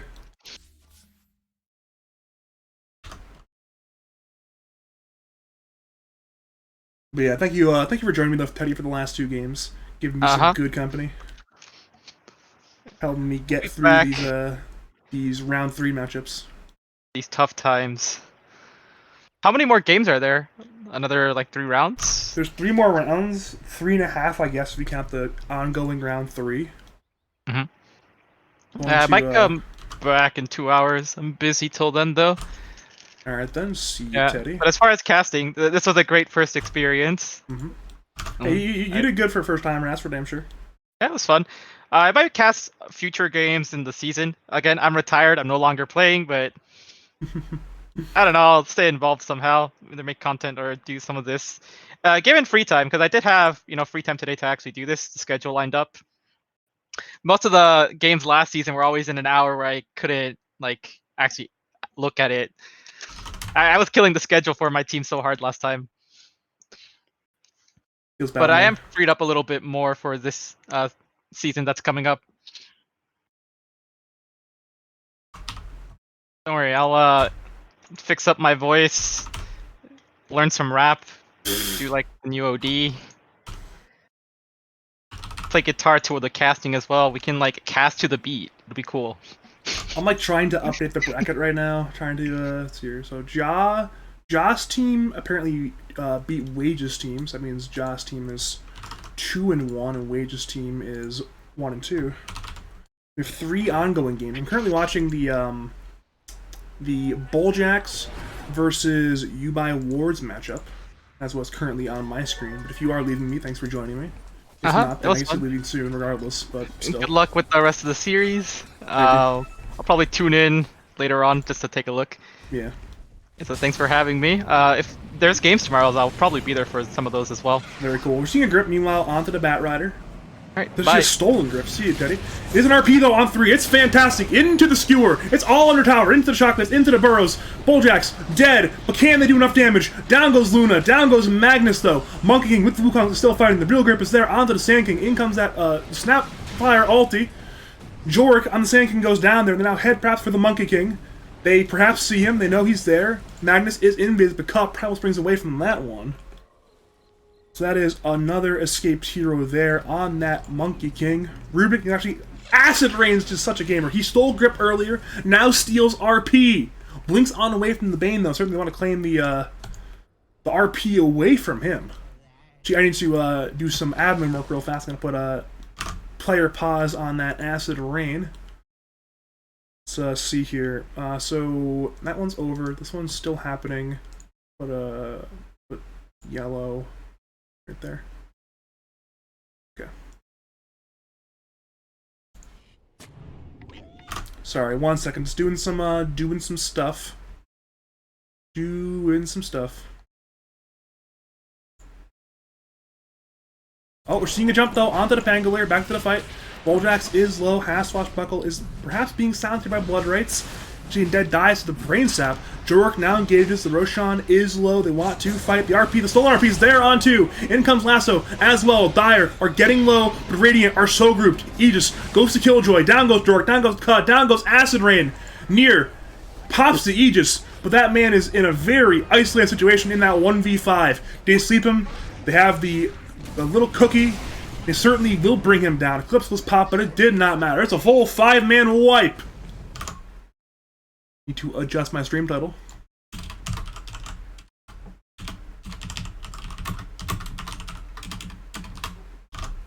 It is Ubai Wards.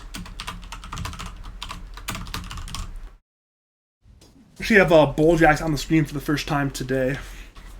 My man Bulljax. So Greg are 0 and 3. Let's adjust that real fast. Greg are okay. They're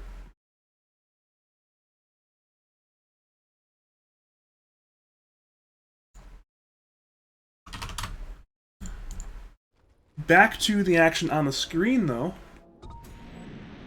What just happened?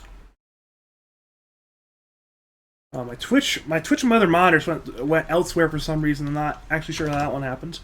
Hopefully I didn't miss anything in the chat on that one, but... Got a little bit scared my stream went down, but it did not happen, luckily. I actually dropped 0 frames all day, which is pretty cool. It's good not to drop any frames, of course. Yeah, there are 2 ongoing series. There is this one that's currently ongoing, as well as Sasquatch's team taking on DKMP's team, aka Wolf Runs takes on whatever.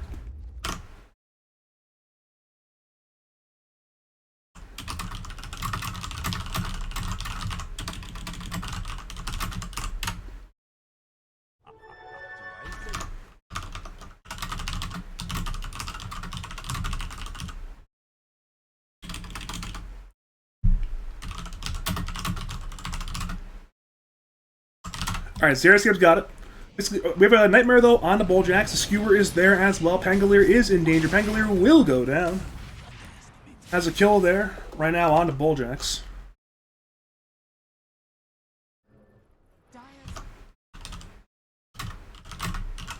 Hello, Xeriscape. You are live right now, if that matters. We're seeing a lasso onto the Sand King. Sand King is in a bit of danger. He is gripped as well. You're talking about the bracket right now? Yeah. This is the last game, right? I believe, unless the Sasquatch versus DKMP game's also over. That one done yet? Kong is in main menu. Kong didn't play the last one. It was M-John to play the last one. Yeah. I could check, actually. Okay, so I'll check that one real quick. Alright, let's go to Sasquatch. Yeah, he's still playing in their game. He's a level 22 Lone Druid for Sasquatch, so... yeah. Okay. It is, though, high ground time for the Dire. They are there as 5. Radiant are down 2 currently. The Skewer on the Bulljax. The RP is available, is not used, simply will kill Bulljax anyways. Pangolier does go down. It's a buyback, though, from Bulljax. They want to defend the base. Nier on that Luna has arrived, looking to do something, but they Nightmare him instead. They perhaps miss with Webby. Wukong Scan is there from Ka. Nier is ruptured, actually, taking a lot of damage. In comes Atos there on the Bulljax. If you guys, it is a dieback. Looking for the Blink Skewer, perhaps. Blink RP is up. BKB is there from both Luna and the Bloodseeker, and both will run away.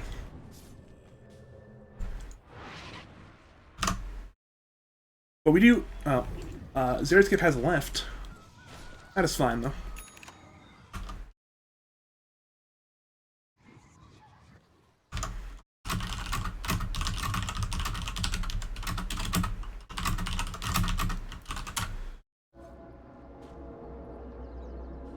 This is, though, turning into a very one-sided game in favor of the Dire. They are indeed up by 15k. Let's see here. Who would I be able to cast with? Where would I be able to find a caster? I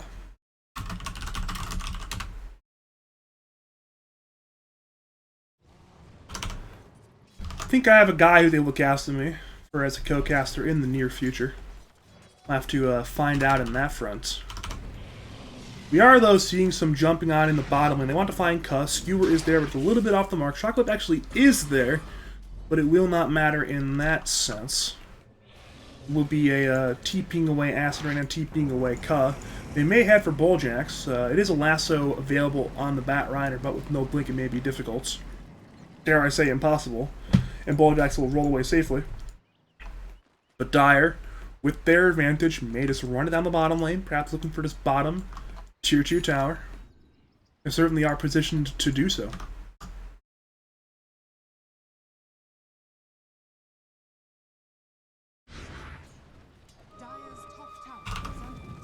Yeah, they're even killing the trees. They want to ensure there's no heroes hiding, looking perhaps to defend the bottom tier 2. It is Firefly going to Acid Rain, which is a nice deal, nothing too overwhelming in that sense. T2 tower bottom goes down. In terms of that bracket, though, I'm sure I've already mentioned it twice in the last 5 minutes, but we are waiting on this game and one other game. Seeing Lasso bottom lane, though, onto the Rubik. Snapfire ulti is there. Acid Rain will go down, and perhaps it could be time to go for a high ground attempt. Meanwhile, it's Nier in the Dire base. Looks for something. They go with a grip onto Nier. Rupture is there as well. Luna certainly is in danger and will go down. So a good pick off there. But meanwhile, never mind, it's also a kill there, a soul kill on the Bulljax in the bottom, and so Pangolier went down there. So overall, it is 2 kills once again for the Dire, and they almost get caught with the Skewer, but Monkey King will get away there with that Primal Spring and that Tree Dance. But of course, Dire will attempt to run it down the mid lane. They've killed 3 heroes recently, including one that's a dieback, that Bulljax Pangolier. With backdoor being down, they want to go middle lane. The mag is hitting. The team is arriving. The glyph is there, but it's a very short delay. For Radiant, this defense is tenable perhaps, but very difficult to do. Once again, in comes Mag, looks to engage, but actually has no RP, but does not need it. Balance Strike is there. Bloodseeker is fine for now. E-Blades, they grip as well onto Monkey King. Monkey King is in a bit of danger. They have more spells for him. He will go down. So both Ka and Jork once again are in the grave. Acid Rain has brought back, but defenders appear to be lacking. Buyback from Ka as well, so now it's 2 defenders. With the heroes respawning, perhaps they will fight as 4. Jork, though, cannot buy back. He did not buy back, but lacks the gold from the deaths he has had in recent minutes.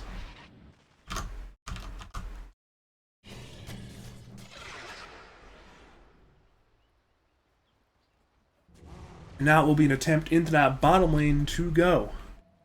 They once again have 5. It will be a 5v4 engagement, but they don't know Sand King doesn't have buyback. So they may be a little bit timid. But they'll force anyways. It is go time. Radiant, they smoke. Perhaps a Desperation Smoke. Balance Strike is there. Bane looked for a Blink Nightmare. Could not hit it though. Up the main cores once again return to the building. Softbuckle is there. Bloodseeker has that rupture. Perhaps lose it on the Bulljax in the near future. They even lowered his Bulljax just in case. Now Grip is there, onto the Luna. Can they get her? Wukong's is there, but in comes Skewer, down goes Mid. Buyback will be there. Mag is low. Bulljax is in danger, but so is Ka. Ka, very low. Eclipse comes in from near. Down goes Bulljax. They need kills. Ka goes down. J Mini goes down. Mag is low. Can they hit this Magnus? Yes, they can. And now near. Turns to Webby. Webby BKBs. Trying to get away now. But Dire actually buy back. They want to continue. Both the Bat and the Mag buying back and having both Lasso and the RP. Bat returns. Lasso is there on the door. It's an RP on 2 as well. It's fantastic. Down goes Sand King. Down goes Near. Both have... Okay, correction. Jork has buyback, but Near, it is a dieback. Jork just got the gold for the buyback in that last team fight. And Dire want to force it right here, right now. They know the Radiants are not alive. They are deceased. They are in the grave for far too long. Ranger Axe go down. Mother Axe out of siege, but Jork wants to defend. But in comes Dire, Horn Toss, but Lasso, it's stolen, it's used on Mag, but once again they grip there onto the Rubik. Jork tries to disrupt, Bastard Rain's dead, Jork the lone survivor, and the GG is called. Oh, this shit is hard. Hi Zarek. Hi Zarek Skip. Is Bulljax lost to UI Wards though? I'll have to update that one. And then Sasquatch lost to DKMP. Really? So Sasquatch is 0-3. Smack is 0-3, so they play, right? They have not played yet, right? Yes, they have not Oh, played they're- it, so they would indeed be the 0-3 matchup for sure. So they're Greg. And then KU and Ja have not played, couldn't have, Yep. mathematically. Pizza Dog, So you, now guys, they're playing. you guys have not played Wage, correct? Correct. Have Rejects played whatever yet? No, they and they're have both not. 2-1. And then And then- Bulljax is left with who? Who's left at this point? Funny Zone? Yes, let's make sure I haven't played yet. No, they haven't. They have not. Okay, I'm gonna. Bulljax is 2-1 or 1-2. Bulljax lost, you said, right? Yeah, they just lost, so they would be... So Rejects is 2-1 and Bulljax is 1-2. So Bulljax and Funny Zone are both 1-2, so they're good. Rejects and whatever are both 2-1. Garda Sasquatch are 0-3. We're 2-1, and then it's 3-0 versus 2-1, so that's correct. Alright, we can put that out.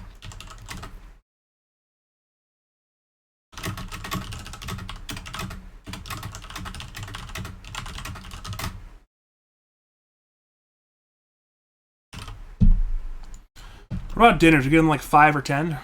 Or what? Get on no time? Yeah, this is... No, you don't fucking take breaks during this shit, or else it takes forever. Okay. So... Phone me, she was 18. There's Karat.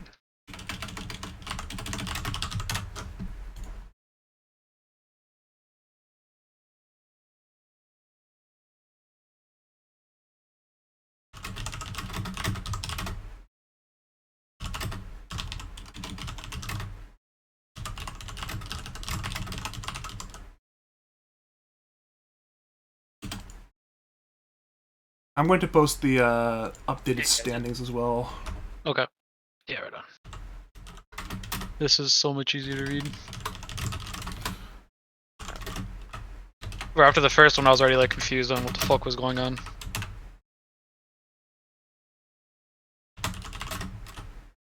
Okay. Alright, we got it. We're good. All right, I had to get into a lobby for the next Yep. series. I just needed to talk it through to someone because I was like fucking losing my mind. I trust me, I know. So who's playing that I would want to cast? Who have I not casted yet? I think I actually casted at least one team in every series so far.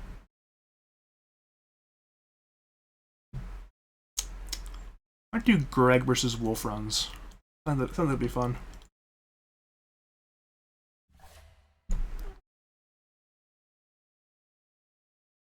That sounds like a fun one. I'll do that one. It's a two teams I'm actually surprised are doing as badly as they are. Looking at the standings though, it's not in order quite yet. I'm putting it in order right now. We have Bold and Brash KU's team is 3-0. We have the Karat team, Joss team is 2-1. We have whatever the DKMP team is 2-1. We have the Rejects team with You by Awards is 2-1. So I guess it is 2-1 in the chat. We have the Pizza Dog team with Xeriscape. That team is 2-1. We have the we'll call them Ned Touched. The Smiley's team, they're 2-1.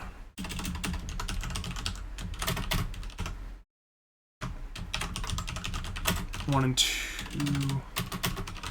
We have the Bulljacks team. It's 1-2. We have Maximum Wage is 1-2. And then we have the Greg team, Smack and the Sonagod and those boys are 0-3, and the Wolf Runs at Sasquatch is also 0-3. Which those two surprised me. I'm a little bit surprised. Thought both those teams would do quite well.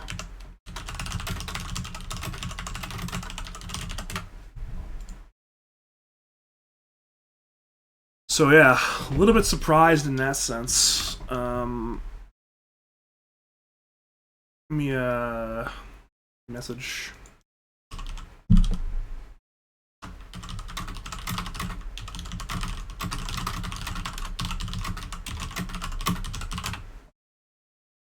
Is it?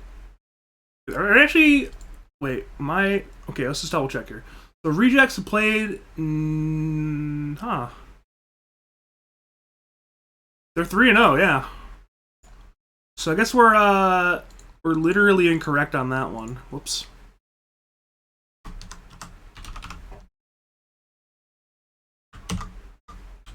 Whoops. I guess I literally can't count to 3. So that's whoops. Guess I literally cannot count to 3.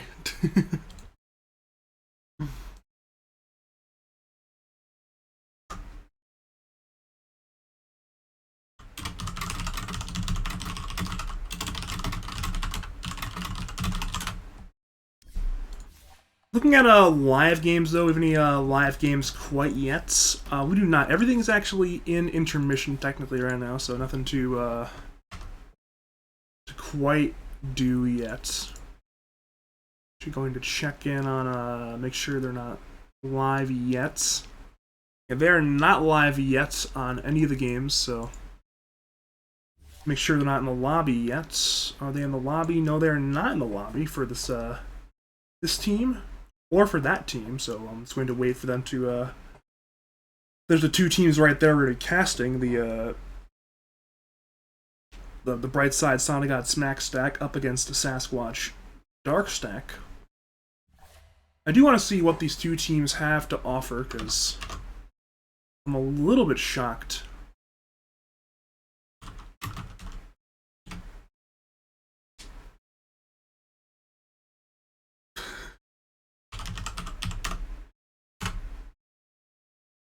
We're going to ignore that we can't count to 3, hopefully. A little bit unfortunate, but sometimes you just can't count to 3.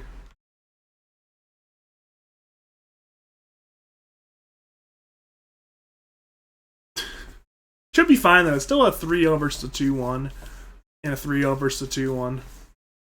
It should be a-okay. Don't think it'll be that big of a deal yet. It's still an approximation in terms of records.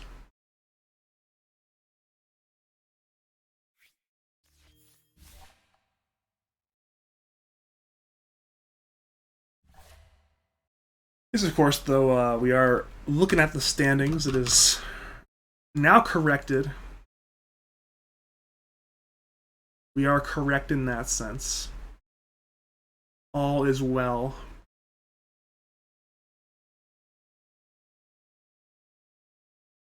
Let's see here. Yeah, it is we are waiting for our lobby. Wait, it should be up now. Never mind, it's no longer up. I thought they made a lobby. They did not make the lobby. It is gone, so.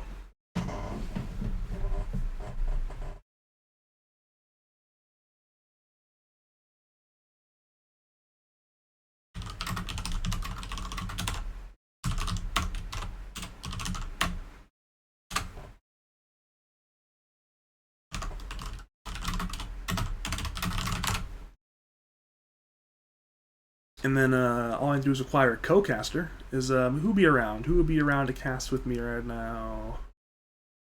Who will be around to cast with me? Is Mike around, maybe? Mike is not around. I may do round 4 by myself in that case. I'm looking, and I'm looking, and I'm not seeing a very viable candidate.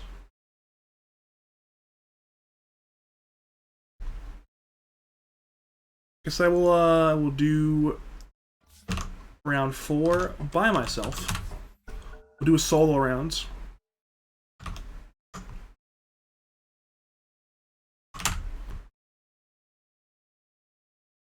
We're gonna have to edit that one. Currently casting. Let's go delete that and do smack the Sasquatch. So we are indeed in the lobby. We are good to go for this round 4 between two teams that surprisingly have sputtered and sputtered. These are two teams which one would expect to do extremely well, actually. I mean, this is some very good players on both teams, but so far have failed to win Dota games, which is a little bit shocking. So hopefully we can get a bit of a bounce back beginning. Hope to see how that ends up going in either direction for, of course, either team. See which team's able to finally bounce back from 0-3. I think both these teams could definitely be a threat in the playoffs, though.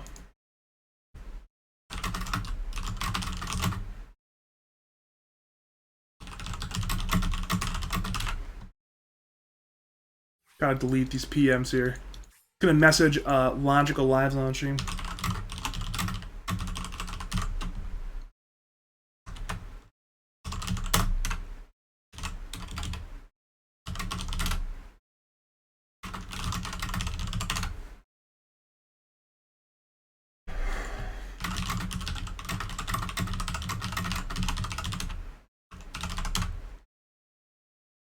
Apparently Logical is not in the mood to cast some Dota, which is okay. I'll have to delete this. I'll delete this. I will delete this, and maybe later. We will be by myself for this round.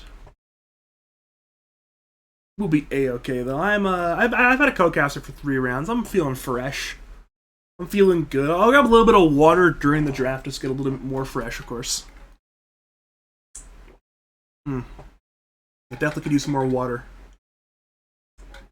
But looking at the standings, I mean, I'm looking at if there's teams that really shock me or not. The shockers for me are, just sort this real fast, actually. Let's see.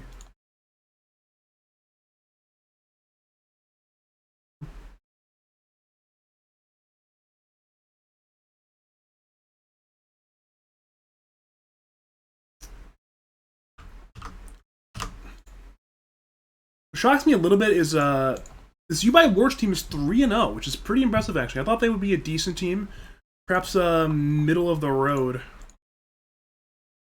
But they're currently 3-0, which is actually pretty impressive. They've which could be very good for their upcoming lads season, depending. I think the core of that UI Awards team is playing together for lads, if not that entire 5-man unit. I'm looking at the roster right now for that team. Let's see here. It is UI Awards, the other Maestro, Webby, Choppa, and Killjoy, I believe. And they have J Mini standing in, I believe, for the other Maestro. I believe it actually is like the core of the lads team that's going to be next season. So perhaps they'll actually be a good last season if they're able to compete this well in the weekend of lands. And then this DKMP team came in as a lot of question mark players that I really didn't know about. So I kind of give them I didn't give them the benefit of the doubt because I just didn't know their name. But they've played pretty well. They've gone 2-1 so far, which is pretty decent. And on the flip side, these two teams both surprised me in terms of their lack of standings. You would almost inherently expect both of these teams with the big... I mean, obviously Sonagod on the Radiant team, Sasquatch on the Dire team, both... I mean, Dark as well. Really individually skilled players. You'd expect them to do a very good job, but alas, it has not gone in their direction. At least not so far. Has not gone particularly well for them.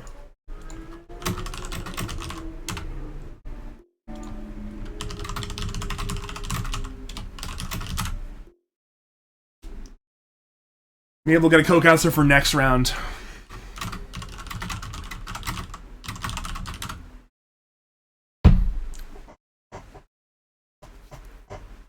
We're waiting for, apparently nobody is in the mood to cast. Logical, not in the mood. Snow, not in the mood. So, it will be a solo Badger experience. Indeed, some vibe moding going on right now, apparently. So, alas, poor me. I will be with my lonesome. It'd be better if I had no delay on, because then I could,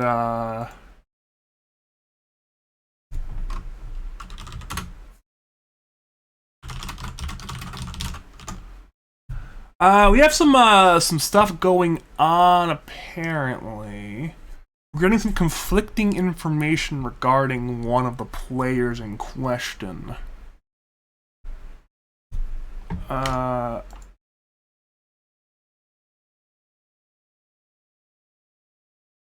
not sure if the lobby is going to start quite yet, because we know,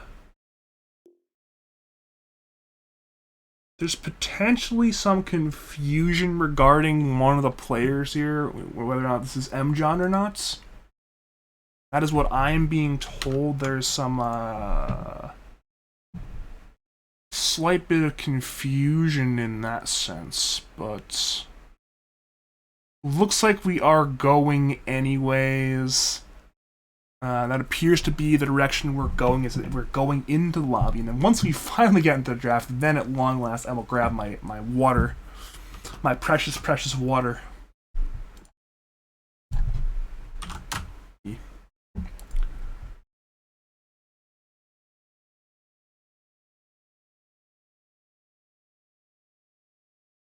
I may grab a little bit of like peanut butter or something as well during the well, I got some water. Just I want to have to like eat a meal that way. I can get a little bit of protein into me, so I can keep on going. It is, of course, getting a wee bit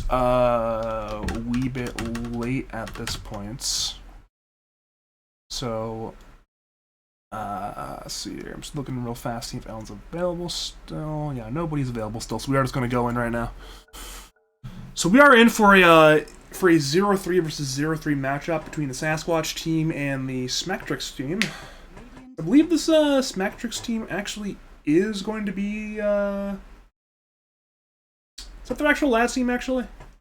I'm trying to think if it's their lads team or if it's one player away from being their lads team. I know Smack, Brightside, Sonagod, GNG are playing. I'm trying to remember if the last player is Garda, but I think it is actually. So I believe actually is their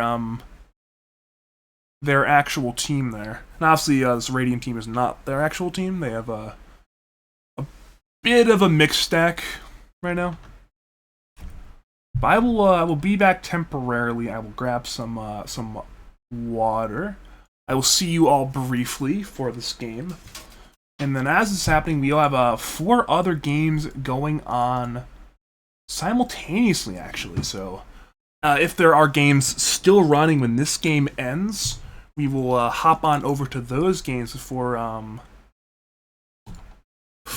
stuff happens. But I will see you all very soon.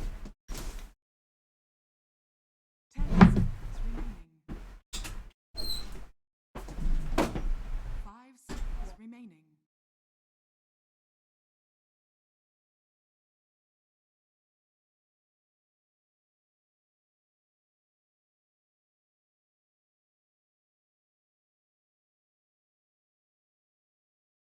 5 seconds remaining. Dire team ban.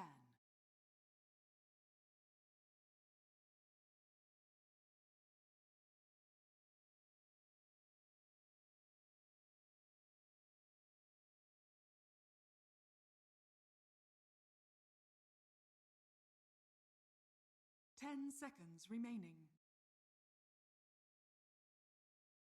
5 seconds remaining.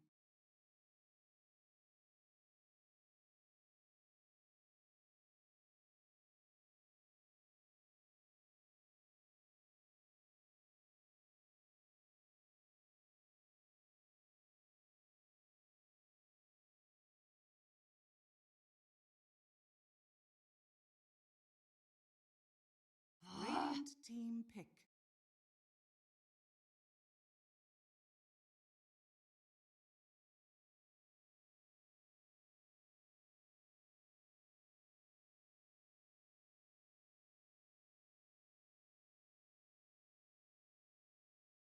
Ten seconds remaining.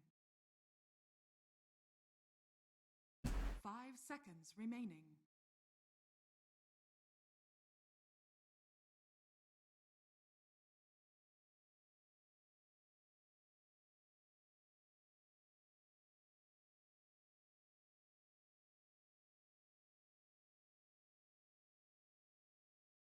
Dire team pick. Witch doctor.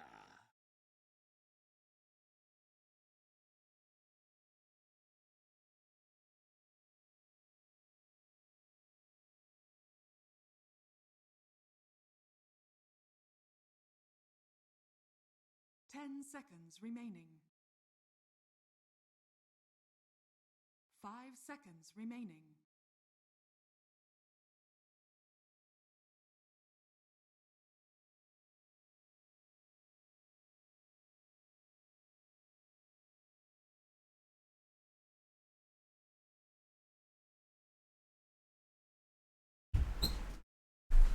And we back again. We are back for some more action. I believe I did mention who was playing. Is my stream title correct? My stream title is not correct. It's on Bulljacks versus You by Wards. So I need to update that to Smack v Sasquatch. I did grab a little bit of food, so I'm going to temporarily mute my mic to eat, and then proceed to unmute the talk, and then repeat that sequence for about 10 minutes. But yeah, looking at the draft so far, it's a Sand King Pangolier banned by the Radiant, Catalina banned by the Dire, into a Witch Doctor first pick, into a Windrunner Bloodseeker response. So it's like Dire are gonna be here to brawl.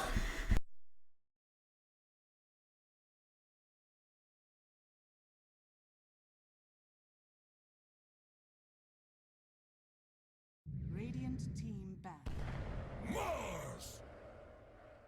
It's a Mars pick immediately to the side of the Radiant. Perhaps their offlane combo, but more than likely a 3 and a 5 combination, if I had to guess. Could be potentially a more active 4 in that 4 spot, depending on how they're feeling, depending on how they view this patch. I have to see how that one ends up going. 10 seconds remaining. 5 seconds remaining. Radiant team ban.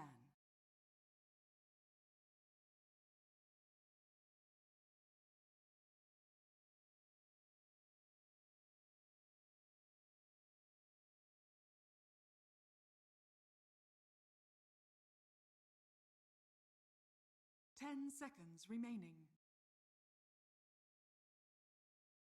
5 seconds remaining.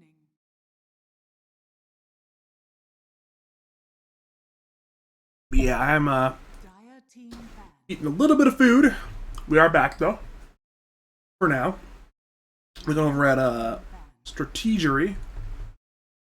Some fun stuff here. A lot of carries being banned out with both teams. Monkey, Luna, Jug, the Terrorblade, all being banned out. So perhaps, methinks we will see an odd carry or two after the ban phase has concluded. 5 seconds remaining.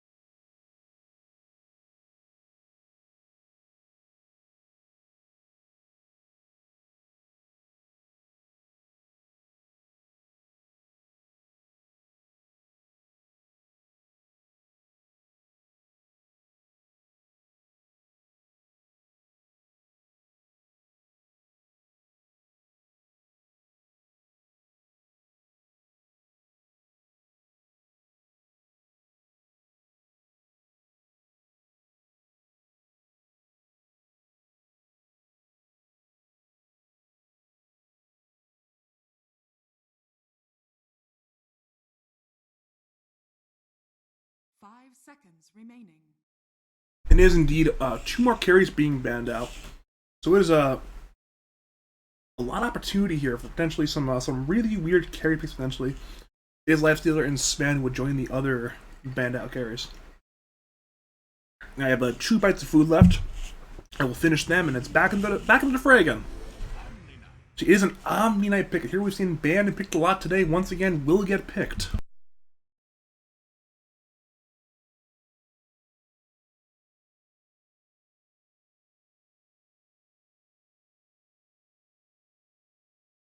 Seconds remaining.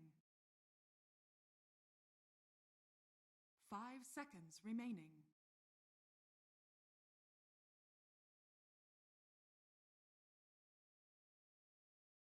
And we are officially back. We are good to go. We are in the zone. Hopefully we are good on food for the next 4 hours. We are now 4 hours and 20 minutes in. Perhaps we are in for 4 hours and 20 minutes more time.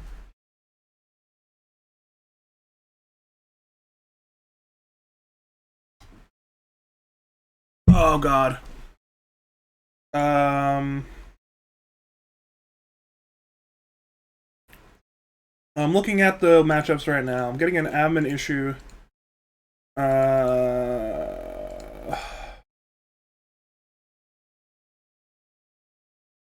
KMP.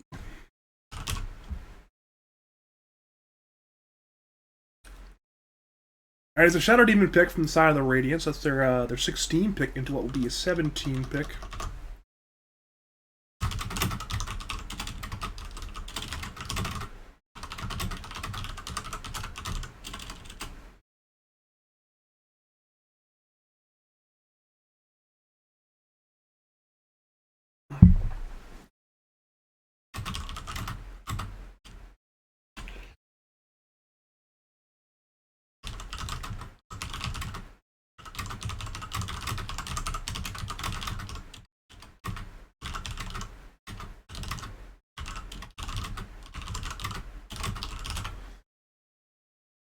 Alright, we have corrected the admin issue. Sorry about that. Had to focus a little bit of my attention on the issue at hand. There was a miscommunication between 2 of the teams. Their match was not started until literally right the hell now. Team ban. That might be a bit of a trailing match in terms of timing. It is a gyrocopter pick, though, from the side of the Radiant, and a PL pick by the side of the Dire, so should be a... Oh, he actually has some pretty good tools against this PL.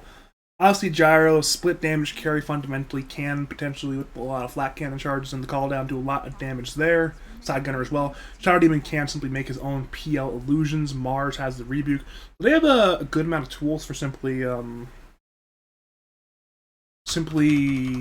using spells and doing Dota 2. 10 seconds remaining. It is, though, bans time. They ban out the Grimstroke. They're like, maybe it's a mid Windrunner. Maybe it's not, though. Because they actually have played the mid Grimstroke at least once this tournament. So it would not be the first time they have picked the Grimstroke. Would not be unheard of by this team. Match notifications. It is live. Have to double check all my Twitch stuff, make sure everything was correct in that sense, but it is indeed go time. All the bans come on in. We'll say both teams expect mid laners to be picked. Of course, we already have that 23 pick, and we are presuming they will pick a mid laner here. It's likely the Mars Shadow Demon as an offlane and a support. Both of them obviously can play mid, but generally you don't see it, and generally you don't see it for good reasons. So with the last iota of reserve time, it is time for him to pick a mid for the side of the Radiant, and it indeed will be one. It is the Ember Spirit. And then Dire. We see, so, you know, we can put this Bloodseeker mid, we can put the Windrunner mid, we can pick a mid, all of them viable options. I think I would be fine laning the Windrunner into the Ember, to be honest, but they may just want to commit that to being their 4-hero lane with the Bloodseeker. Perhaps they want their lane combination at the 6-7 being their 3-4 combination. And committing that concept, they would then want to go to a middle laner. They do about a minute of reserve time to figure that one out. Obviously, a question that maybe they have as well. Maybe they are still discussing that among themselves. A little hard to tell sometimes what's going on in terms of the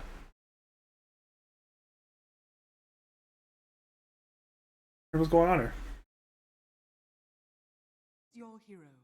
Yeah, it is indeed the Batrider pick for the side of the Dire.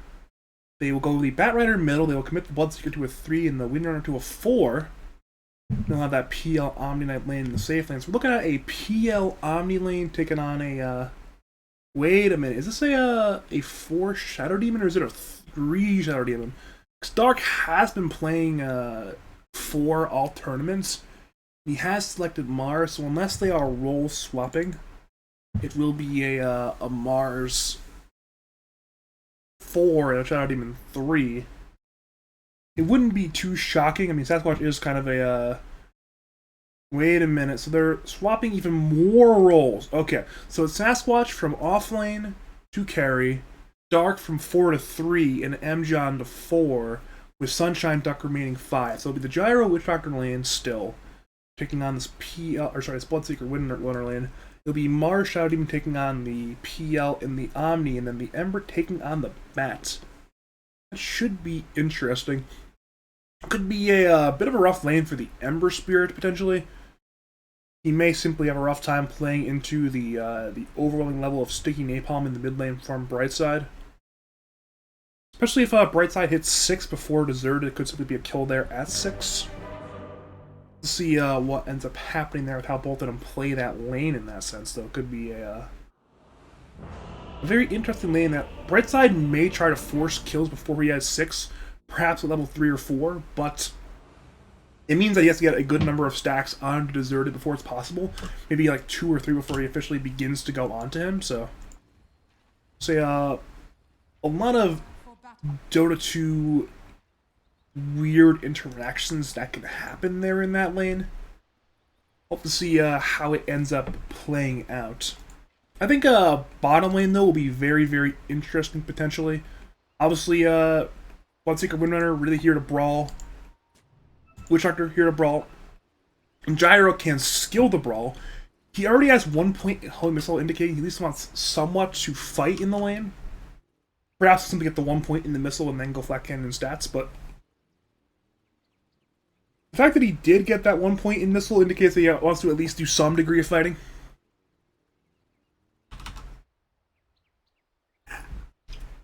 Top lane might be a little bit less interesting unless Radiant makes some outplays. I think if Radiant makes some sick outplays, there's a lot of fun potential, though. Obviously, a good spear play, perhaps from Dark, away from the Omni. So you have like the PL here. You spear the PL all the way over here, perhaps away from the Omni, perhaps maybe over here. Then you might have like an isolated opportunity to just do a lot of damage to the PL before he doppels. Hope to see what happens there.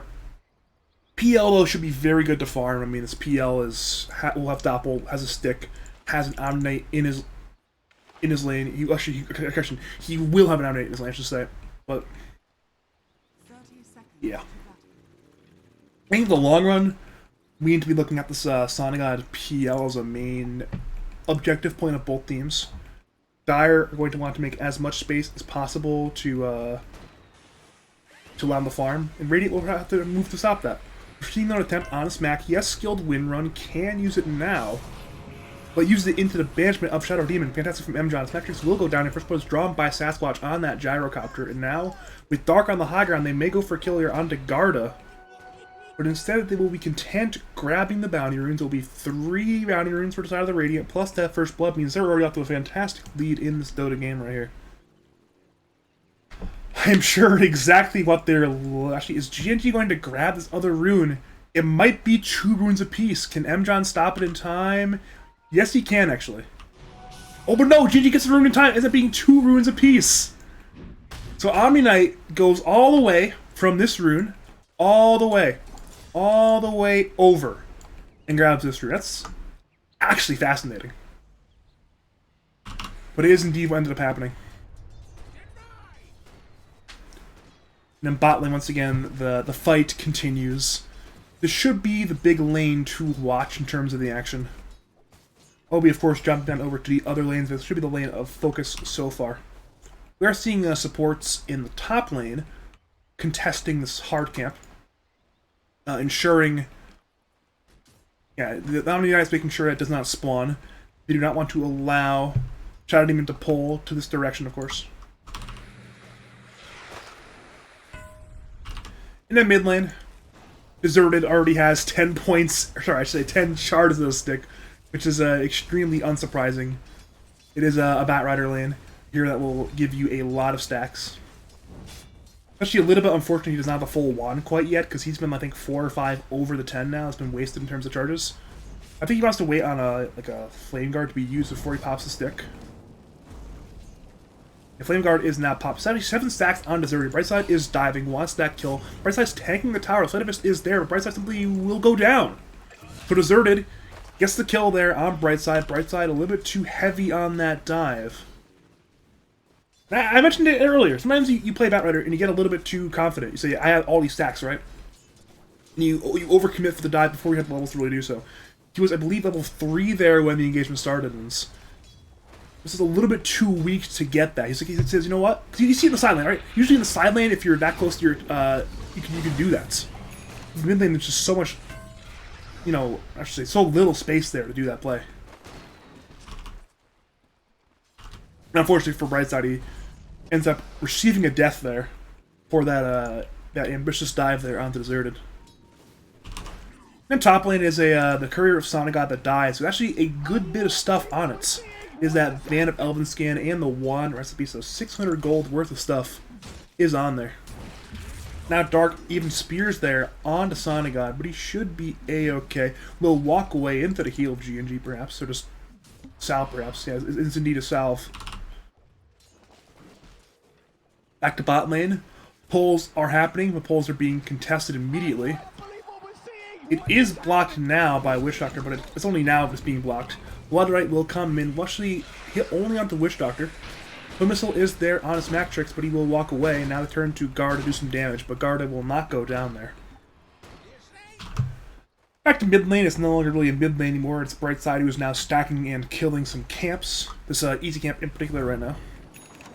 Top lane, once again, same thing we have seen all game. It is both supports, basically man fighting. It's a God Rebuke there on the GNG. He will Heavenly Grace. They want to kill this Omniac. Perhaps he heals himself and tries to now walk away. Sonic trades some damage, but once again, nobody dies. The phrase of the day. Need to probably stop saying it at the rate I'm going, but still. Looking over at the gyro build, we do have our answer. It appears as though it is the more flat cannon stats focused build. It is 2 points in flat cannon, no points in rocket barrage, no second point in homing missile. So it's like Sasquatch will go for the more traditional modern gyro build. Kind of an oxymoron calling it a traditional. Oh, good shackle shot into Bloodright onto bottom lane. Both are silenced. Both are low. Missile is there though onto the Bloodseeker of Garda. Cask is there as well, bouncing on the both. Maldic is used to Garda, must now run away. So good opportunity created by the Dire, but the damage was lacking, and they could not finish before the Cask and Maldic were thrown out by Sunshine Duck. And then mid lane, Brightside's once again going on in its 5 stacks. The wand though is there from Deserted, and with Firefly ending, there will be no kill in that lane. Now top lane, the dive begins. Spears there onto Omni Knights, but the damage is just short. Simply a bit harassed coming out there. I mean, the PL illusions obviously are quite nice to be PL illusions, even though it is only for now 1 point in that disruption. Bottom lane though, the aggression is there. Casto as a counterplay. Shackle Shot is there on the Sunshine Duck. Both of them are trying to trade. Garda comes on in with the Blood. Sunshine Duck will go down, and there will be no counter kill. So it's simply a good kill there for Garda and Smacktrix picking up the Witch Doctor.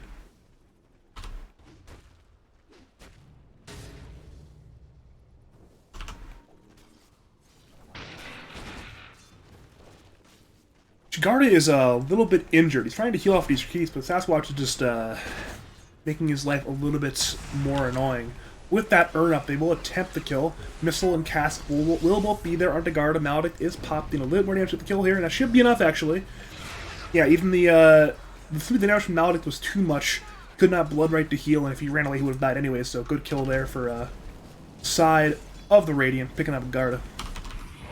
Meanwhile, top lane, they head for Sana. It's a disruption into a spear, into a rebuke perhaps, with the heal there from GNG. This might not work out. They now turn to Dark. Dark is low. Spear's up in 3 on PL, though he lacks the mana, so neither team should have a death. Unless Sana somehow dies here, but I don't think he will.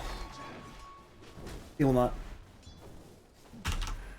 Back to the mid lane. It's so far going in the direction of Deserted. It's been top lane Sonic might just go down here. He doppels away.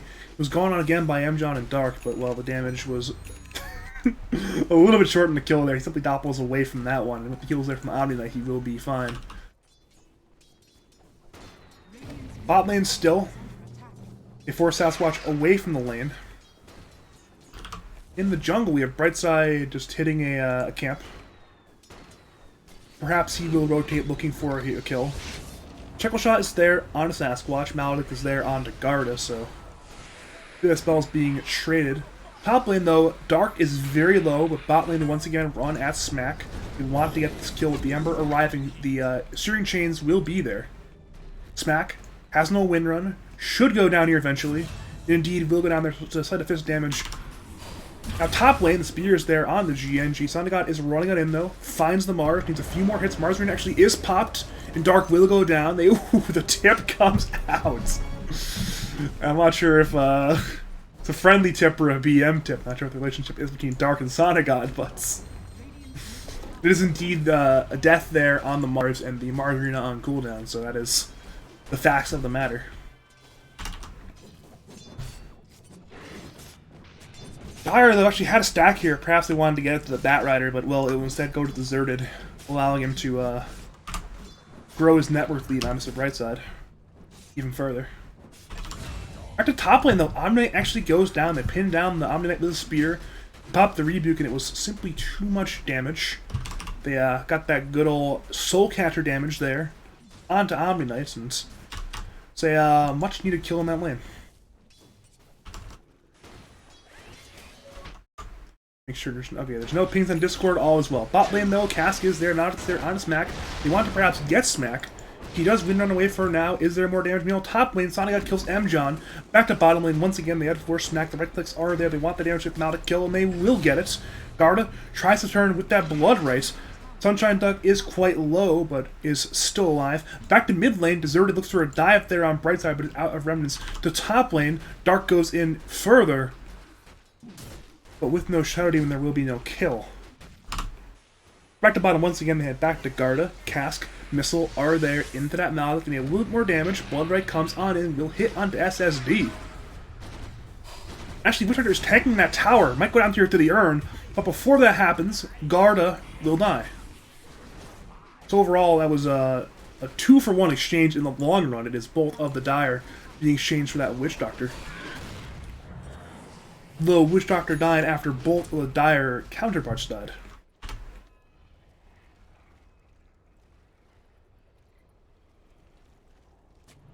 So far, certainly a game in favor of the Radiants. They are at the advantage, though not a significant advantage. There is still a Sonic God who is now beginning to head to the jungle to farm. That is the main win condition of the side of the Dire.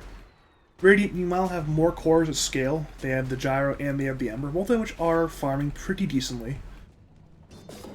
So it could potentially mean a bit of a long-term gold lead in that sense. It is, though, Radiants going into the jungle looking for Sonic, but they do not find him. They disrupt him, but they cannot find any follow-up to get onto him. Meanwhile, in both teams' safe lanes, their tower is being pressured. Garda goes on the Sunshine Duck with the cast out in the Death Ward. Garda will go down. Checkle Shot is there to cancel that Death Ward, but it's not in time to save Garda. Now Snackrix is the target, will go down as well. 2 kills there for Sasquatch. It's a good old double kill for the Gyro. Now top lane, they once again look for Sonic God. Spear was missed though.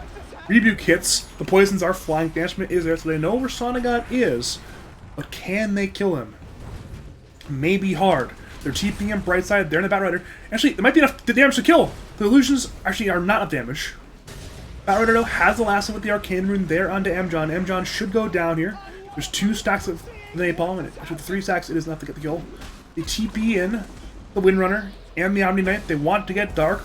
Flame Break is there. They certainly should kill this Mars. The Arena is there on a 2, actually. It might be good enough to save him. Sasquatch TP's on in, heads on in. Down goes GNG, down goes Brightside.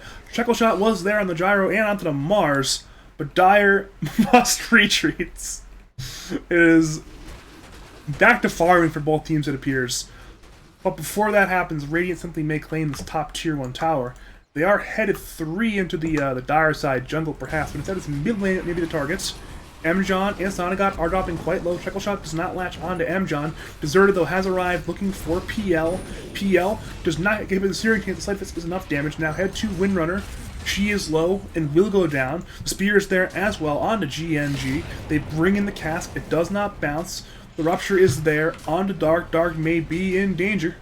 Should go down eventually, unless some kind of save there from Mjon, but it's not going to be there in time.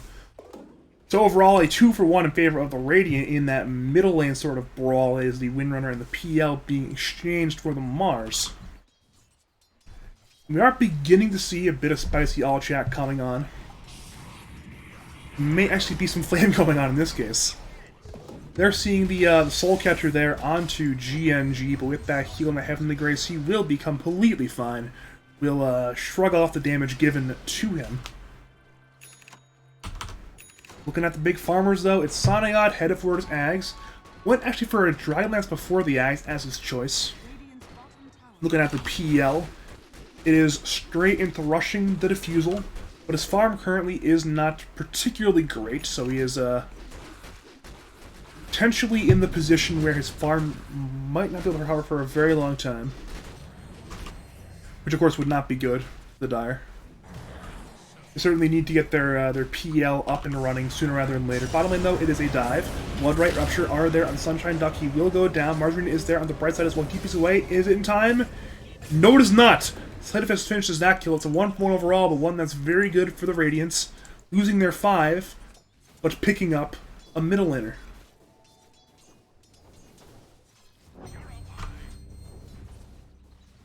Looking over at the scoreboard kind of tells a lot of the tale of the game here. It's no hero's particularly balling out of control right now.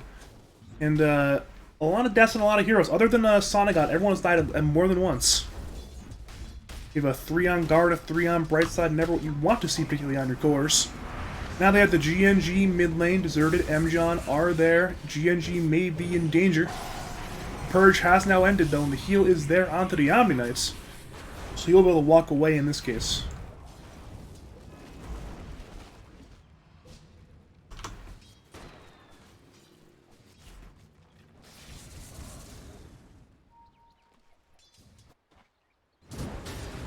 It's like Radiant are looking for some key items to farm though.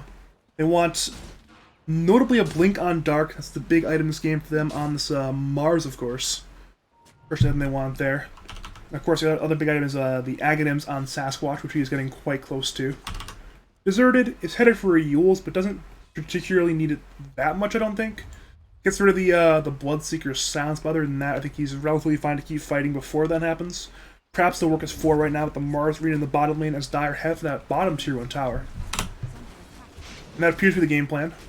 Dark shows, but the remainder of the 3 are smoked. Tower is low, Rupture is there, onto Dark, and now Sasquatch TPs and we'll be a 5v5 fight. Seeing a Purge on the bright side's Batrider. We're seeing a Shackle Shot there onto the Witch Doctor. Deserted comes on in though, looking for the Omni Knight. Omni Knight simply may be sacrificed. Indeed, will be sacrificed. And the rest of Dire will run away.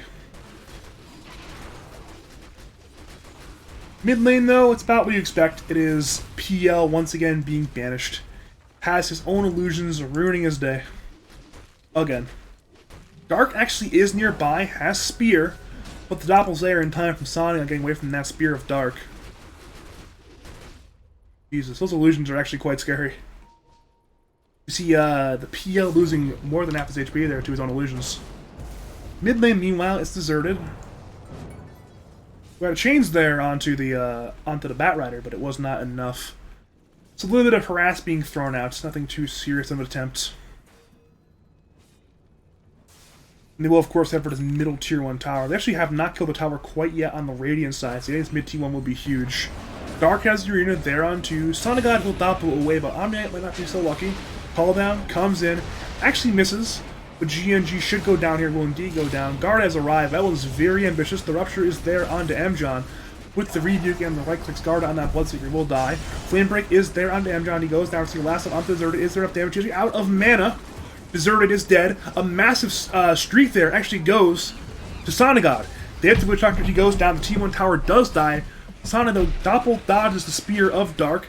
Now Missile comes on in from Sasquatch to Brightside. Well, ultimately, it ends up being a 3-for-2 exchange, which started very badly for the Dire, but was turned around in the very end. It seems like the Mjon all chat is accelerating.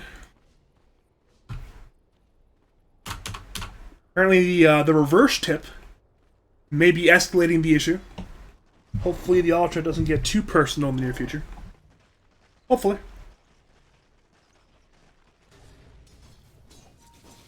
You never know.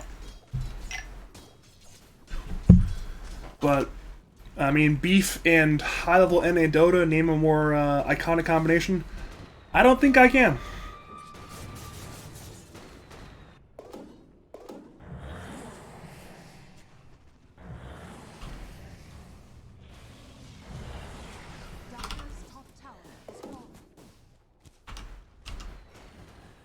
I mentioned a lot what Radiant are looking for in terms of items, but I have not really done the same with the Dire. Dire so far, I mean, they want the Mastermind on Windrunner. Obviously, it allows her to split push more heavily when she has it, but it's not like a high priority item in that sense. Batrider, the BKB, that's a lot more of a priority. Ideally, they want BKB and Blink, but BKB enough should be enough. PL, well, obviously wants everything he can get. He has the Diffusal right now, headed for a Manta into a Shard into a Heart. Simply having the Yasha now, though, is nice. We're seeing Radiant, though, are smoked up with the Blink there on Mars. It pops, but on the Omni Knight, so not the greatest of targets. They instead actually find Garda, who's errantly walked into that one. They should kill Bloodseeker unless they heal in time, and no, there actually will not be next destruction of Mjon. Garda goes down. Now they want to perhaps get some counter kills, but instead they simply go on with the Omni Knight. Shackle Shot is there, pops onto the Gyro and the Illusion there. Instead, though, it's the Omni Knight who is speared back into the wall goes down. Ends up being 2 kills there for the side of the Radiant, the Bloodseeker, and the Omni I picked up. Though, as happens, Dire disengage on their main course. The PL has returned to farming, as has the Windrunner and the Batrider, so even though it was a 2-for-0 loss, it wasn't necessarily that crazily significant of a loss for them.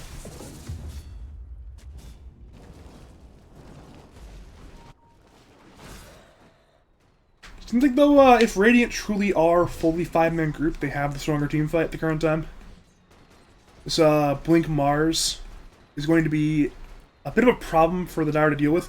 We saw it in the last fight where, like, Omnix trying to get in range to use his spells, but... Oh wait, now I'm seeing a Blink Spear onto the PL. Deserted is there, the chains do not hit. Sonic's taking a lot of damage, but it's a fantastic Shackle Shot from Snacktrix onto the Mars and the Ember. Allows Sonigod to get away. Radiant may still pursue, but instead it's Brightside who's last onto Shadow Demon.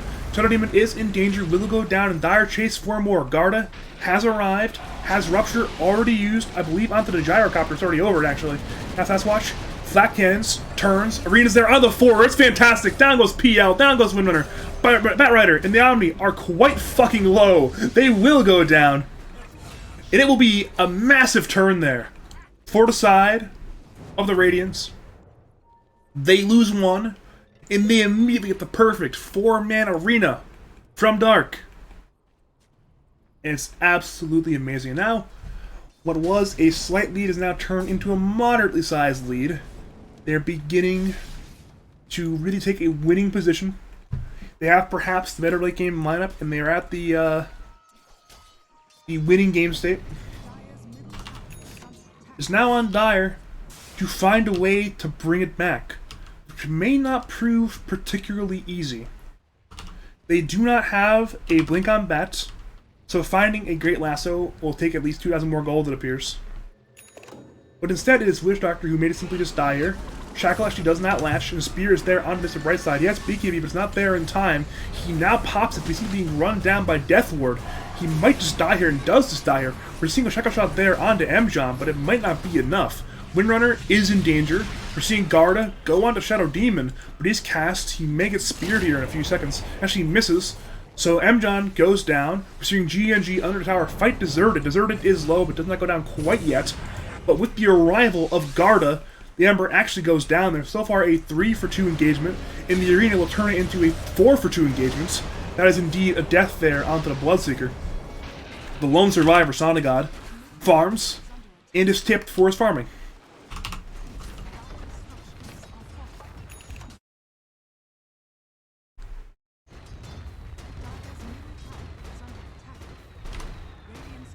That is indeed a dead Tier 2 tower. Big tower for Radiant to get, of course. They can now assume control over the Dire Tri-Camp, begin to bring it in here, cut the wave here, or here even at this point, and begin to apply pressure. They can grab the outpost if they want to, and begin to make this map a little bit harder for Sonigod to play. Because if Radiant are playing here, I mean Sonigod cannot farm here, he cannot farm here, and which means you know pretty exactly where PL is farming. So if you can keep some eyes on him, you can then potentially smoke gank and kill the PL more easily than normally. But Dire, of course, know this. They will go as 5 to their own Tri-Camp, regain control, look to D-Ward, and they will try to bring it down into the bottom lane area, perhaps looking to do the same to this bottom Tier 2 tower, though if they're doing it, it'll be a 5v5 fight potential.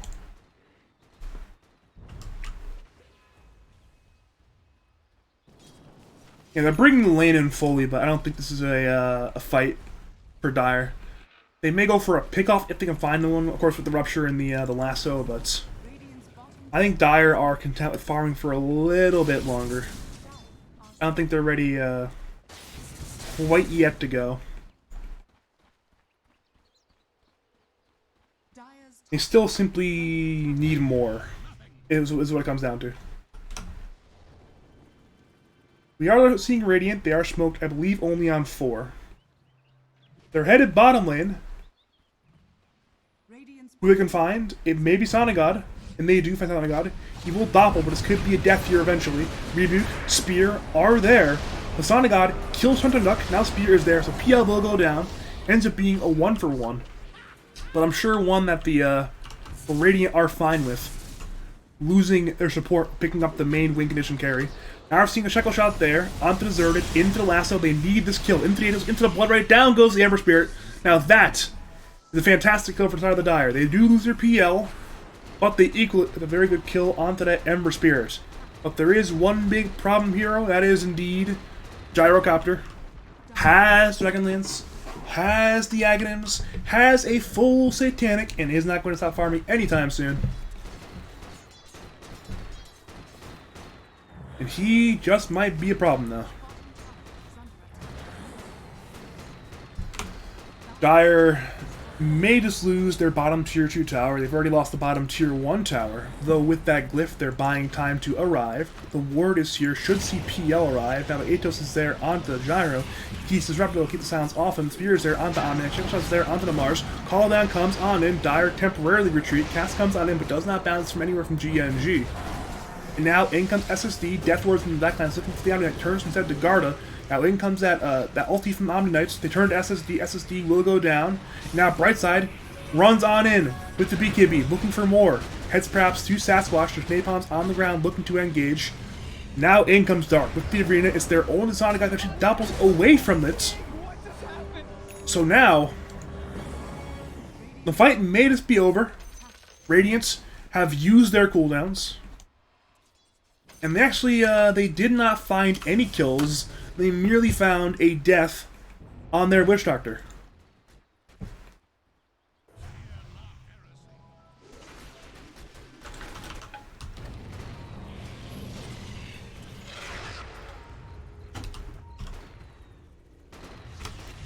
Bot lane, the Atos there on a Sasquatch, but he has Satanic. Shackle's there as well. It could be fantastic. Spirit comes in, misses. The damage is so huge, but he can't stay alive. Omni down, Gyro down, PL down, and now Dire return. Omni has bought back, but Batrider has gone down. GNG tries to keep Garda alive, perhaps. And PL actually buys back. So now Radiant are the ones who are on the retreat. They need to get some more kills here. Dark TPs, but Shackle cancels. Mars will go down, but the rest of the Radiant will leave. So overall, a very fascinating game, to say the least, but one that should be good for the Radiants. Simply, Dire actually end up goal-wise ahead, despite using 2 buybacks, because he had the very important kill on Sasquatch. That is a 7 streak taken, #1 net worth hero by a country mile, but now Radiant engage onto Garda, who has BKB on cooldown. Shackle Shot is attempted, but does not work. We're seeing a cast bounce to smack. Yules is there as well, and he should be dead there eventually.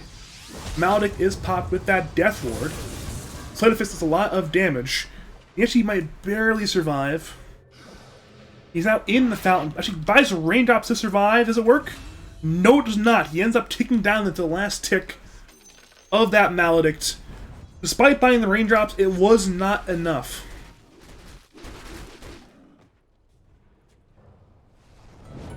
Now Radiant, they engage top lane with the Ember. Though Brightside has that BKB, will pop the BKB and will run on away.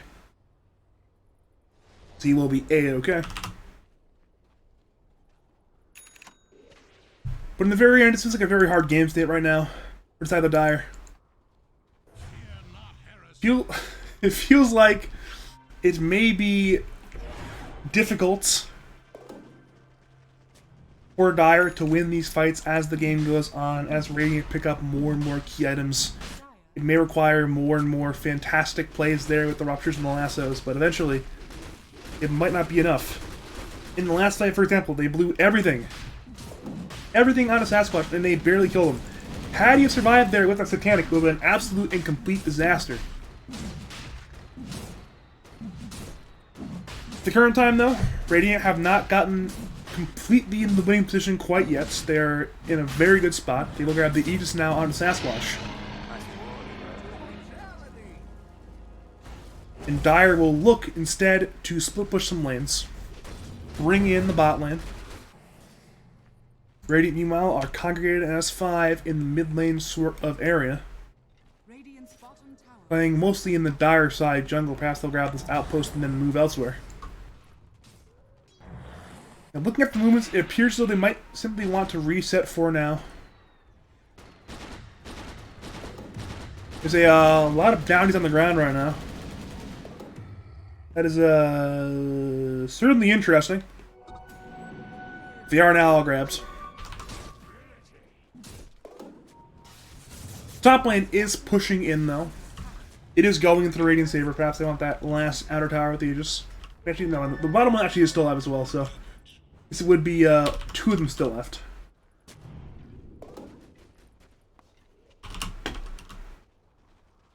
Seeing bot lane, Garda is low.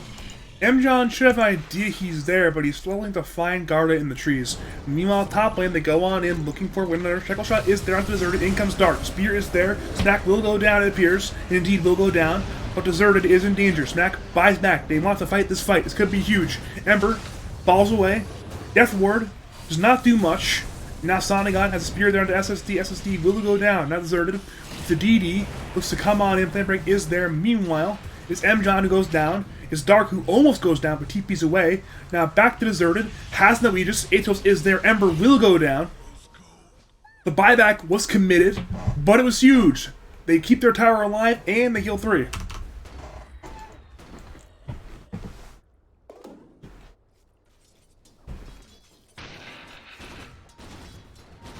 As that happens, it was Gyro who was alone in the bot lane.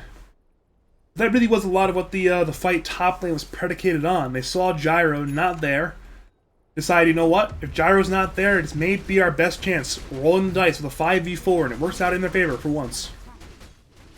Radiant structures are fortified. Check Discord. Anything on Discord? Nothing on Discord. Fantastic.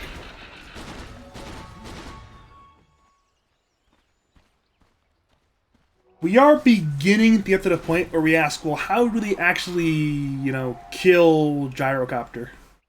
The Aegis will be gone in 2 minutes 30, but just looking at the overall, items, it is Dragonlance, Butterfly, Satanic, Aghanims, and he's headed for a Scotty, it appears. He has 3k HP, 30 armor, some evasion, and a lot of lifesteal. It will take a lot to bring this man down at this point. You'll have to commit some illusions and spears from PL, perhaps the Rupture and the Lasso, plus a Shackle Shot, Power Shot, Omni Heal. It's going to take a lot to bring this man down. But Radiance have the means to play Dota 2 around that. They can pop the Mars Arena to disrupt Dire's initiation. They can disrupt with the SD. They can throw out some casks, some spears, some searing changes. So Dire will have to outplay to win the fights. Question is, can they find it again? Can they outplay? Can they outmaneuver? Can they just simply outpick the engagements? Or will Radiance tighten their game up?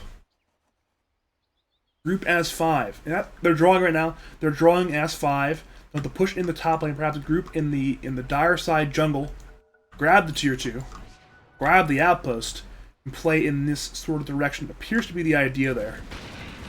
Looking at smoke statuses, Sunshine Duck does have one. There has 2 correction, so they can smoke and go in that direction if they want to.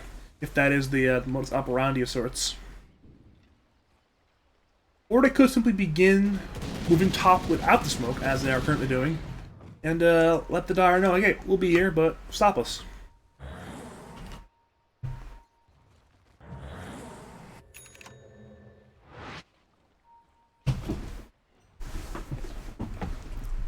Oh, never mind. It is another pause from Jesus. Not sure what was causing all those pauses.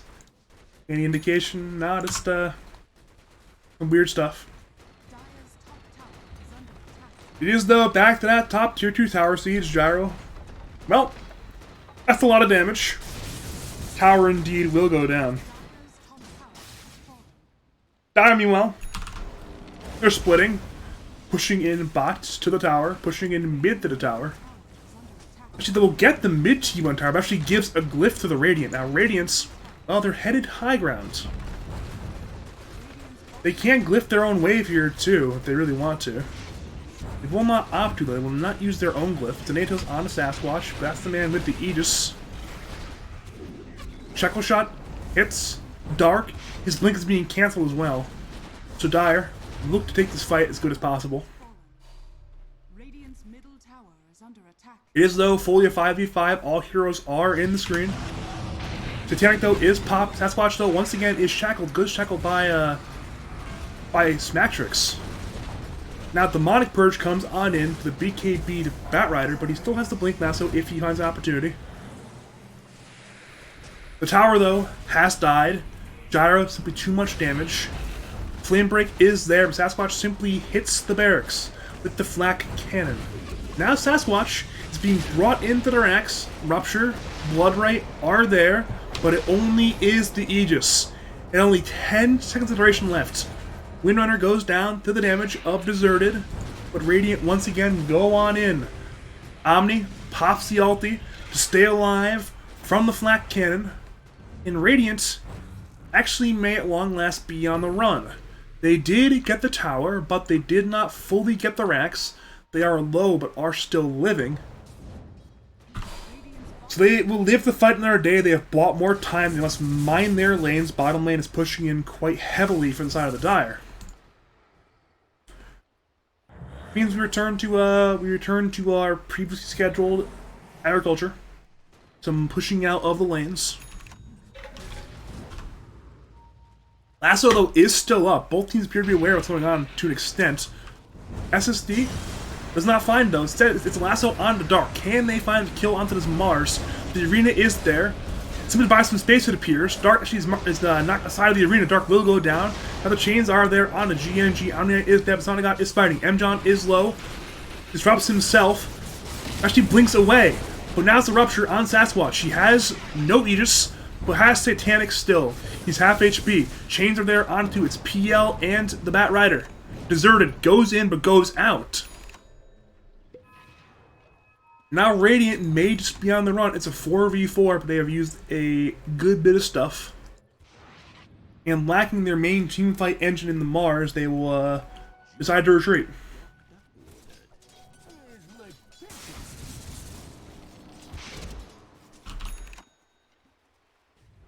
Yeah, I mean, it's despite the lead just getting larger and larger for the Radiant, Dire are doing a good job of simply selecting favorable engagements. You notice that they're not simply trying to run it down a lane and fight. They're trying to find the right fight where Radiant are not positioned the way they want to be. Because you see Radiant as 5 fully are hard to fight into fully. You have Sasquatch sitting in the front and the hero sitting behind him, keeping him alive and giving him buffs and whatnot. But when you have this isolated sort of fight, it's like only like a 3v3. That's their kind of engagements. It's what they've been taking, and it is what has been working. So they may continue this game where it's push out the lanes with Guard and with Brightside with Sonnegod's Illusions, and then once you do so, take a fight. That appears to be the idea there. But there is one big centralizing objective in question. It is that Roshan. We'll find out when it respawns quite soon. Meanwhile, though, it is a disruption there on its max. Spear actually misses. In comes Cask, in comes Homing Missile, in comes the Voodoo Switcheroo, and in comes that Homing Missile. Deserted engages as well with the chain on the 2. Smack may just go down into the Maledict damage. GNG's taking a lot of damage as well. Rupture is there on a Sasquatch. Smack actually survives. And now, they defensively disrupt on a Sasquatch. But in comes the Lasso. Can they get this man? Rupture is there. The Purge is there to slow movement speed up Brightside. Now the Mars arena is there. It's keeping Dire outside of the arena. Brightside goes down, and Radiant get a very big kill there. But the Firefly damage actually kills Gyrocopter. It's a disaster. Ember tries to engage, but with no gyro, they're losing so much damage. Now Dire are chasing. They want to get more. PL is there. Cask comes out, but it does not bounce. Now Mjon. The Aetios is there on him. The spears come on in, and they bounce. Windrunner Shard brings them back. Deserted is the targets. Has Sleight of Fist. Shadow Demon goes down, and Ember will ball away, but Dire want to continue to go. They want more kills. The spear comes back on the Bloodseeker, but Sonnegot is in. Finds Deserted. There are no remnants left. Shackle hits. Down goes Ember, and they want to get more. Garda is just so fast. And Aetios is there on the Witch Doctor. Rupture as well. Witch Doctor will go down.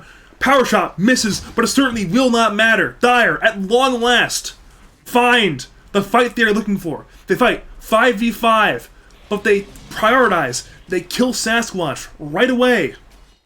And now, they don't know that Radiant don't have buybacks. They may find out quite soon. Radiant have no buybacks. Disastrous.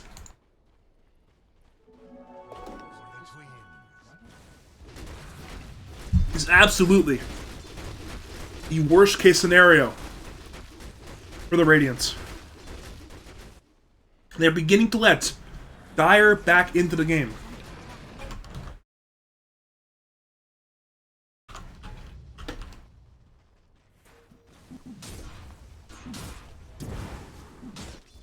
And well,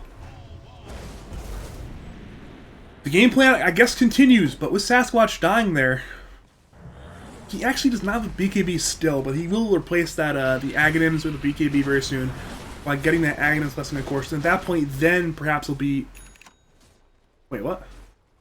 Yeah, he then will replace the Aghanims with the BKB. Once he gets BKB plus the Aghanim blessing, that is when he'll be at his strongest.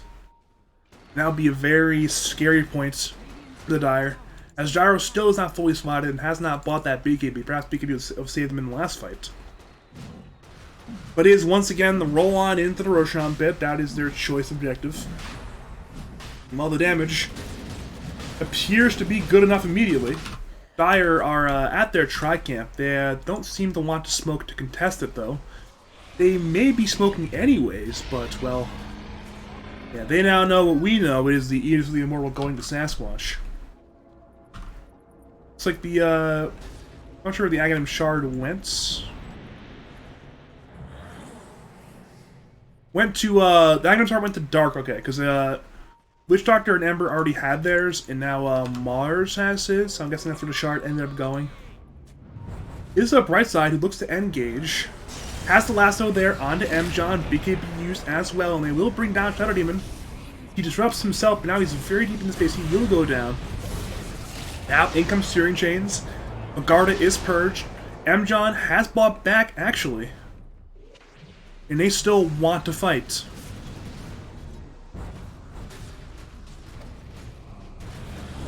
They're running into the top lane, but with all of the illusions and the spears from Sonigod, that is much easier said than done. But Mjon finds a disruption there on Sonigod. Now gets some PLs of his own.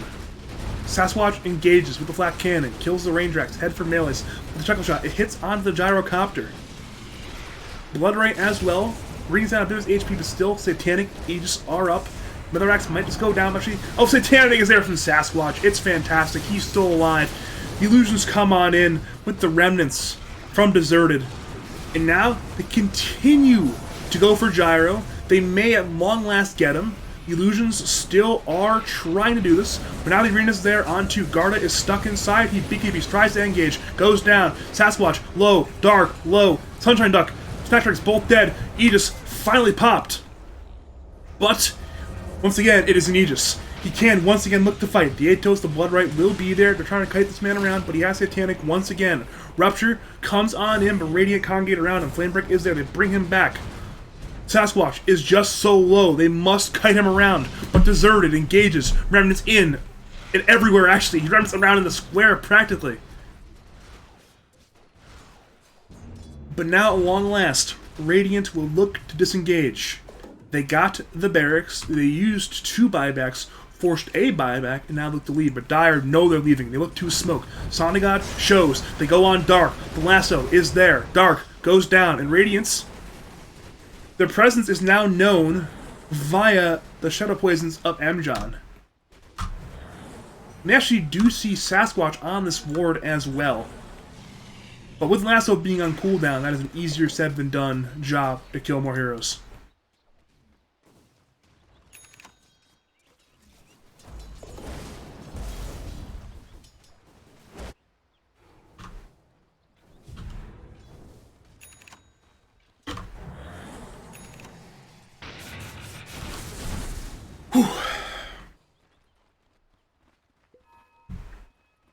And Dire look to once again group to go, or at least they're grouping around Sonigod right now. They actually do not have a smoke, so there will be no smoke play.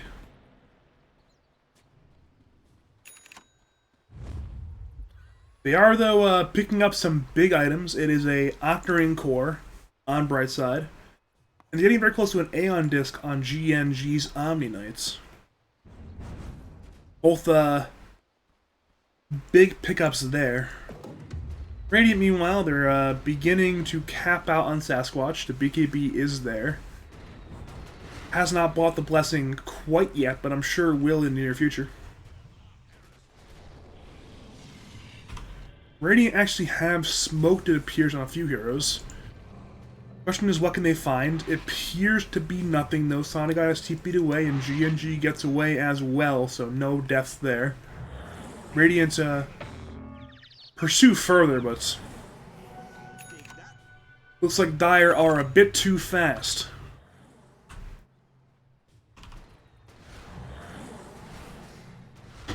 And indeed, they are a bit too fast.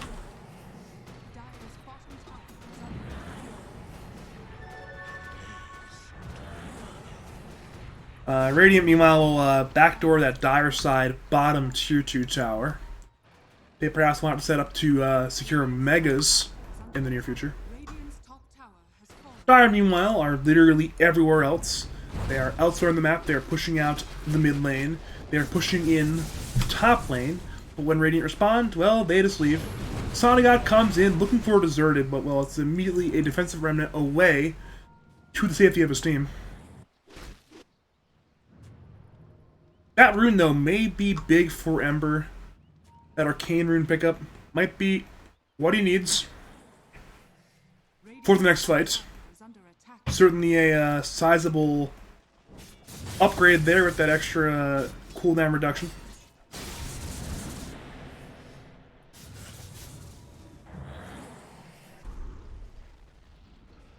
And Radiant continue as a whole to group. Dark is now away from the team, but Dire, well, they've completely moved where they are. They were playing in this sort of area before, pushing in these lanes, top and mid, but now they're playing in their base triangle area and in the bottom lane. They're just doing their best to dodge. They do not want to face the might of the team fight of the Radiants. They simply want to delay. And so far it's working. They are simply buying the time.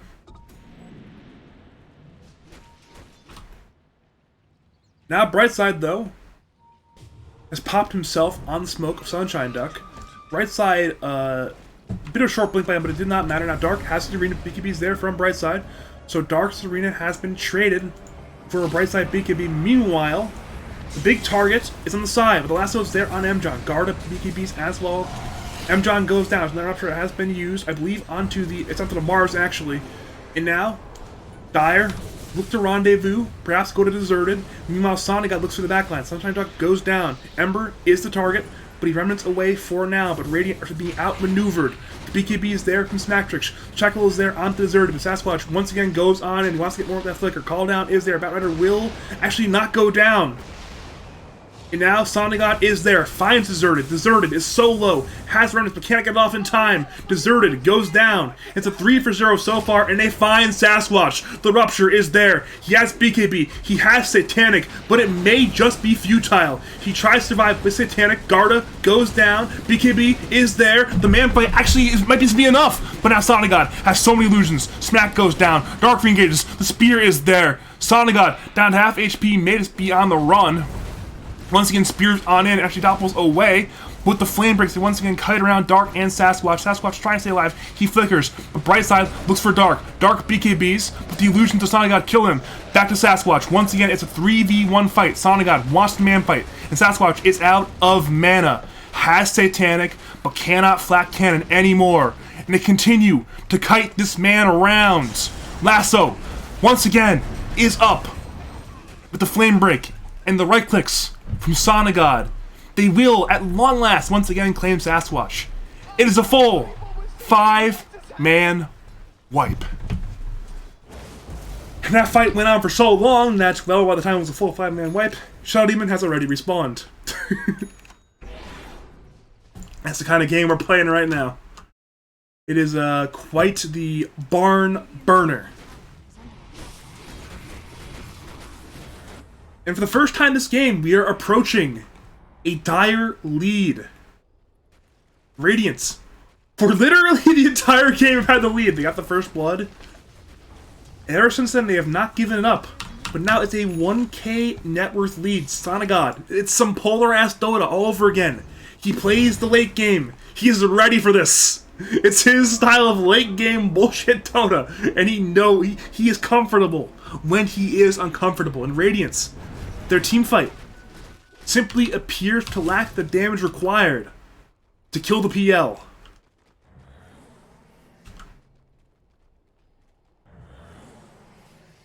Now we have to ask, well, what is the game plan for the side of the Radiance? What do they plan on doing?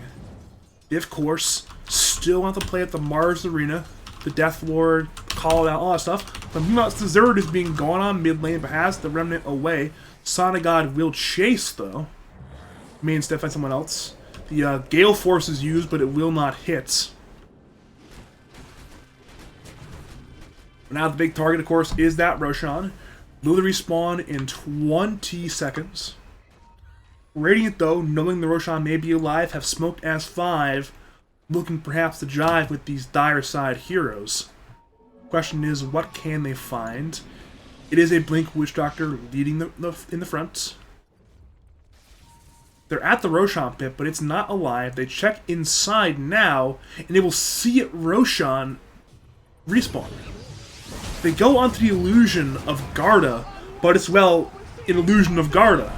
Now, the arena is there onto the backline. BKBs are popped. Lasso is there onto Mjon. Sasquatch has been ruptured. It's taking a lot of damage. He's trying to fight. He's being kited around. Witch Doctor goes down. Mjon goes down. And Dire maybe finally winning these fights that they need to get. GNG will go down. Chun Duck has brought back, but now deserted, is being kited. He's Yulsed himself. He's staying alive. Now Dark, he will be joining him. They engage on the Bloodseeker. Bloodseeker will go down. Meanwhile, it's Sonagod who heads to Witch Doctor. It's a die back there thanks to Sonagod killing him. Dark, BKBs, cancel the TP though with the return Evershare if they want to go in. Spear is missed. Holy Missile is there onto the Bat Rider. Checkle Shot misses as well. But now Sonagod, fresh from his dieback of Witch Doctor, looks to once again re-engage. The target may be deserted. He has a remnant, but he's rooted. He can't get away. He goes down. It's a dieback on deserted. It's dead for 2 minutes. And Dire have Dire have forced 2 active diebacks. It may just be go time. And they know it.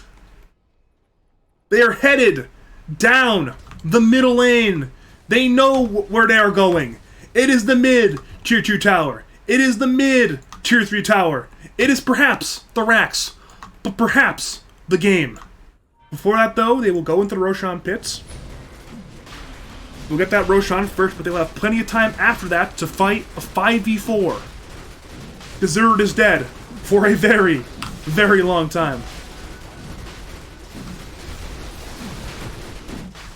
Dark, though, wants to team fight. The arena is there on a 4. He BKBs. He tries to fight. Omni actually will go down here, it appears. Sasquatch doing a lot of damage, but the lasso is there. Aegis goes to Garda. It is immediately popped. And now, Sasquatch is being kited around. He has to Timic though. Mjon goes down. Sonagod tries to man fight. The arena once again is there from the refresher shard of Dark. And now, Doppel is away from PL. We're seeing Garda dies to Sasquatch's flat cannon damage. And now Sonagod actually on the run. Oh, but no! It's a self-disruption from Mjon! Sonagod tries to get away still, but he may just be in danger. Maledict, Cask, Death Lord, Spear, Sonagod has no Aegis, goes down! And Garda has diebacked. And now it is Radiance who will force the key dieback on Garda. And they will look to force the key dieback on Sonagod. It's unbelievable! Now Brightside has been speared. Sunshine Duck. It's the Cask, the Maledict, the Voodoo, Switcheroo, and Batrider has BKB up in 2 seconds. Can he survive that long? Spear? No, he should die actually. They're going to kill this man. The BKB's there, but it's not there in time. And now Brightside is dead.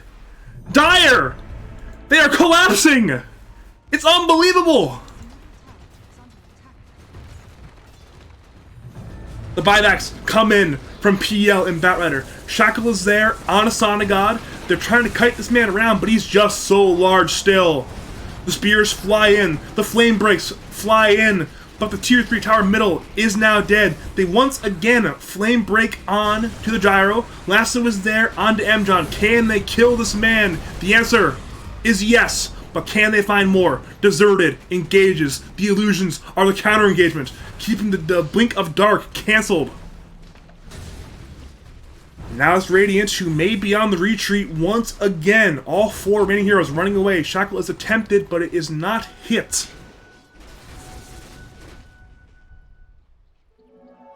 This game is just absolutely bonkers. It is just unbelievable.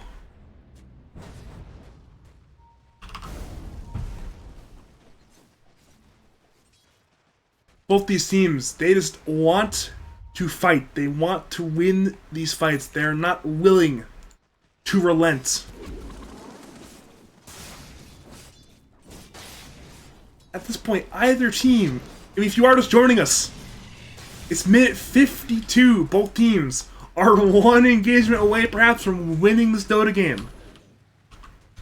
It's absolutely wild and crazy, back and forth team fight action. Radiant had the much more significant lead, but they have lost it, but are beginning to perhaps bring it back. What does Dota Plus say? It thinks it's relatively even. Nearly 50-50 odds.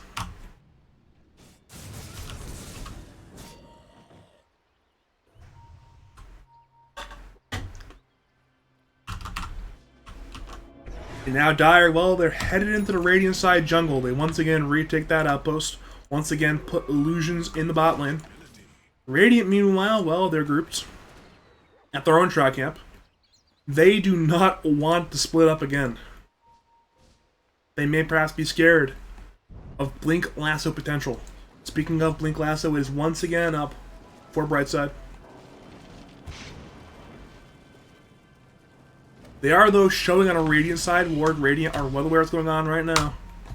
Radiant has smoked. They search. They find Garda and the Omni Knight. In comes Cass. In comes Deathward. It's fantastic. Garda will go down, but can they find more? GNG is low. He's being targeted. Perhaps he's being brought down. There's 2 kills beside the Radiance. And now they had 2 smack tricks. Disruption is there. Sana may look to engage, but Dire are running out of team fighters. Smack will not get away. Ends up going down. Back to Sonagod. He tries to engage, but he is stunned. Has Doppel, but they know which one's the real one. He is purple. They're trying to focus him down and try to keep him alive. The spear is there. Sonagod goes down, and Sonagod has diebacked. And at long last, Radiance may have found the opening they need to finish this game. It's a dieback on Sonagod. It's a dieback on Garda. I believe it is indeed a dieback on GNG. Brightside will attempt to cut the waves, but Radiant, they have 1 creep in top lane. But the 1 creep matters. They head for the mid-racks. No, they head for the game. The tier 4s are the focus. They even ward to protect their push. Smacktrix has bought back, but nobody else has it. The glyph is there. They're trying to defend. The arena is there on both. Lasso is there onto the Mjon Shadow Demon. But the defense appears not to be working. The throne is being focused. Half HP, quarter HP. It will go down, and the GG is called.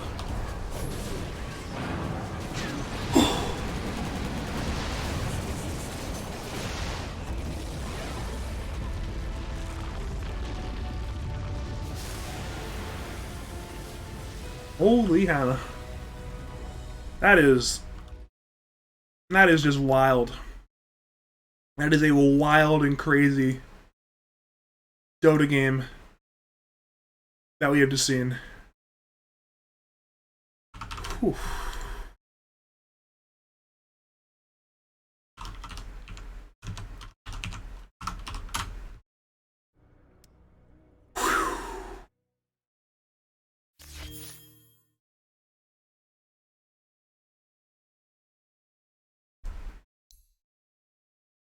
I'm speechless. That was wild.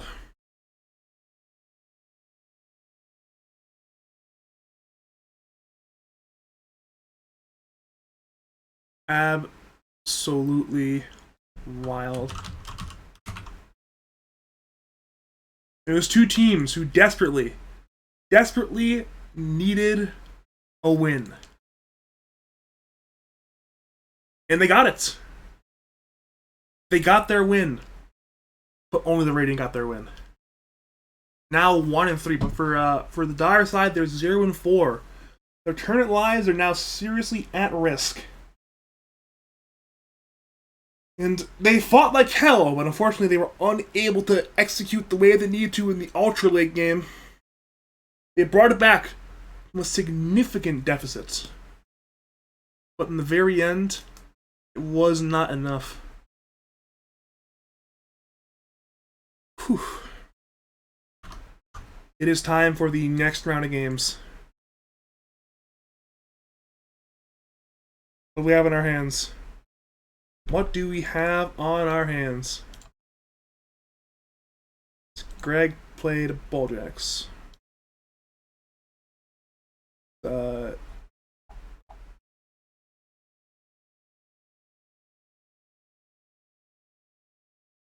he is not. Karat played Wolf Run. He is not. Has Wage played Funny Zone? I believe they have.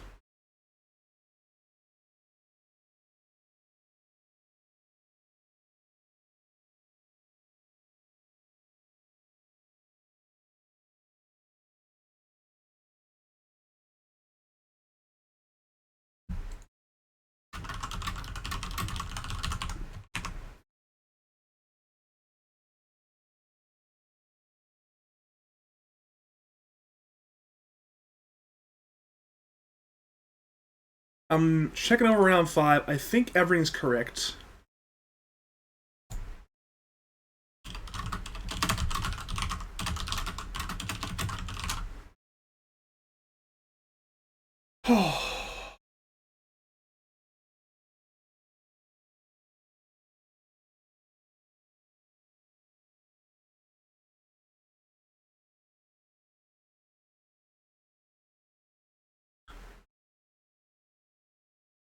Okay.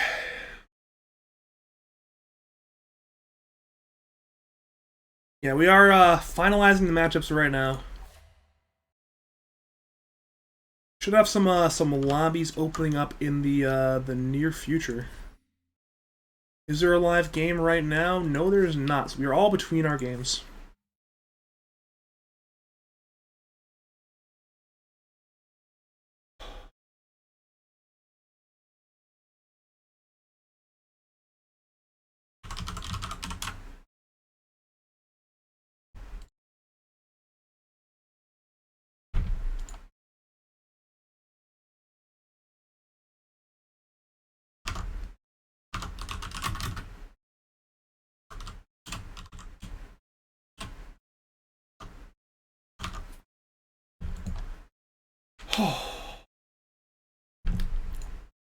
Okay, I'm recovered.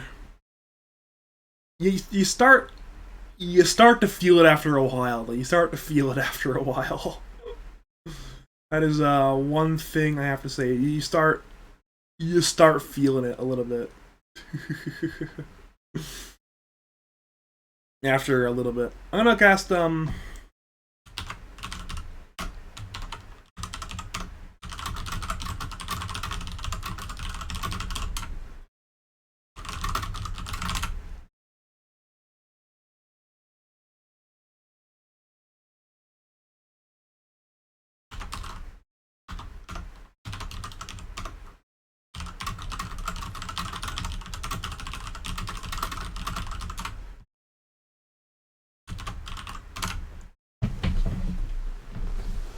Okay, we are the matchups have been yeah,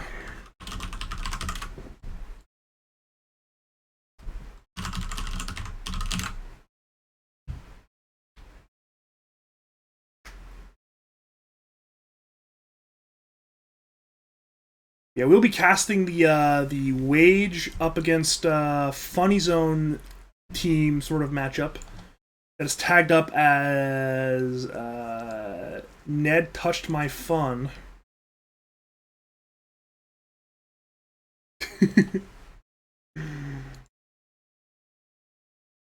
We're having some difficulties in making some lobbies right now. It appears. It appears to be the issue we currently have on our hands. People are having difficulties making some lobbies. We do have 3 of them up though, so that is some progress in the right direction.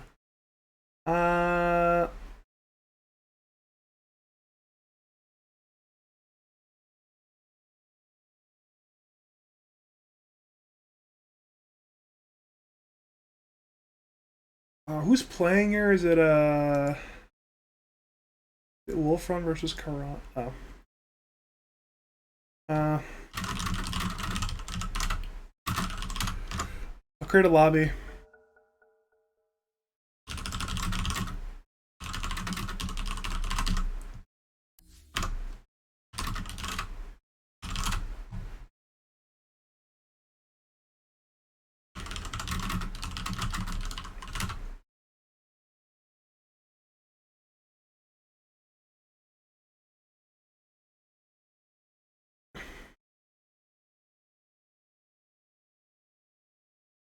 So we have created the lobby for the Karat versus Sasquatch game. Actually, we'll be leaving that one though once it's actually good to go. I'm just gonna leave it, I think. Do I have I do have Karan added, okay, so I'm going to go over to the Karan versus the Wage versus what was it? Wage versus what are they playing again? Oh god, my brain is starting to lose it mentally. So it's Smiley and Wage on that one. So I'll have to update the stream. Wage v Smiley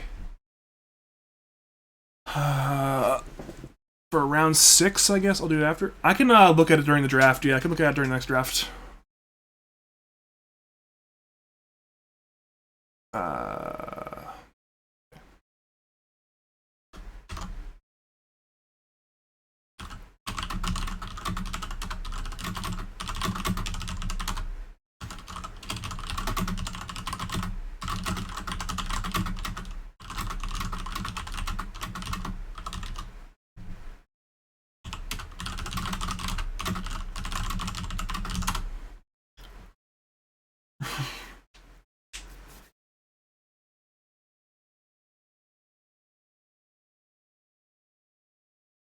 Oh, they've done it.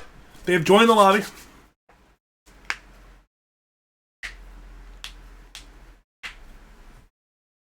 All are in. Caster jurors here. His admin juror in this case. We need to get everyone to join the slots so I can start this lobby, so I can I can join another lobby so I can cast the game I want to cast. It's... My brain is not ready to handle this right now. My brain is not ready to handle this lack of being able to join team slots. Oy oy oy.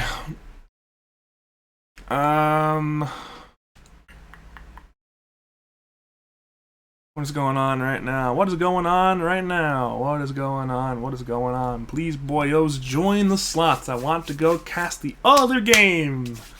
But I cannot do that until you guys press the buttons to join your slots. I can press the start, pick, and side selection. So then I can press the blue button that says begin playing Defense of the Ancients 2. I can then press the red button. Wait, no. It'd be a black, like a sort of transparent square, I think, with an X in it. I would then press that, and then the red button, and then leave the lobby, and then I would then find the lobby. That's the correct set of buttons. Yeah, that's the ones. Okay, that's how you do it. Sorry, the brain is beginning to melt. It is melting into a sort of amorphous sort of goop in my skull.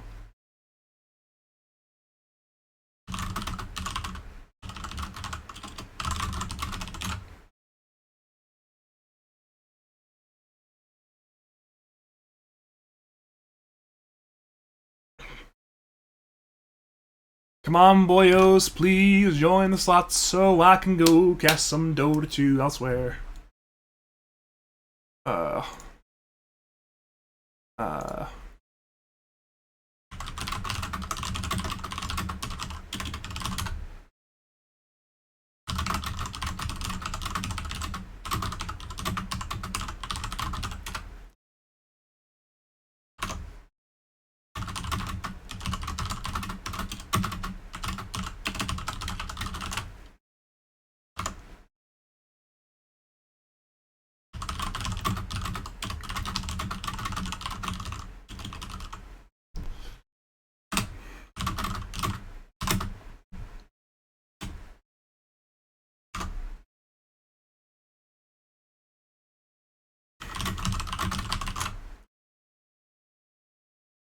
I actually might just cast, I'll cast this game, I guess. If they, aren't able to get going in time, I guess I'm going to have to cast this game, because, they just can't press the buttons that allow me to play Dota 2. Jesus.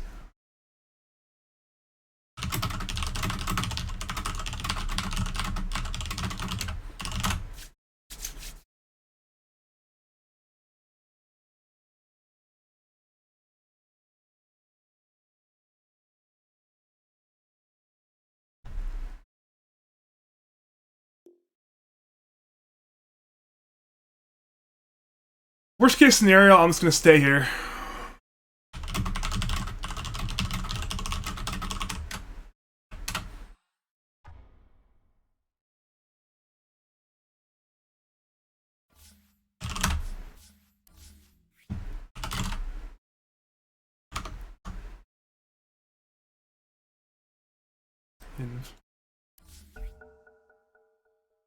Alright, we're in!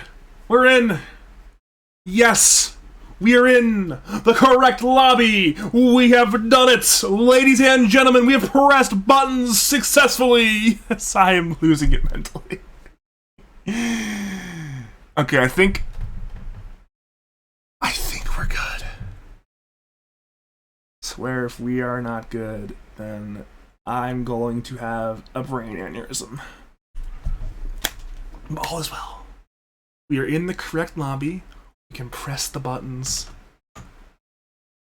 All should be good.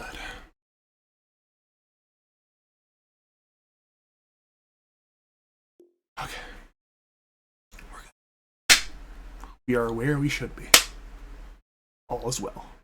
We have successfully put the gamers into a lobby, and we have successfully put me into another lobby. Worst case scenario, I'm going to have to leave this lobby to fix another lobby. But honestly, if it happens, it happens. I'm going to make sure this game is started before I leave for some water. And if it doesn't work, then I'll have to leave this lobby to go to the other lobby to make sure Dota 2 is occurring, and it'll work. It'll work just a-okay. But we are now getting in to wage, maximum wage, kind of, taking on Funny Zone, kind of.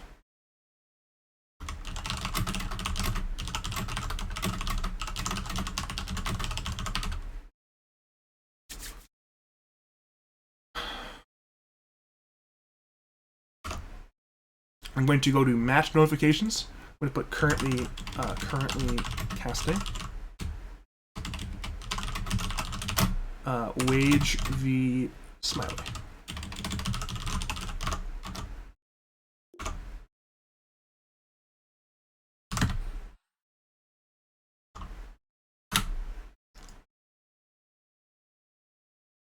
So we are now in for round 5 of the Weekend for Lads. Weekend of Lads. I will be right back.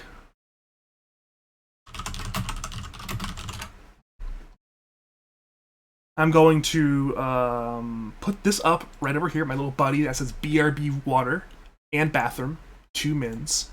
I will be returning in about 2 minutes. Hopefully, Everything's okay in the interim where I am not here.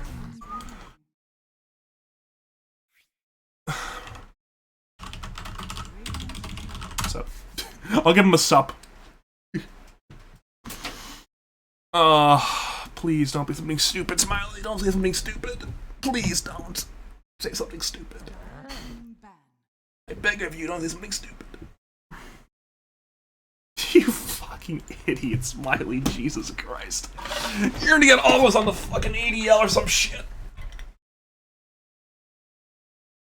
I'm just gonna close the all chat. I'll be right back. 10 seconds remaining. 5 seconds remaining.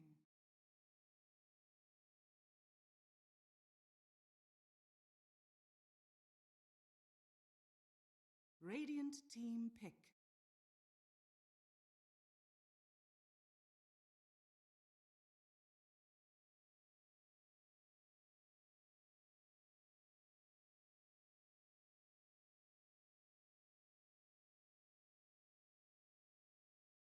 Ten seconds remaining. 5 seconds remaining.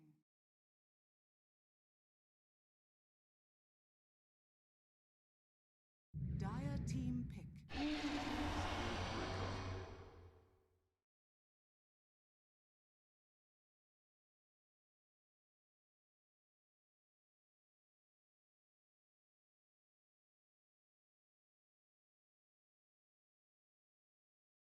10 seconds remaining. 5 seconds remaining.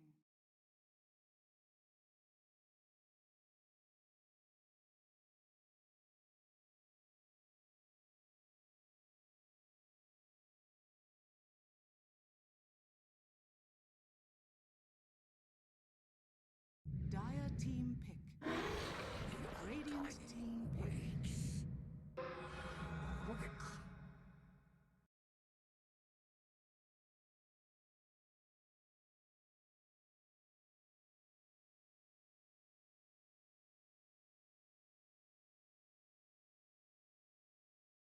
10 seconds remaining.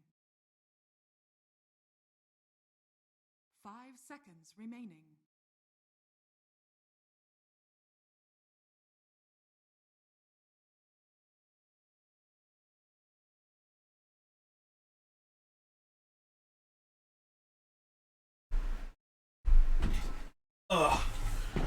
We're back.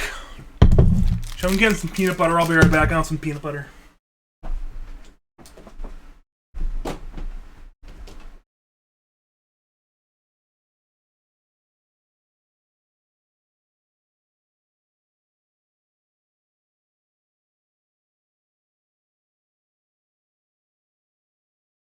Radiant team ban.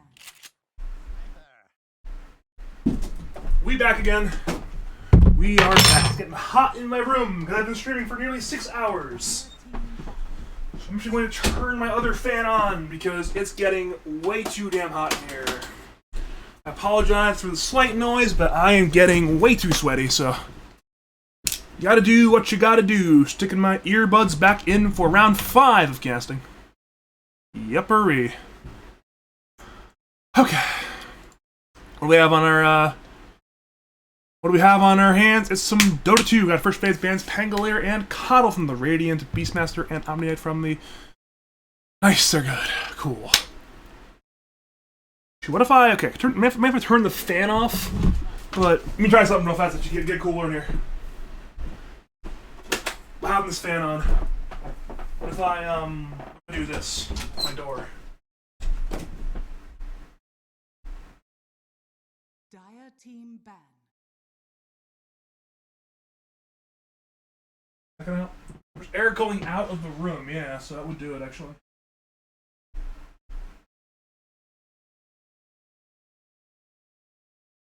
Okay, so if we do this with our door, it's fine for the acoustics on that end. There's not sound escaping. And there's less fan noise, so hey, we're okay. Maybe I'll get a little bit sweaty with this, but it's a-okay. We're gonna keep things going. We're gonna keep the cast up because I am a man of no mercy. Okay. Yeah, we have a Spearbreaker pick at the 5 pick into an Undying Rubric 6/7 into a Sniper 8. Not sure if that's the meta flavor, or if it is simply a hero that is liked by the players on the side of the Radiant of Maximum Wage. 10 seconds remaining. 5 seconds remaining.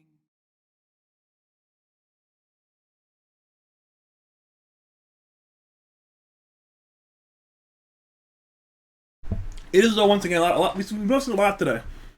With a lot of carries being banned in second phase. A lot of carries in particular being banned out. Though this time there's a few mid laners joining them. Obviously, Storm and Void Spirit, both good options at getting on top of a sniper, who we are presuming is the Dire side, or sorry, the Radiant side mid laner. 10 seconds remaining. 5 seconds remaining. Dire team pick.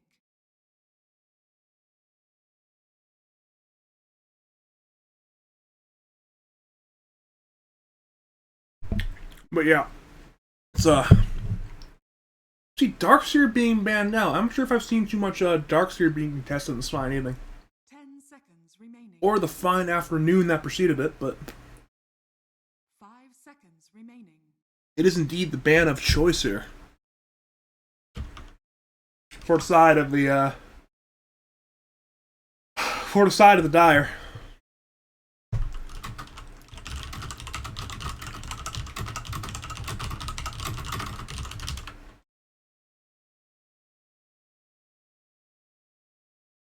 It is a good amount of reserve time that has been committed so far in these.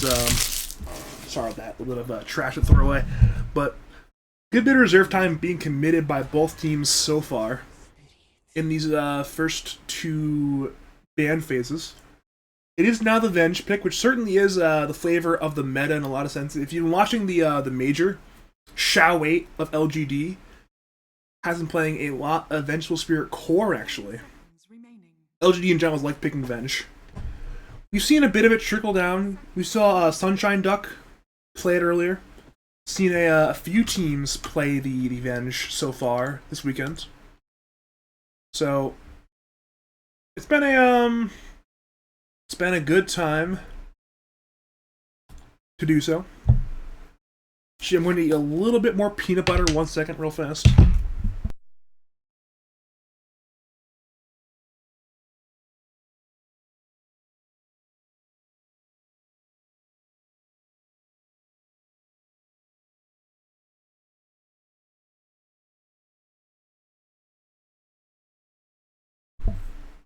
Need to make sure I'm muting my mic while I'm eating, because don't want those sounds to be on the live stream. Usually I try to avoid eating in general during my cast, but you know what?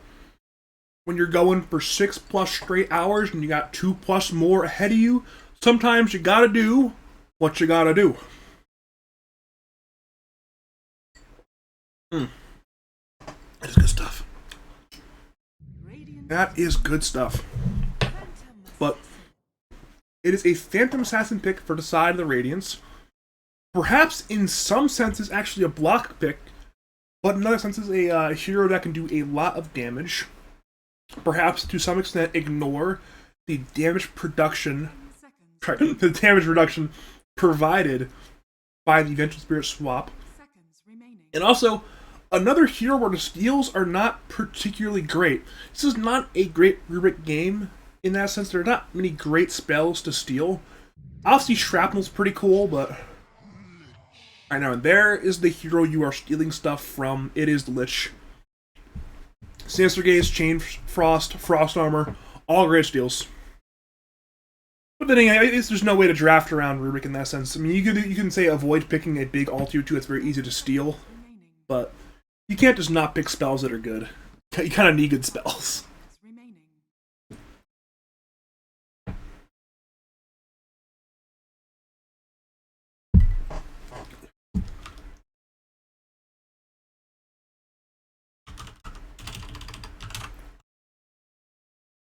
I'm double checking.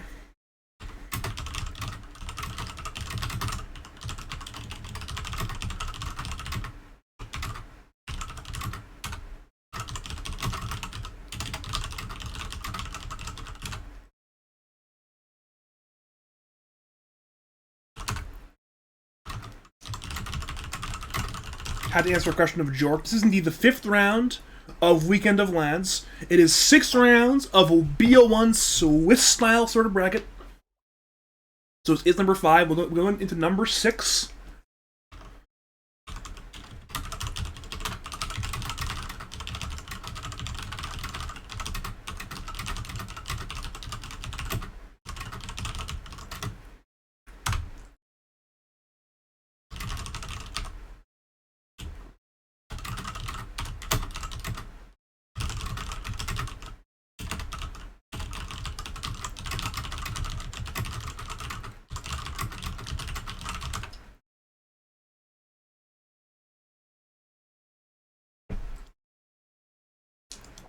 I need to look, sorry for the lack of casting, but I do need to do a little bit of my admin duties.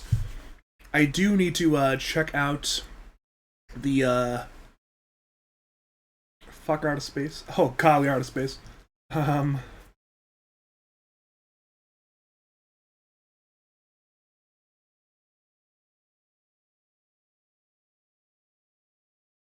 Oops. Need to actually edit the spreadsheet a little bit because we're running out of space. You're literally out of space. So we'll make a little box here. Make a thick ass border. Put it on the right. Okay, nice. Yeah, I'm just adjusting the spreadsheet. We're running out of space in the spreadsheet because Google Sheets is a pretty limited right side margin for whatever reason that Xeriscape has. So, okay.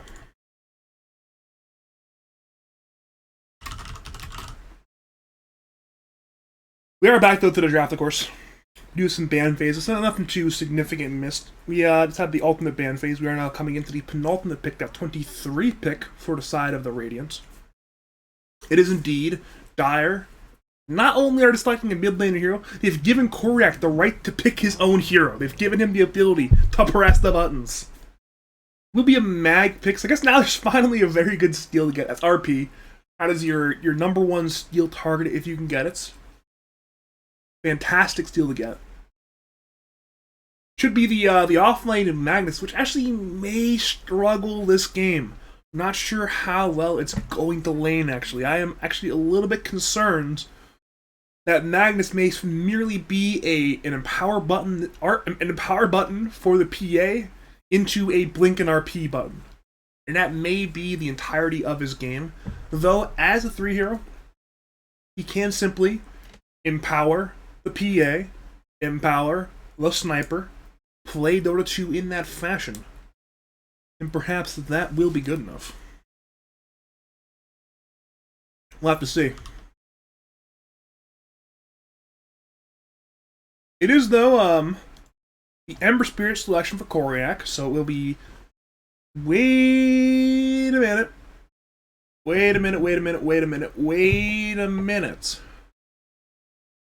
It's Wage playing Magnus. It's corrupt. Does that mean what I... We'll have to find out when we see what lanes they go to, but I'm a little bit, of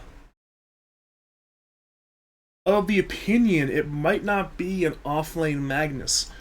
It seemed to be obviously an offlane mag, but I'm not sure if Wage isn't playing offlane. He's usually like a mid or carry sort of player. So perhaps it may be a more surprising hero in the offlane. Dire, though, it's a little more obvious what the plan is. It is the safe lane Slark. It is the offlane farming Undying. It is the mid lane Ember. And it is the Rubik Venge support duels, with the Rubik being the 4 and the Venge being the 5. That is the game plan there for the Dire. But for Radiant, I don't think it will be anything too crazy, but there's an inclination with that Wage playing Magnus thing. It may be, perhaps, a different mag than we expect. We'll have to find. We'll have to find out very soon. We'll have to find out quite soon.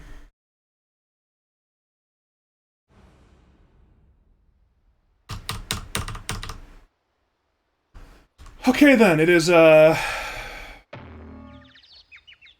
look at items. Yeah, it's Wage mid lane Magnus.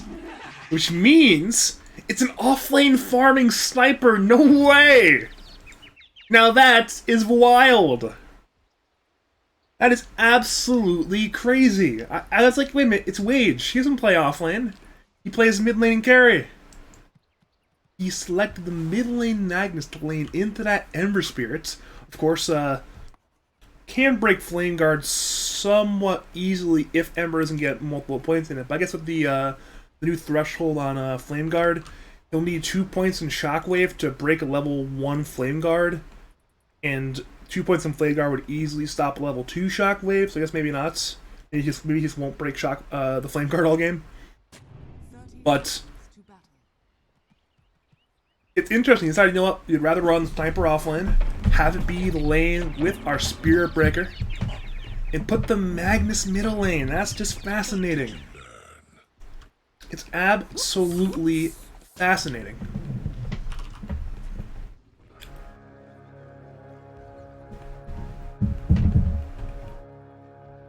I'm curious to see how it pays out, actually. I'm curious to see how this one ends up playing out. It is, though, go time. Will be 2 bounty runes apiece, so nothing too out of the ordinary in this case. One on the left side of the map going to the Radiant, the ones on the right side of the map going to the Dire. Apparently, Koryak has missed his mid block, which has elicited 2 tips from his team, so I guess they're having a good time right now. His block's certainly not as good. Actually, his block is so bad it's good. This completely ruins the equilibrium of the lane. The both of them will be farming under that tower. That's actually crazy. You love to see the block that's so bad it's good from Koryak. Top lane, meanwhile, it's a Sniper Spirit Breaker up against a Slark Venge. I feel like that should be good for the Radiants. They have the range on Sniper, and Spirit Breaker should win the trades with Venge. And then bot lane's PA Lich taking on the Undying Rubik. It's Undying in the early game. There's no strength throws in his lane, but he should just win lane anyways because he's an Undying. At least temporarily in that sense. It is no, you're seeing it right now. The effect of that terrible block from Koryak means it went from under the Radiant Tower to under the Dire Tower to now back under the Radiant Tower. And it may now, at long last, equilibrium over here. Yeah, it's no longer under, it's under tower again. It's like, a lot of situation is extremely weird, right? When you have mid lane like this, when it's constantly under the tower, it almost, in a sense, is a great equalizer, right? Where here they have an advantage, suddenly no longer is stealing as good when every wave's under tower. It's like, alright, what can I do? I can't hit the hero who's under a tower. Perhaps Ashley is playing against Koryak's hand here. Playing against the player of Wage Excalibur. That's fascinating, though. Bot lane, though, they are headed to Jay Curto, Mr. Baboon. He has that stick. Once again, the good old Frost Shield is there, and it will be a kill there on Baboon. First one drawn by typical TN there on that Lich. Meanwhile, Smiley's damaged, but in the top lane, Aurora's being gone on. Back to bot lane once again. Undying is fine. Back to top lane. Never mind, everybody's fine. Thought there may be more kills, but I ended up being wrong on that front.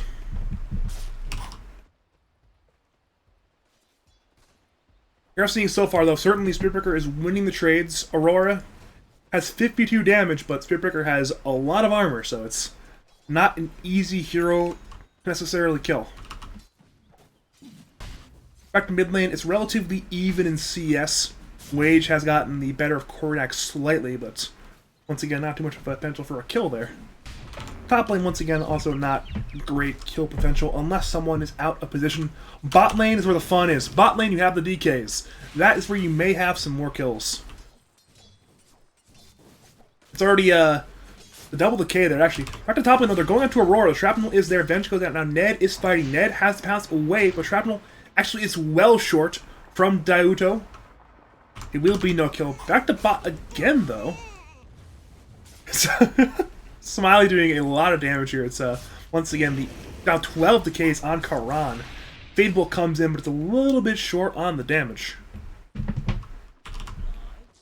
Back to the top lane again. Still a little bit surprised the kill ended up happening, but you know, it happens sometimes. Sometimes it's a bit too much damage to overcome.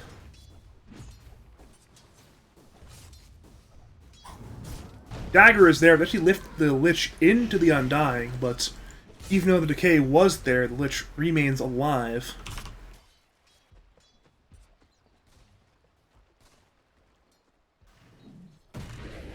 I spent a lot of the laning phase just Venge trying desperately to not get hit by Spirit Breaker. Bottom lane though, Lich will go down. The DK plus the Fade Bolt was a little bit too much. It's a kill there on typical TN. Back to the top lane, more trading. Aurora simply walking away from the danger. Then bot lane, Karan is looking for a kill on Smiley actually. He has 6 stick charges though. We'll pop them. Karan blinks in, Smiley is decaying, trying to survive, has Soul Ring plus Tombstone if he wants to go in with Baboon. Baboon is actually relatively low on the mana. They once again blink on him, looking for Smiley. The DK is there on 2. Smiley's on the run, Karan's trying to chase. Dagger is there, it's actually not enough damage.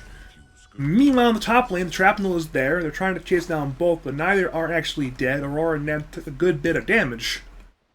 But everyone is A-okay.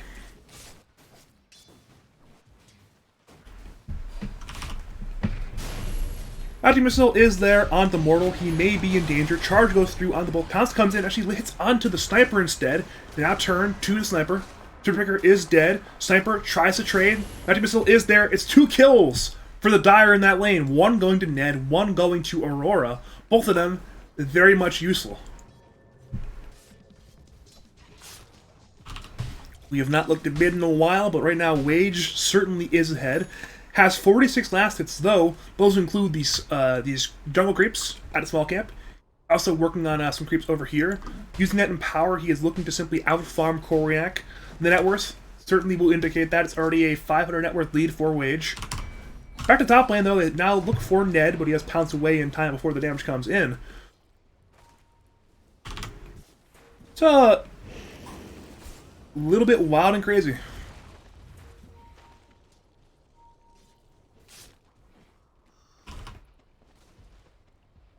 Radiant's middle tower is under attack.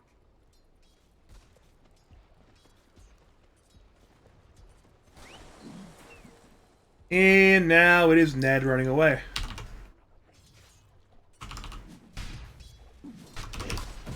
Okay, now they're going to Ned fully. He will pounce away, but actually bottom lane, it is Lich who dies. Tombstone was dropped at a long time to look away from bottom lane. Then I head to Karan. Tombstone is dead. Smiley actually is quite low. Has enough for more decays, but needs to be careful of Karan engaging. Decay is there. Karan blinks in. Fade Bolt is there. Smiley actually goes down. Back to top lane. The trade once again continues. Shrapnels are there. They want to get Aurora. Charge comes on through. They want to kill this Vengeful Spirit. Magic Missile is there on the Mortal Spirit Breaker. Shrapnel once again is there. Spirit Breaker is still very, very low. Pounce comes through directly away from Ned. Down goes Mortal. Now Ned once again is trading. Aurora looks coming, but in comes Wage. The DD Magnus wants to get Ned with the neutral Centaur! It stuns Wage! It keeps Ned alive! You should be tipping the Centaur, sir, not the Magnus. But that is very fortunate for the side of the Dire. And now it's Lich and PA, engage bottom lane, the Fear's there, onto Baboon. Both supports may go down goes Lich, down goes Rubik. Now it's both cores in the fight, but Karan hits 6 first, has that crit, looks to fight.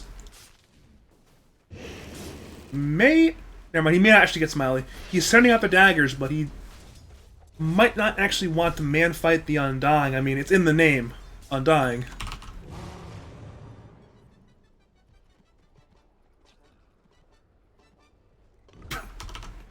That taunt from Ember is just always hilarious to me.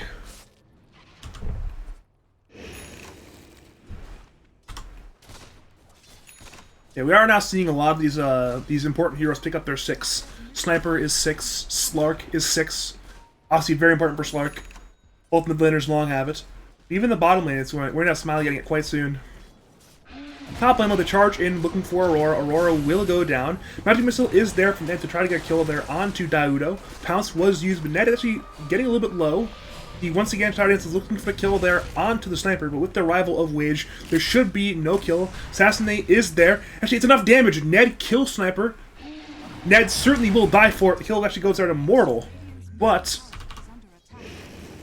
overall, it is a 2-for-1 in favor of the Radiant. They lose 1, but pick up both of the top laners, including the Slark.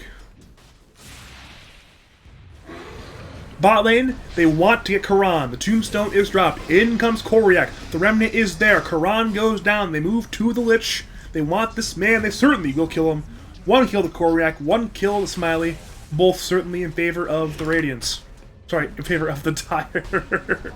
And now they move to Wage.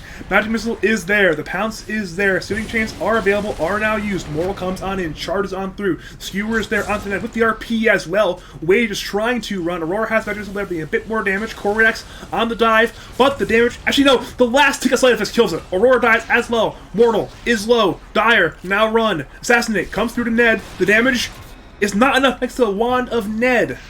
Radiant continue to go though. Sinister Gaze is up on the Lich. Shrapnels are flying. Charge come through, but the Sleight of Fist once again gets a kill. Double kill for Correct, both via Sleight of Fist.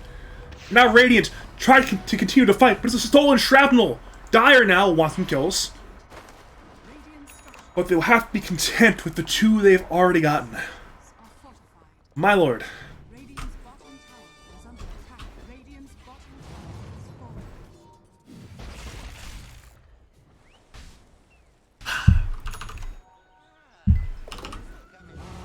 We may see another fight middle lane. Dire once again run on in a group. Radiant, though, are charging the Spiritbreaker on the Ned.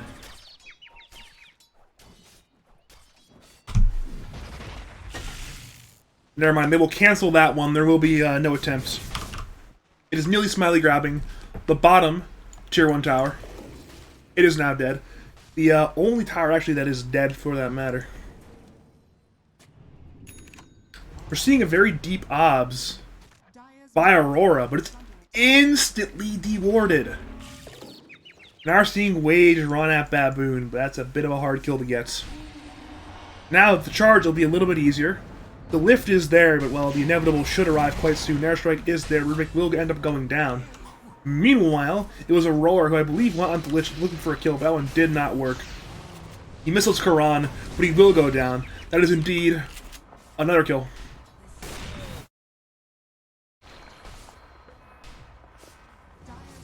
So yeah, Radiant pick up 2 kills, 1 on the Lich. Sorry, 1 on the Venge and 1 on the Reaper. My mind is clearly starting to lose it, but it is indeed both supports of the Dire going down there.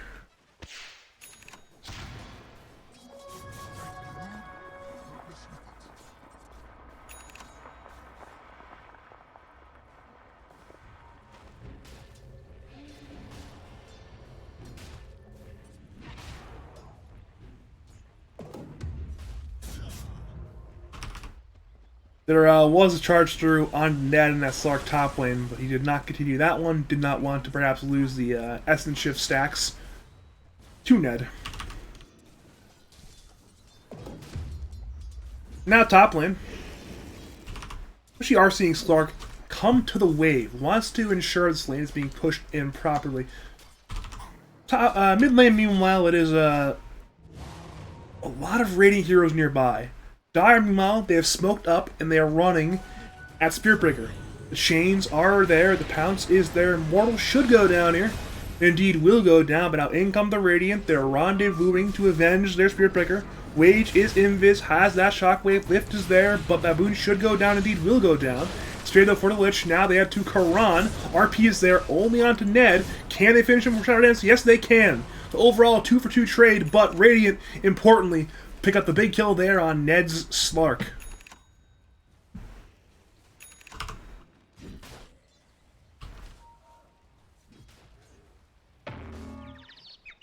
Got a couple head bonks in the chat. You know, the classic head bonk.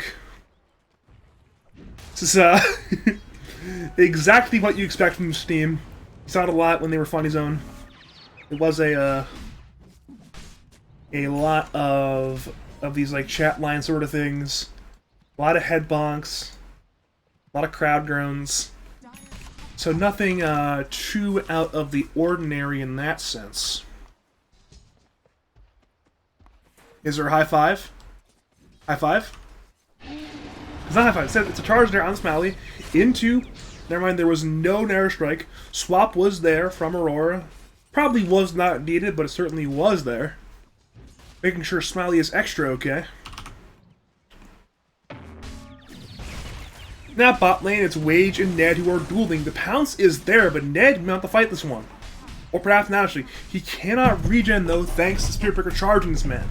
So now, because he's not regenning, Radiant may pursue. Instead of they actually turn to Aurora. Shrapnels are there. Magic Missile was used once again. That's inevitably a dead Vengeful Spirit. I suppose though, kind of saved Ned. That's fine. Losing your Venge to save your Slark. If we consider it that kind of trade. Instead though, it's Chains onto Tombstone as well. Chain Frost comes in, but it does not bounce. Lich indeed will go down.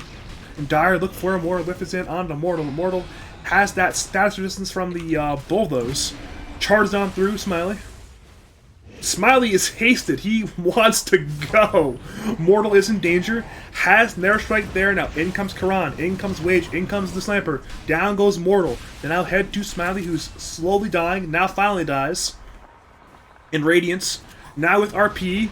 Look for more. They have found Aurora with the slows. Magic Missile is there, but Aurora is now escaped to his team. Karan continues to dagger, but it's a little bit short on damage there. So no kill quite yet. Simply a couple supports being traded. Actually, I guess it's 2 supports for an offlaner. I always forget that the Undying's an offlane hero now. It is, though, smoke play time. They will be smoking, it appears, as 3. Or perhaps they will join with the Sniper here. They'll smoke as 4. They will indeed smoke as 4. Dire appear to have some idea what's going on. The charge comes on through to Ned. Can we keep Ned alive? Dark Pact actually is on cooldown. Assassinate comes in. Nair Strike, though, is on cooldown. Lich goes down to Koryak. And now it's Sniper being gone on by Ember. Sniper should go down here. Back to Ned. Goes on to Spirit Breaker. Will kill him as well. So it ends up being a 3-for-0. Radiance were the ones who chose this fight. But Dire certainly get the favorable outcome. 3-4-0. And they will parlay that one into bottom tier 2 tower damage. Meanwhile, top lane, it's Karan who's being gone on. Koryak came on in, had the chains, but meanwhile, middle lane, Wage solo killed Smiley. Back to top lane, Koryak once again looks to chase, but Radiant TP on in with the Lich.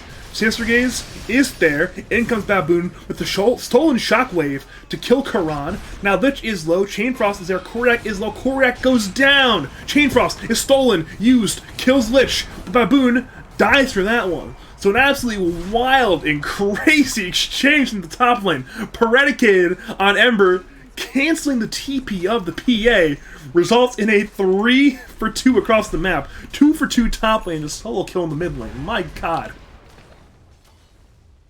Jake Hurdo, though. So many great steals. I mean, that's just fantastic work there on that Rubik. I mean, just getting that Chain Frost and immediately using it to kill the Lich.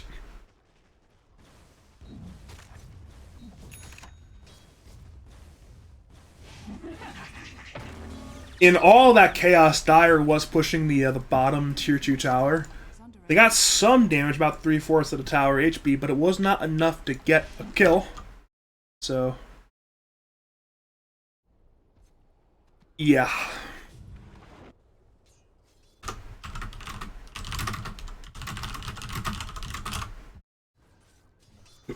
Bot lane, though, the plays continue. Swap is there. No, Magic Missile is there onto the Lich. They will DK. They will now swap into the Tombstone. Lich certainly will go down here. Sinister Gaze was used on Smiley, but it, well, does not matter particularly much. They now once again siege that bottom tier 2 tower. It will indeed go down. The Glyph delays the inevitable, but Dire are committed as 4 in the lane, and Radiant, well, their defense is over here, so not happening. Meanwhile, it is Radiant who are pushing the top tier 1. Radiant will scan, expecting TPs. The TPs, though, simply are not there. Instead, Dire are grouped as 5 as if they're going to smoke, but they do not smoke quite yet. Perhaps they're waiting on the wave, of which Smiley grabs all from Ned, but... Alright, charge comes on through, but it's immediately cancelled. Mortal thinking the better of that one. Does not want to charge on into 4 heroes.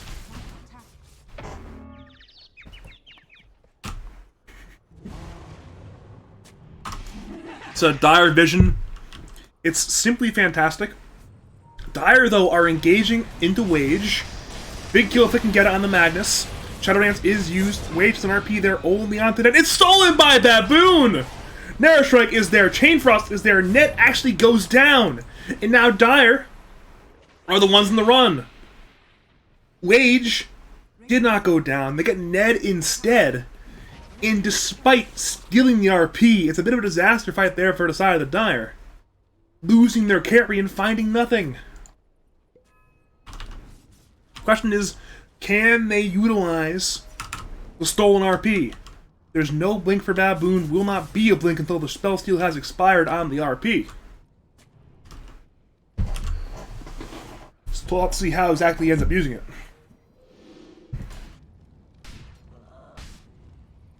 It is though Radiant who rendezvous with their team, Smoke as 3, go to their own tri-camp, and Dire will be collapsed on here. Koryak is the targets.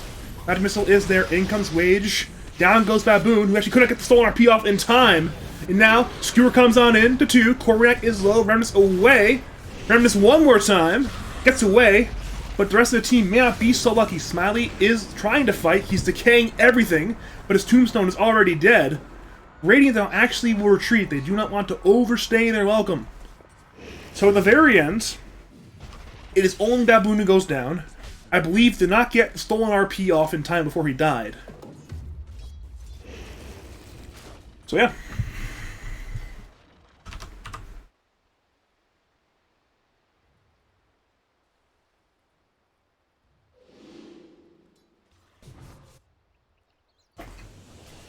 Here's the scoreboard if you want to see KDs, who's playing what kind of items we got. Got a couple interesting purchases.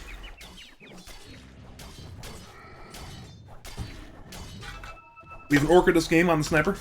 Top lane, though, they're going on in looking for Karan, but Karan TP's away. Smiley, of course, backs the TP to cancel that one.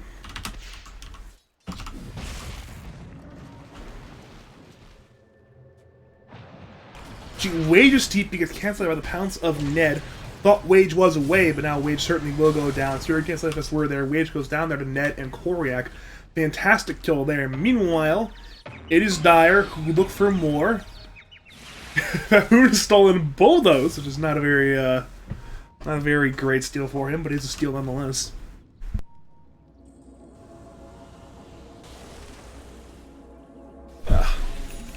Okay. It is top lane though when where Radiant appear to be making their jump. Smiley TP's away, but unfortunately there was vision on thanks to Spirit Breaker. Sinister Gaze cancel that TP. The charge now finishes. Narrow Strike is used. Probably was not needed, but certainly results in the death of Smiley. Dropped my spoon on accident. My bad. Was using that for the peanut butter earlier, but it's okay. The spoon will be okay.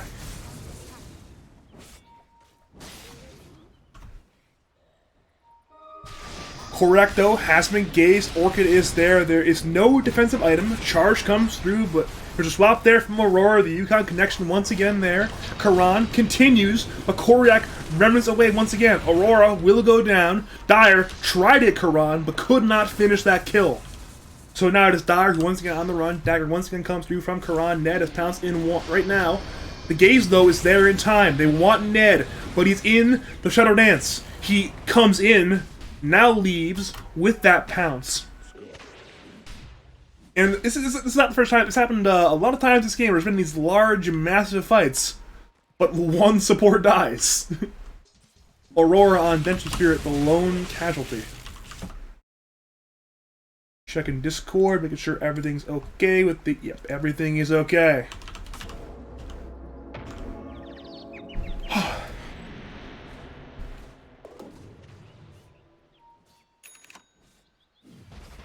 Looks like Radiant are looking to retake their jungle, get some more vision up in the area. They got some sentries on the floor, though Dire maintain this ward right here. It splits the wickets on this sentry here and the sentry over here. They're both barely out of range. It is Dire, though, who have smoked on 4. They're looking for something.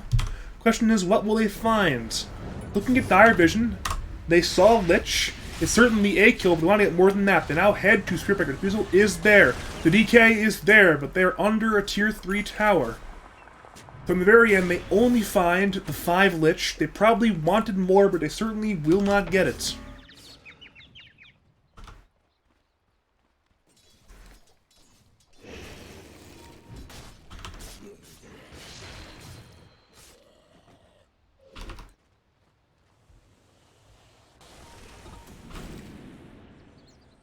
It remains, though, a relatively even game state. Both these teams are playing a very particular style of Dota, where it's, it's sort of like get in, get out fights, where they want to take fights on their own terms. Whenever the fights are not on their own terms, you get the hell away. That's here's how it goes. They will go on to Ned. It's the Orchid and Sinister Gaze used. Ned actually goes down. A fantastic kill there for the Radiants. And now head to Smiley, who dropped the tombstone, but it's immediately dead. Nair Strike is there, and well, Smiley is trying to fight, once again, DKs, but he should go down here eventually. Wage even BKBs, the swap is there on the Wage. Smiley goes down, Aurora goes down, Koryak is in the middle, kills Lich, but the RP is there. Can they finish him? They're trying, and they will indeed find Koryak. It is a 4-for-1 trade. Fantastic for the side of the Radiants. The lone survivor, Baboon, barely gets away there. And Karan is hunting. He wants that 5th kill. Can he find it? Probably not. They know he's there, though. He showed up the Fade Bolt. But he does indeed get away in time.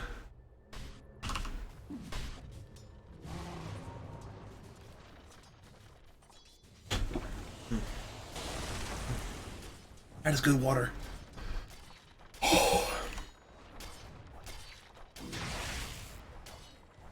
That is some good water.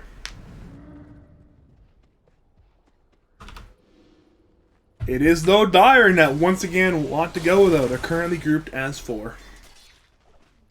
They once again want to go. Dire.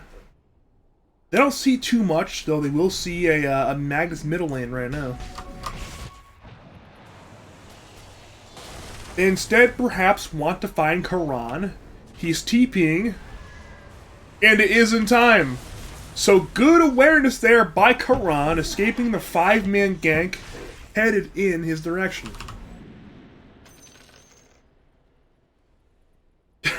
Some more tips happen. I'm not sure why the hell it's happening, but they're just tipping. They're tipping the boys.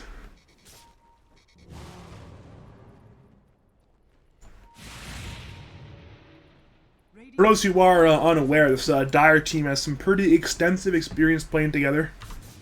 Baboon, Koryak, Aurora, Smiley all played together in Season 6 of Lads on the Funny Zone. And then I believe Ned is playing with Smiley and Koryak, or sorry, Smiley and Baboon next season of Lads. I could be wrong about that, though. I might not have my facts correct on that one.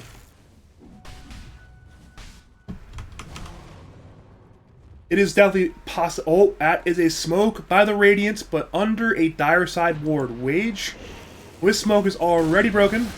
They assassinate onto Ned, but well, that is a bit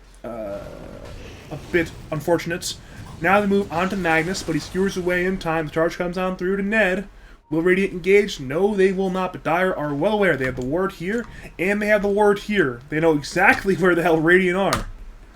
Will they engage? They've smoked. They want the good angle on the fight. They see Lich. Now Smiley is the target. Gets the K's off. Radiant have BKB Tombstone on the ground. Swap is away onto Smiley. Smiley on the run. Aurora may be in danger, but Koryak is now engaging. They stick on Smiley. Smiley goes down. So does the Lich. 1-for-1 so far. Now Radiant want to get more. They go to Baboon, who blinks with stolen PA Blink. Now chains are there onto the Mag and the Spiritbreaker. Lich has bought back. And now in comes Karan. Down goes Baboon. Ned is in. Finds Mortal. He's dead. Chain Frost is there. It's bouncing. Now, Mortal buys back. Down goes Aurora. Chain Frost is still bouncing. It's fantastic. Down goes Ned. Down goes Koryak. The Chain Frost. My lord. And well-deserved tips for Lich. Winning the team fight with a both well-placed and very lucky Chain Frost. Dire's middle tower is under attack. And Dire, they did not respect the power of the Chain Frost. It certainly punished them there, that is for damn sure.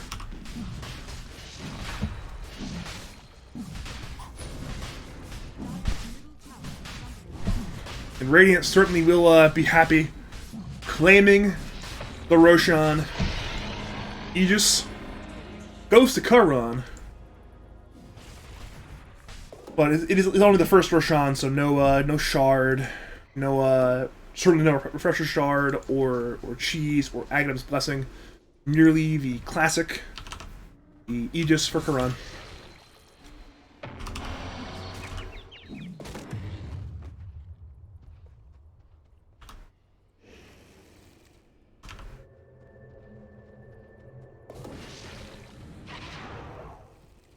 Looks like Radiant want to go again, though. They're once again in the lead, though barely. Do they have a smoke?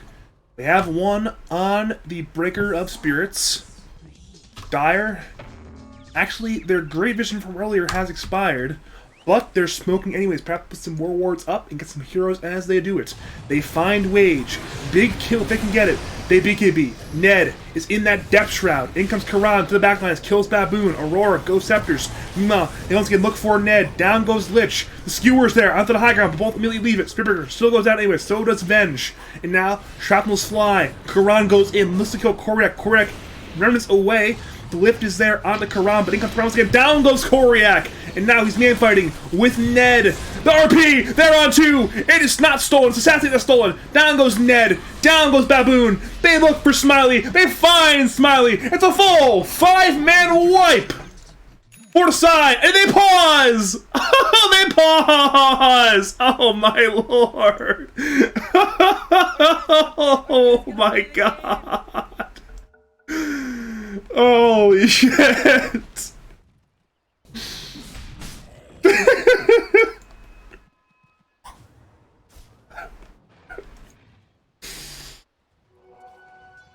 In the very end, yeah, Wage does prevent Karan from getting the Rampage, technically, but that is still a massive teamfight win for the side of Maximum Wage.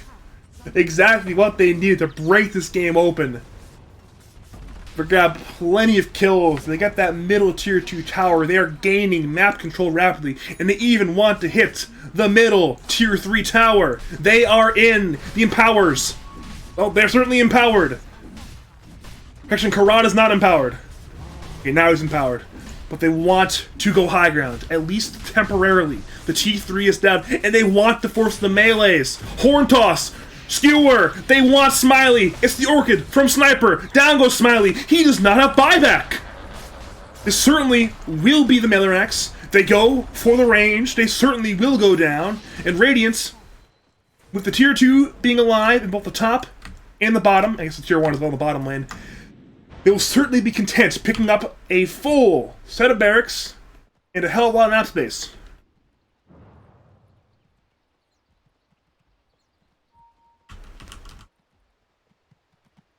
But Wage actually is hunting once again, has the Horn Toss.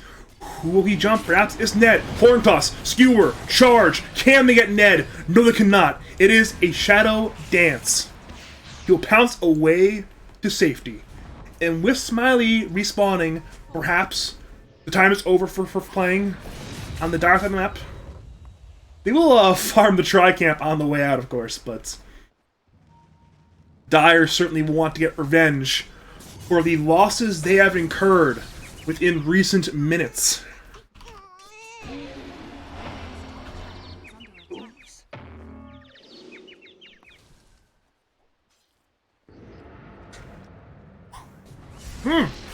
Abyssals there on Koryak. Assassinate as well. Swap comes in from Aurora. Now Karan perhaps is in danger. He daggers though on 3, bashes Koryak. Koryak is up. The game is stolen and used by Baboon to save Koryak. Now down goes Ned. They're still fighting, but it's not going well for the Dire. Venge, low. Ember, low. Venge, dead. Karan, engaging. Smiley, disengaging thanks to being dead. Wage searches for the Horn Taurus. Cannot find the Horn Toss. But once again, it's 3 more kills for Tyler Radiance. And they lose absolutely nothing.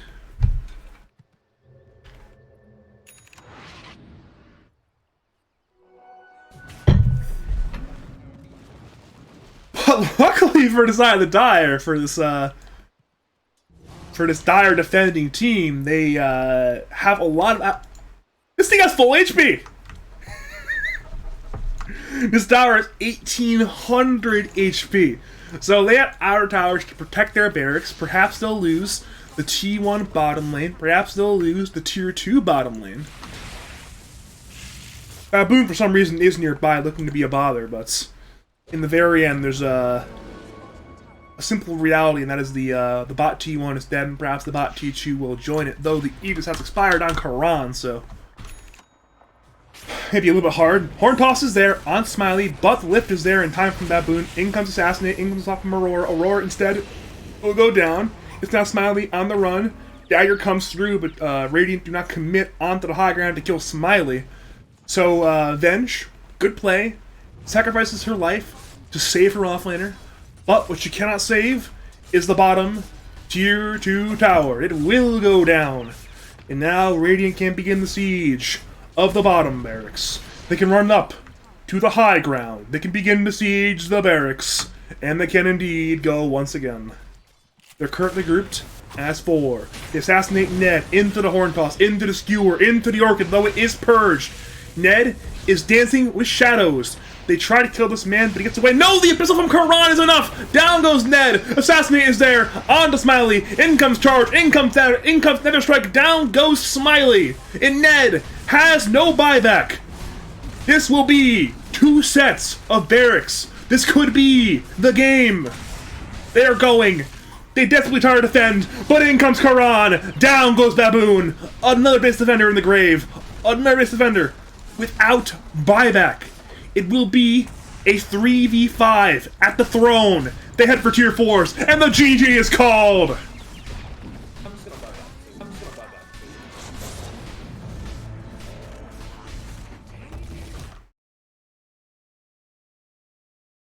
Whew. Some bonkers. Some absolutely bonkers stuff going on tonight, man. That's all I have to say. Some absolutely bonkers stuff.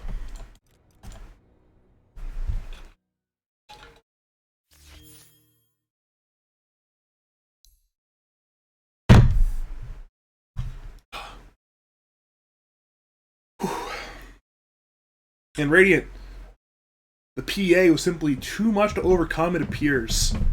To the point where she got online and just Dire lacked the means to man fight the PA. And PA, item ahead, is one of the scariest heroes in Dota.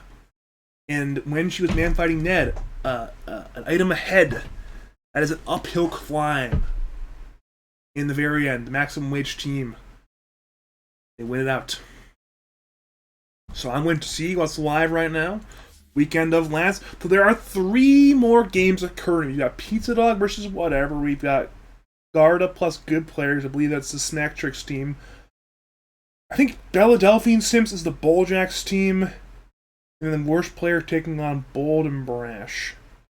So I'll pull up to this game, see what that is. We'll see what that one is there.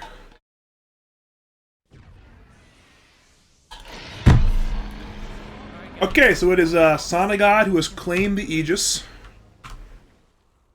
We're going to put it on Hero Chase for a little bit because I need to do my admin work right now. We need to refresh and see what we've done here. So 2 games have finished. It is the result of the Sasquatch versus Jaw series went in the direction of Sasquatch. So let's go into Wolfron. So yeah. But funny, I need to update the standings real fast. Hopefully nothing happens while I'm doing this. Sasquatch 2 and 3. Maximum Wage 2 and 3. Ned 1 and 4. Ja 2 and 3. Is that correct? I hope that's correct. I believe that is correct. Now I need to go and do Money Zone. Put it over here.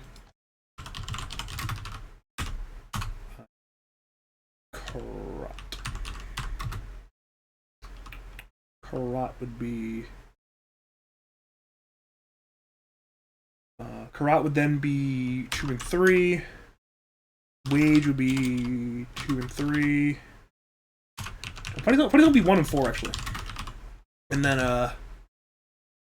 Wolf Run, Sasquatch, that'd be 2 and 3. Okay. So we have some standings.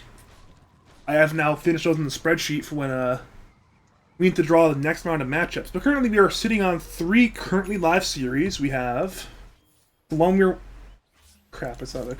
The one we have now, it is the side of Sonagod, Brightside, Smacktrix on the Radiance, who need this win straight up against the Balljacks, Nier, Jorik, Aspen, and Ka team on the Dire. They're sitting a little more pretty, but still they're not in a great spot. So Radiant team is 0-4. This Dire team is 2-2. As that happens, it is the side of KU, who is the sort of bold and brash team, who is 4-0, taking on the MD Tool of Rejects Corps, who are 3-1. As Pizza Dog, who are 3-1, take on the DKMP team, that's also 3-1. Those are our 3 live series right now. I'm gonna put update this to put Balljacks v Smack. Alright, I have updated my stream title. We are, though, seeing a smoke by the side of the Radiant. They once again want to go. Question is, what will they find? Looking at the Radiant side vision, they see nothing. And Dire are sitting at the high ground. Sonagod waddles on up, looks to flicker on in. Jorik and Acid Rain are on the run. Acid Rain will be the target. Burrow is there. Now Nier. Asmorph looks to fight. Acid Rain will simply go down. But now in comes Smack. Wants to engage, but he is silenced. Magic Missile is there. The Burrow Strike is from Nier, actually, from the Morph. But now Sonagod Stone Gazes, engages. Thunder God's Wrath is there. Balljacks is low. Balljacks goes down. Nier is on the run. The Sonagod is just so large. Refresher comes in from Zeus with the Refresher Nimbus as well, but nobody dies. Now Nier engages, looking for Smack. Smack is low. Smack goes down. Sonagod Manfights. E-Blade is there from Nier, but he has to wait for him away from Sonagod. And now, Sonagod returns to hitting the buildings. He goes for the Tier 3 tower. He has Aegis, he knows he's large. Nier now is in the backlands, looks for anything, but cannot find much more than an Abaddon. Abaddon is glimmered as well, he's barely alive. Can he stay alive? Yes, he can't. No, he cannot! It was a trailer for Nier, it's fantastic! Now Ka rolls away, but Nier is dead. It has no buyback. If you go to Balljacks, he dies. He too has no buyback. And now, they look for more. Brightside finds Ice Path there on a Jorik. But Jorik is fine for now, but the buildings may not be so lucky. Tier 3 is dead. They head to the melees. Smack burrows onto Jorik, into Ice Path, into the Snake, perhaps into a kill on Jorik. Yes, it is. He too has no buyback. And the GG is called. Oh, they're all chatting. They're feeling themselves. Standings. Balljacks 2 and 3. Greg 1 and 4. So now every team has a win. Let's see who else is live, shall we? Who else is live? We have 2 more games live. We have Bold and Brash. More like it's over as well. That game apparently has ended as well, which means the one. Wait, are both the games end? Game.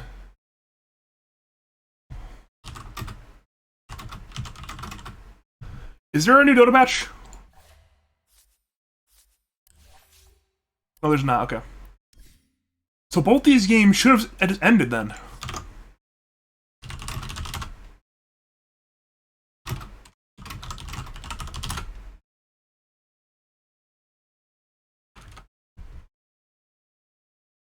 Okay, so let's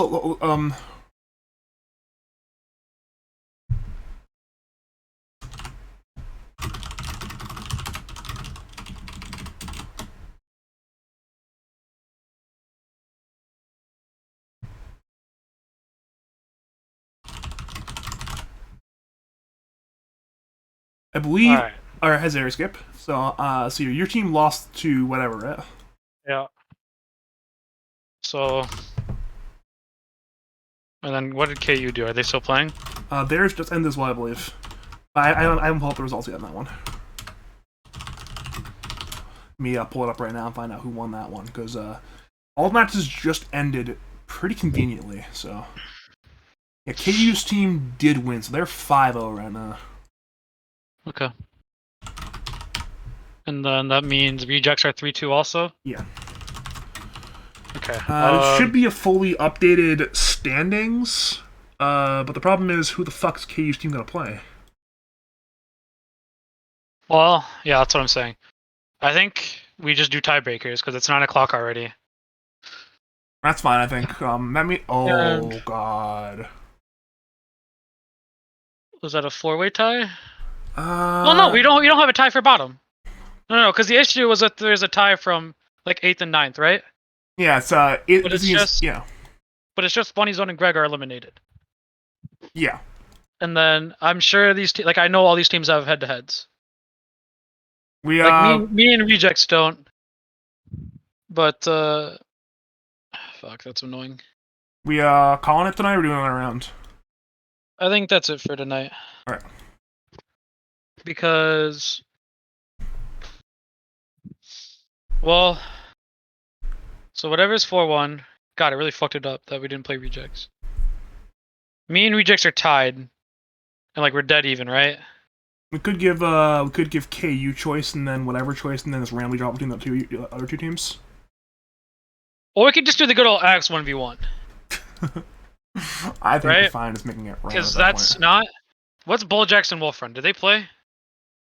It doesn't matter. They're all 5 through 8 anyways, so that's top 4 seeds will have priority choice. Okay. Yeah, that makes sense. Okay. Okay. Well, fuck. Maybe we should play another one. I mean, worst case scenario, I don't think it'll create too many tiebreakers. I mean, we settled 6 rounds, so if we're gonna do 6 rounds, we can just do 6 rounds. It's only 9 o'clock anyways, so. I'm fucking sauced, man. And I think we have like enough, right? Should I just not be a bitch? Probably no. We should probably just do it. We just do it 6th round, get it over with. Okay, so it'd be KU versus whatever, me versus no, they've already played. Have they played So Rejects? KU's playing like Pizza Dog? Wolf Run. Have they played you guys yet or no? Yeah. Uh-oh. The only like top teams I haven't played are me and Rejects. So we have to draw you guys into. So you guys play Rejects at 3-2-3-2. But I mean, oh god, I mean KU's team to play a 2-3 and whatever to play a 2-3. Yeah, this just seems like a waste of time. Yeah. Because like all it does is settle one thing. And like I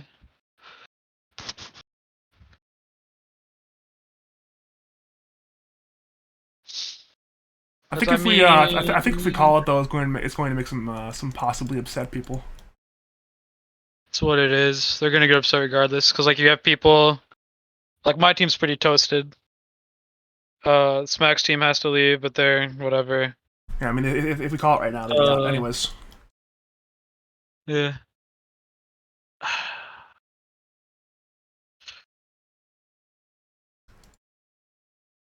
I mean, I'm really inclined just to call it, and then we have good games tomorrow. Yeah, we played 7 hours, so it's been a fucking while. Yeah. We need to. So 1 seed would be KU. They'd have choice, and then it'd be whatever 2 seed, and then either we determine the 3-4 seeds. You guys do the Axe 1v1 or whatever. But regardless, that'd be your 3-4, and then KU's team would have choice between Bulljax, Sasquatch, Wage, and Ja. Well, and then, what happened between Rejects and whatever? It doesn't matter. Different records. Yeah, I'm restarted. Sorry.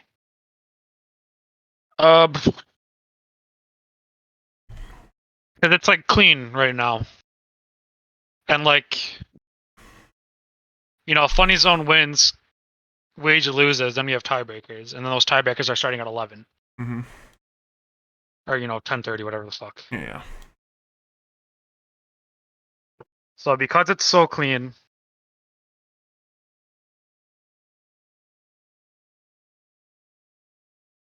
yeah, All right. kind of makes the most sense. Tell me, is coin flip between you guys and Rejects for 3 seed?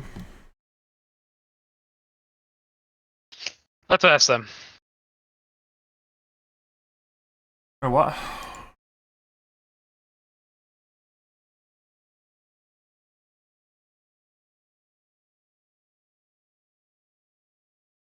Would people be? I think those people already said regardless. It is 9.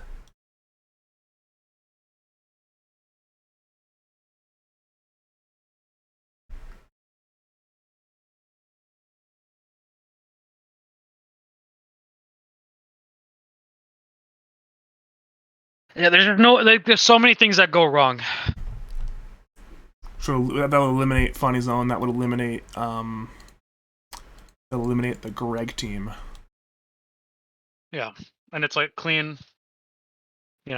So we need to go contact KU. Hold on, where's this by Words guy at? They don't have access. Go to like the voice general. Oh yeah.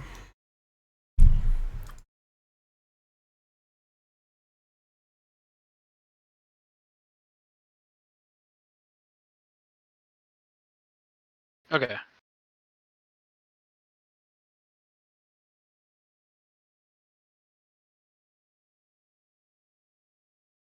Just gonna say So I think me and Rejects lost to the same teams, right? I could be wrong, but probably yeah. KU and whatever. Yeah. Yeah. So like we're just dead even. We could do a full strength of schedule calculation if you want. Nah, fuck that. Okay. I'd rather just give him 4 seed. Or 3 seed, sorry. I'm It messaging. looks like he's dodging the 1v1 question. Okay, I'm just gonna message KU.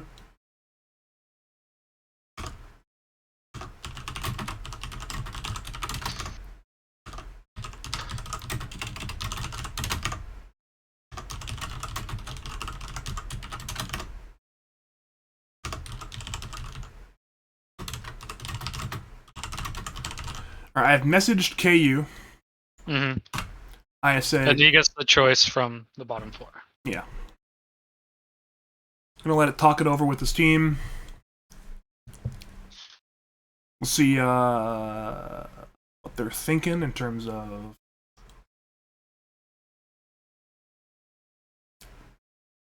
what they're thinking.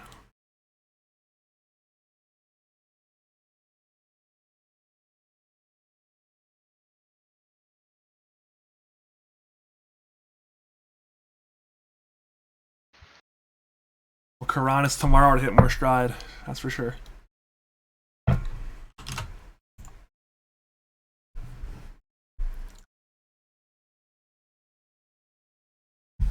People are not happy with the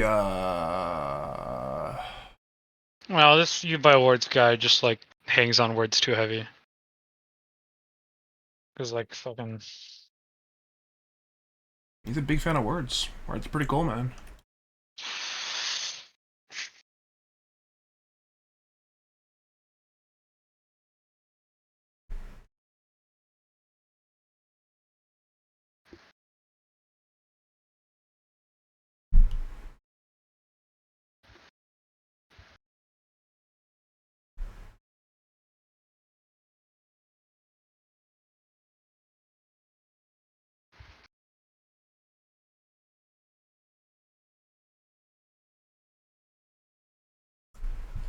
This guy is not very happy. yeah. Jesus.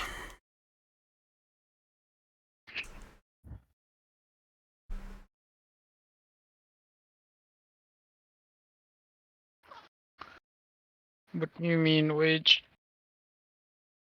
KU right now is choosing his opponent from the 2-3 teams.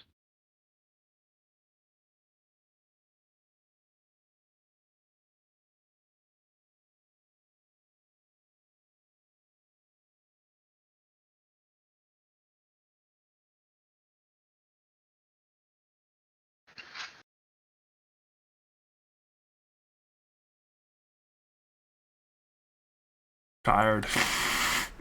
Yeah.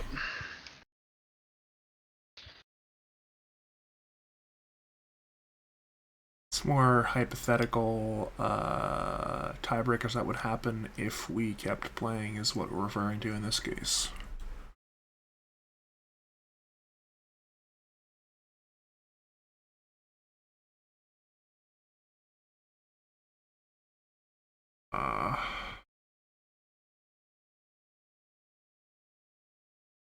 Greg will win. Let them play. SSD, please. Help me. Bro, I can never find. Games are done for tonight. Is KU like message? Like, did he respond? He said, I got a response, but he's not selected yet. Oh.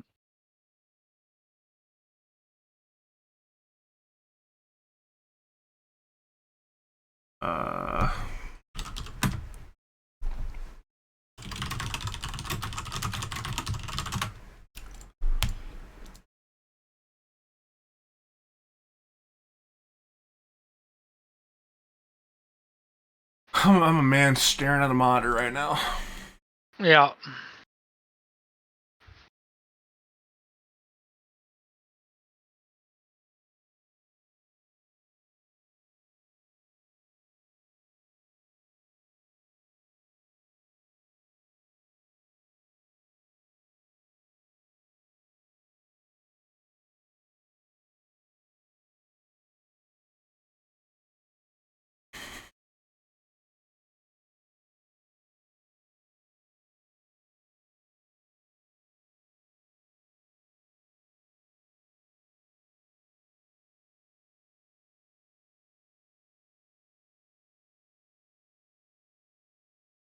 It's the worst case scenario tomorrow. BO3, the first BO3 running until 6 p.m. Tomorrow's gonna be a disaster. Just like expect people to complain. Yeah. But it's gonna be 2 teams that are starting at. Alright, they have chosen the wage team, so I'm going to message Okay. DKMP. Okay. So round 1. KU.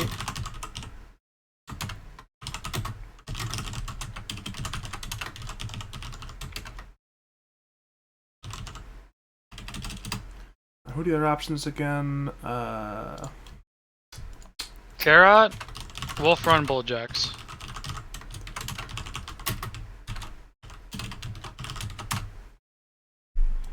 I had messaged DKMP in the chat.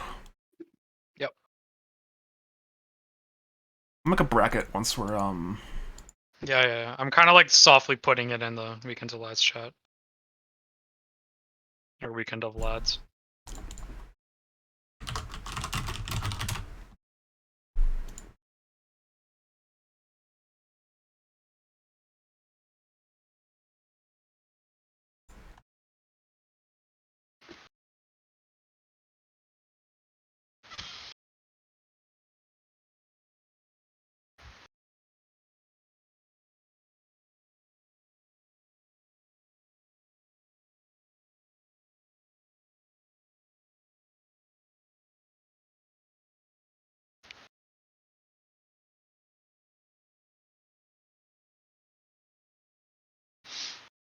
What would be the worst case scenario if we played another round?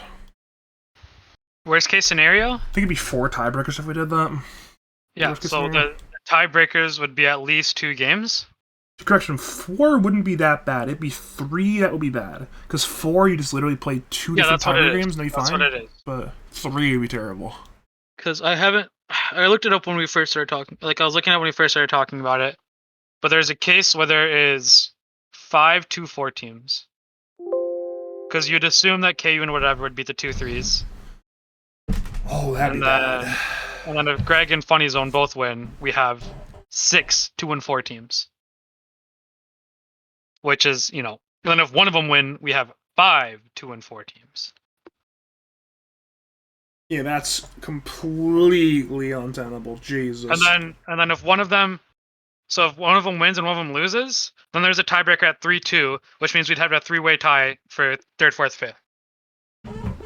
That one we have to just determine through strength of schedule or head-to-head. We couldn't play those out too. Yeah. So it'd literally be being done 2 a.m., 1 a.m. And then asking people to play in 8 hours or whatever. Mm-hmm. Whatever it'd be. Because by the time you news for you, Bulljacks. You're not playing tomorrow. What?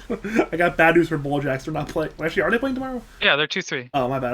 It's I'm Funny Zone and then like Smack, Brightside, Sony team. Yeah, I'm literally brain dead right now. My brain has stopped working. So I have a response from DKMP. They're still trying to decide though. So. Yep. Yeah, we'll give. I guess we'll give the lowest priority on the 3rd. Hopefully we can hear back from them sooner rather than later, so we can draw a sick bracket. Put that in a spreadsheet. KU. That's a good one. I'll give him the B-roll. Jesus, dude. I'm so fucking tired today, man. Oh, yeah, it's a lot of Dota games. I was up till like 3 a.m. or whatever, and I had to wake up at 10. For this. Mm-hmm. It's awful. I'm so fucking gassed. Hopefully we just get lucky. Hopefully we just get lucky tomorrow. I mean, you imagine the first ones are gonna be 2-0. One thing is, the worst case scenario is like 2 of the series or 3 of the series going fast, and then 1 dragging on. That would be the absolute worst case scenario. That is where the nightmare potentially comes in, where if like one team could legit be done in an hour and a half and one could go on for 4 hours. So we're just hoping that that isn't happening. I mean, it'll probably happen. Because like if you look at the speed, like me and KU played like less than an hour of Dota before we played on the 3rd round. Yeah. And we both played like I think they're bottomer teams. Mm-hmm. Because KU played Dark's team, right? First round, yeah, I did. And then they played DKMP, and they fucking smashed them. Yeah, I mean, that team did not lose in our game all day though. With 4-1, so clearly this KU team is a well-oiled machine. I mean, it's 5. It's what 4 guys that have 5 played on the a grand team finals there. team, yeah. Is Teddy playing? No, it's everyone but Teddy. Yeah, and they like party queue all fucking day with the same stuff. Mm-hmm. So you'd expect them to do well. I have a couple of them added, and you can see it like every night from like 10 p.m. onwards to like 3 in the morning. I think teams like Sasquatch and Bulljack's team will do a lot better tomorrow. Yeah, I mean, I was actually somewhat surprised both those teams didn't do better than they did today. And it just takes a while to figure out what you're doing, right? Mm-hmm. These are, of course, like mixed stacks as well, not like actual teams, so not sure how. Well, the Greg team is supposed to be an actual team. Supposed to be. Yeah, maybe not anymore, but I'm not gonna flame them. I'm not gonna say anything. yeah, you said this thing live, huh? Yeah, I do. DKMP has chosen the Sasquatch team. Ballsy. Right on. Alrighty, then. Okay, so you wanna message you by words his choices? Yep. DKMP. Should be. Let's see. Here it is. Bulljacks, and it is Wage. Bulljacks and Sorry, Karat, Ja. right? My bad, Karat. Alright, I have messaged you by words. We'll see. We'll see what he has to say as a response, and then I'm gonna start making the bracket now. Yep. You buy Wards goes on the same side as DKMP, and I go on the same side as KU. That is correct. Oh, 'cause that means I don't get to play in the finals. Playing the same. We had a sick game. Let's see here. Let's go to my brackets spreadsheet. Let's make a new bracket, shall we?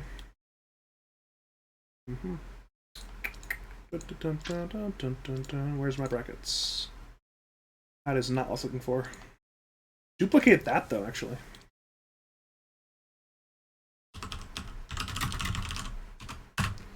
That's the one.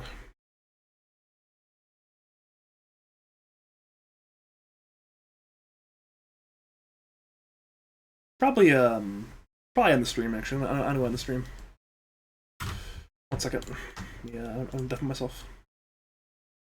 Thank you, everyone, for watching tonight. It was actually this afternoon, and for this evening was certainly a fun time. Got to get a lot of Dota 2 action in. My name is Badger. I'll be back tomorrow at 2 p.m. EST for some bracket action. Should be a good time. We'll be casting from the quarterfinals up to the finals. Certainly will be there for the entire run, so see hopefully all of you tomorrow, and well, for now, have a great night.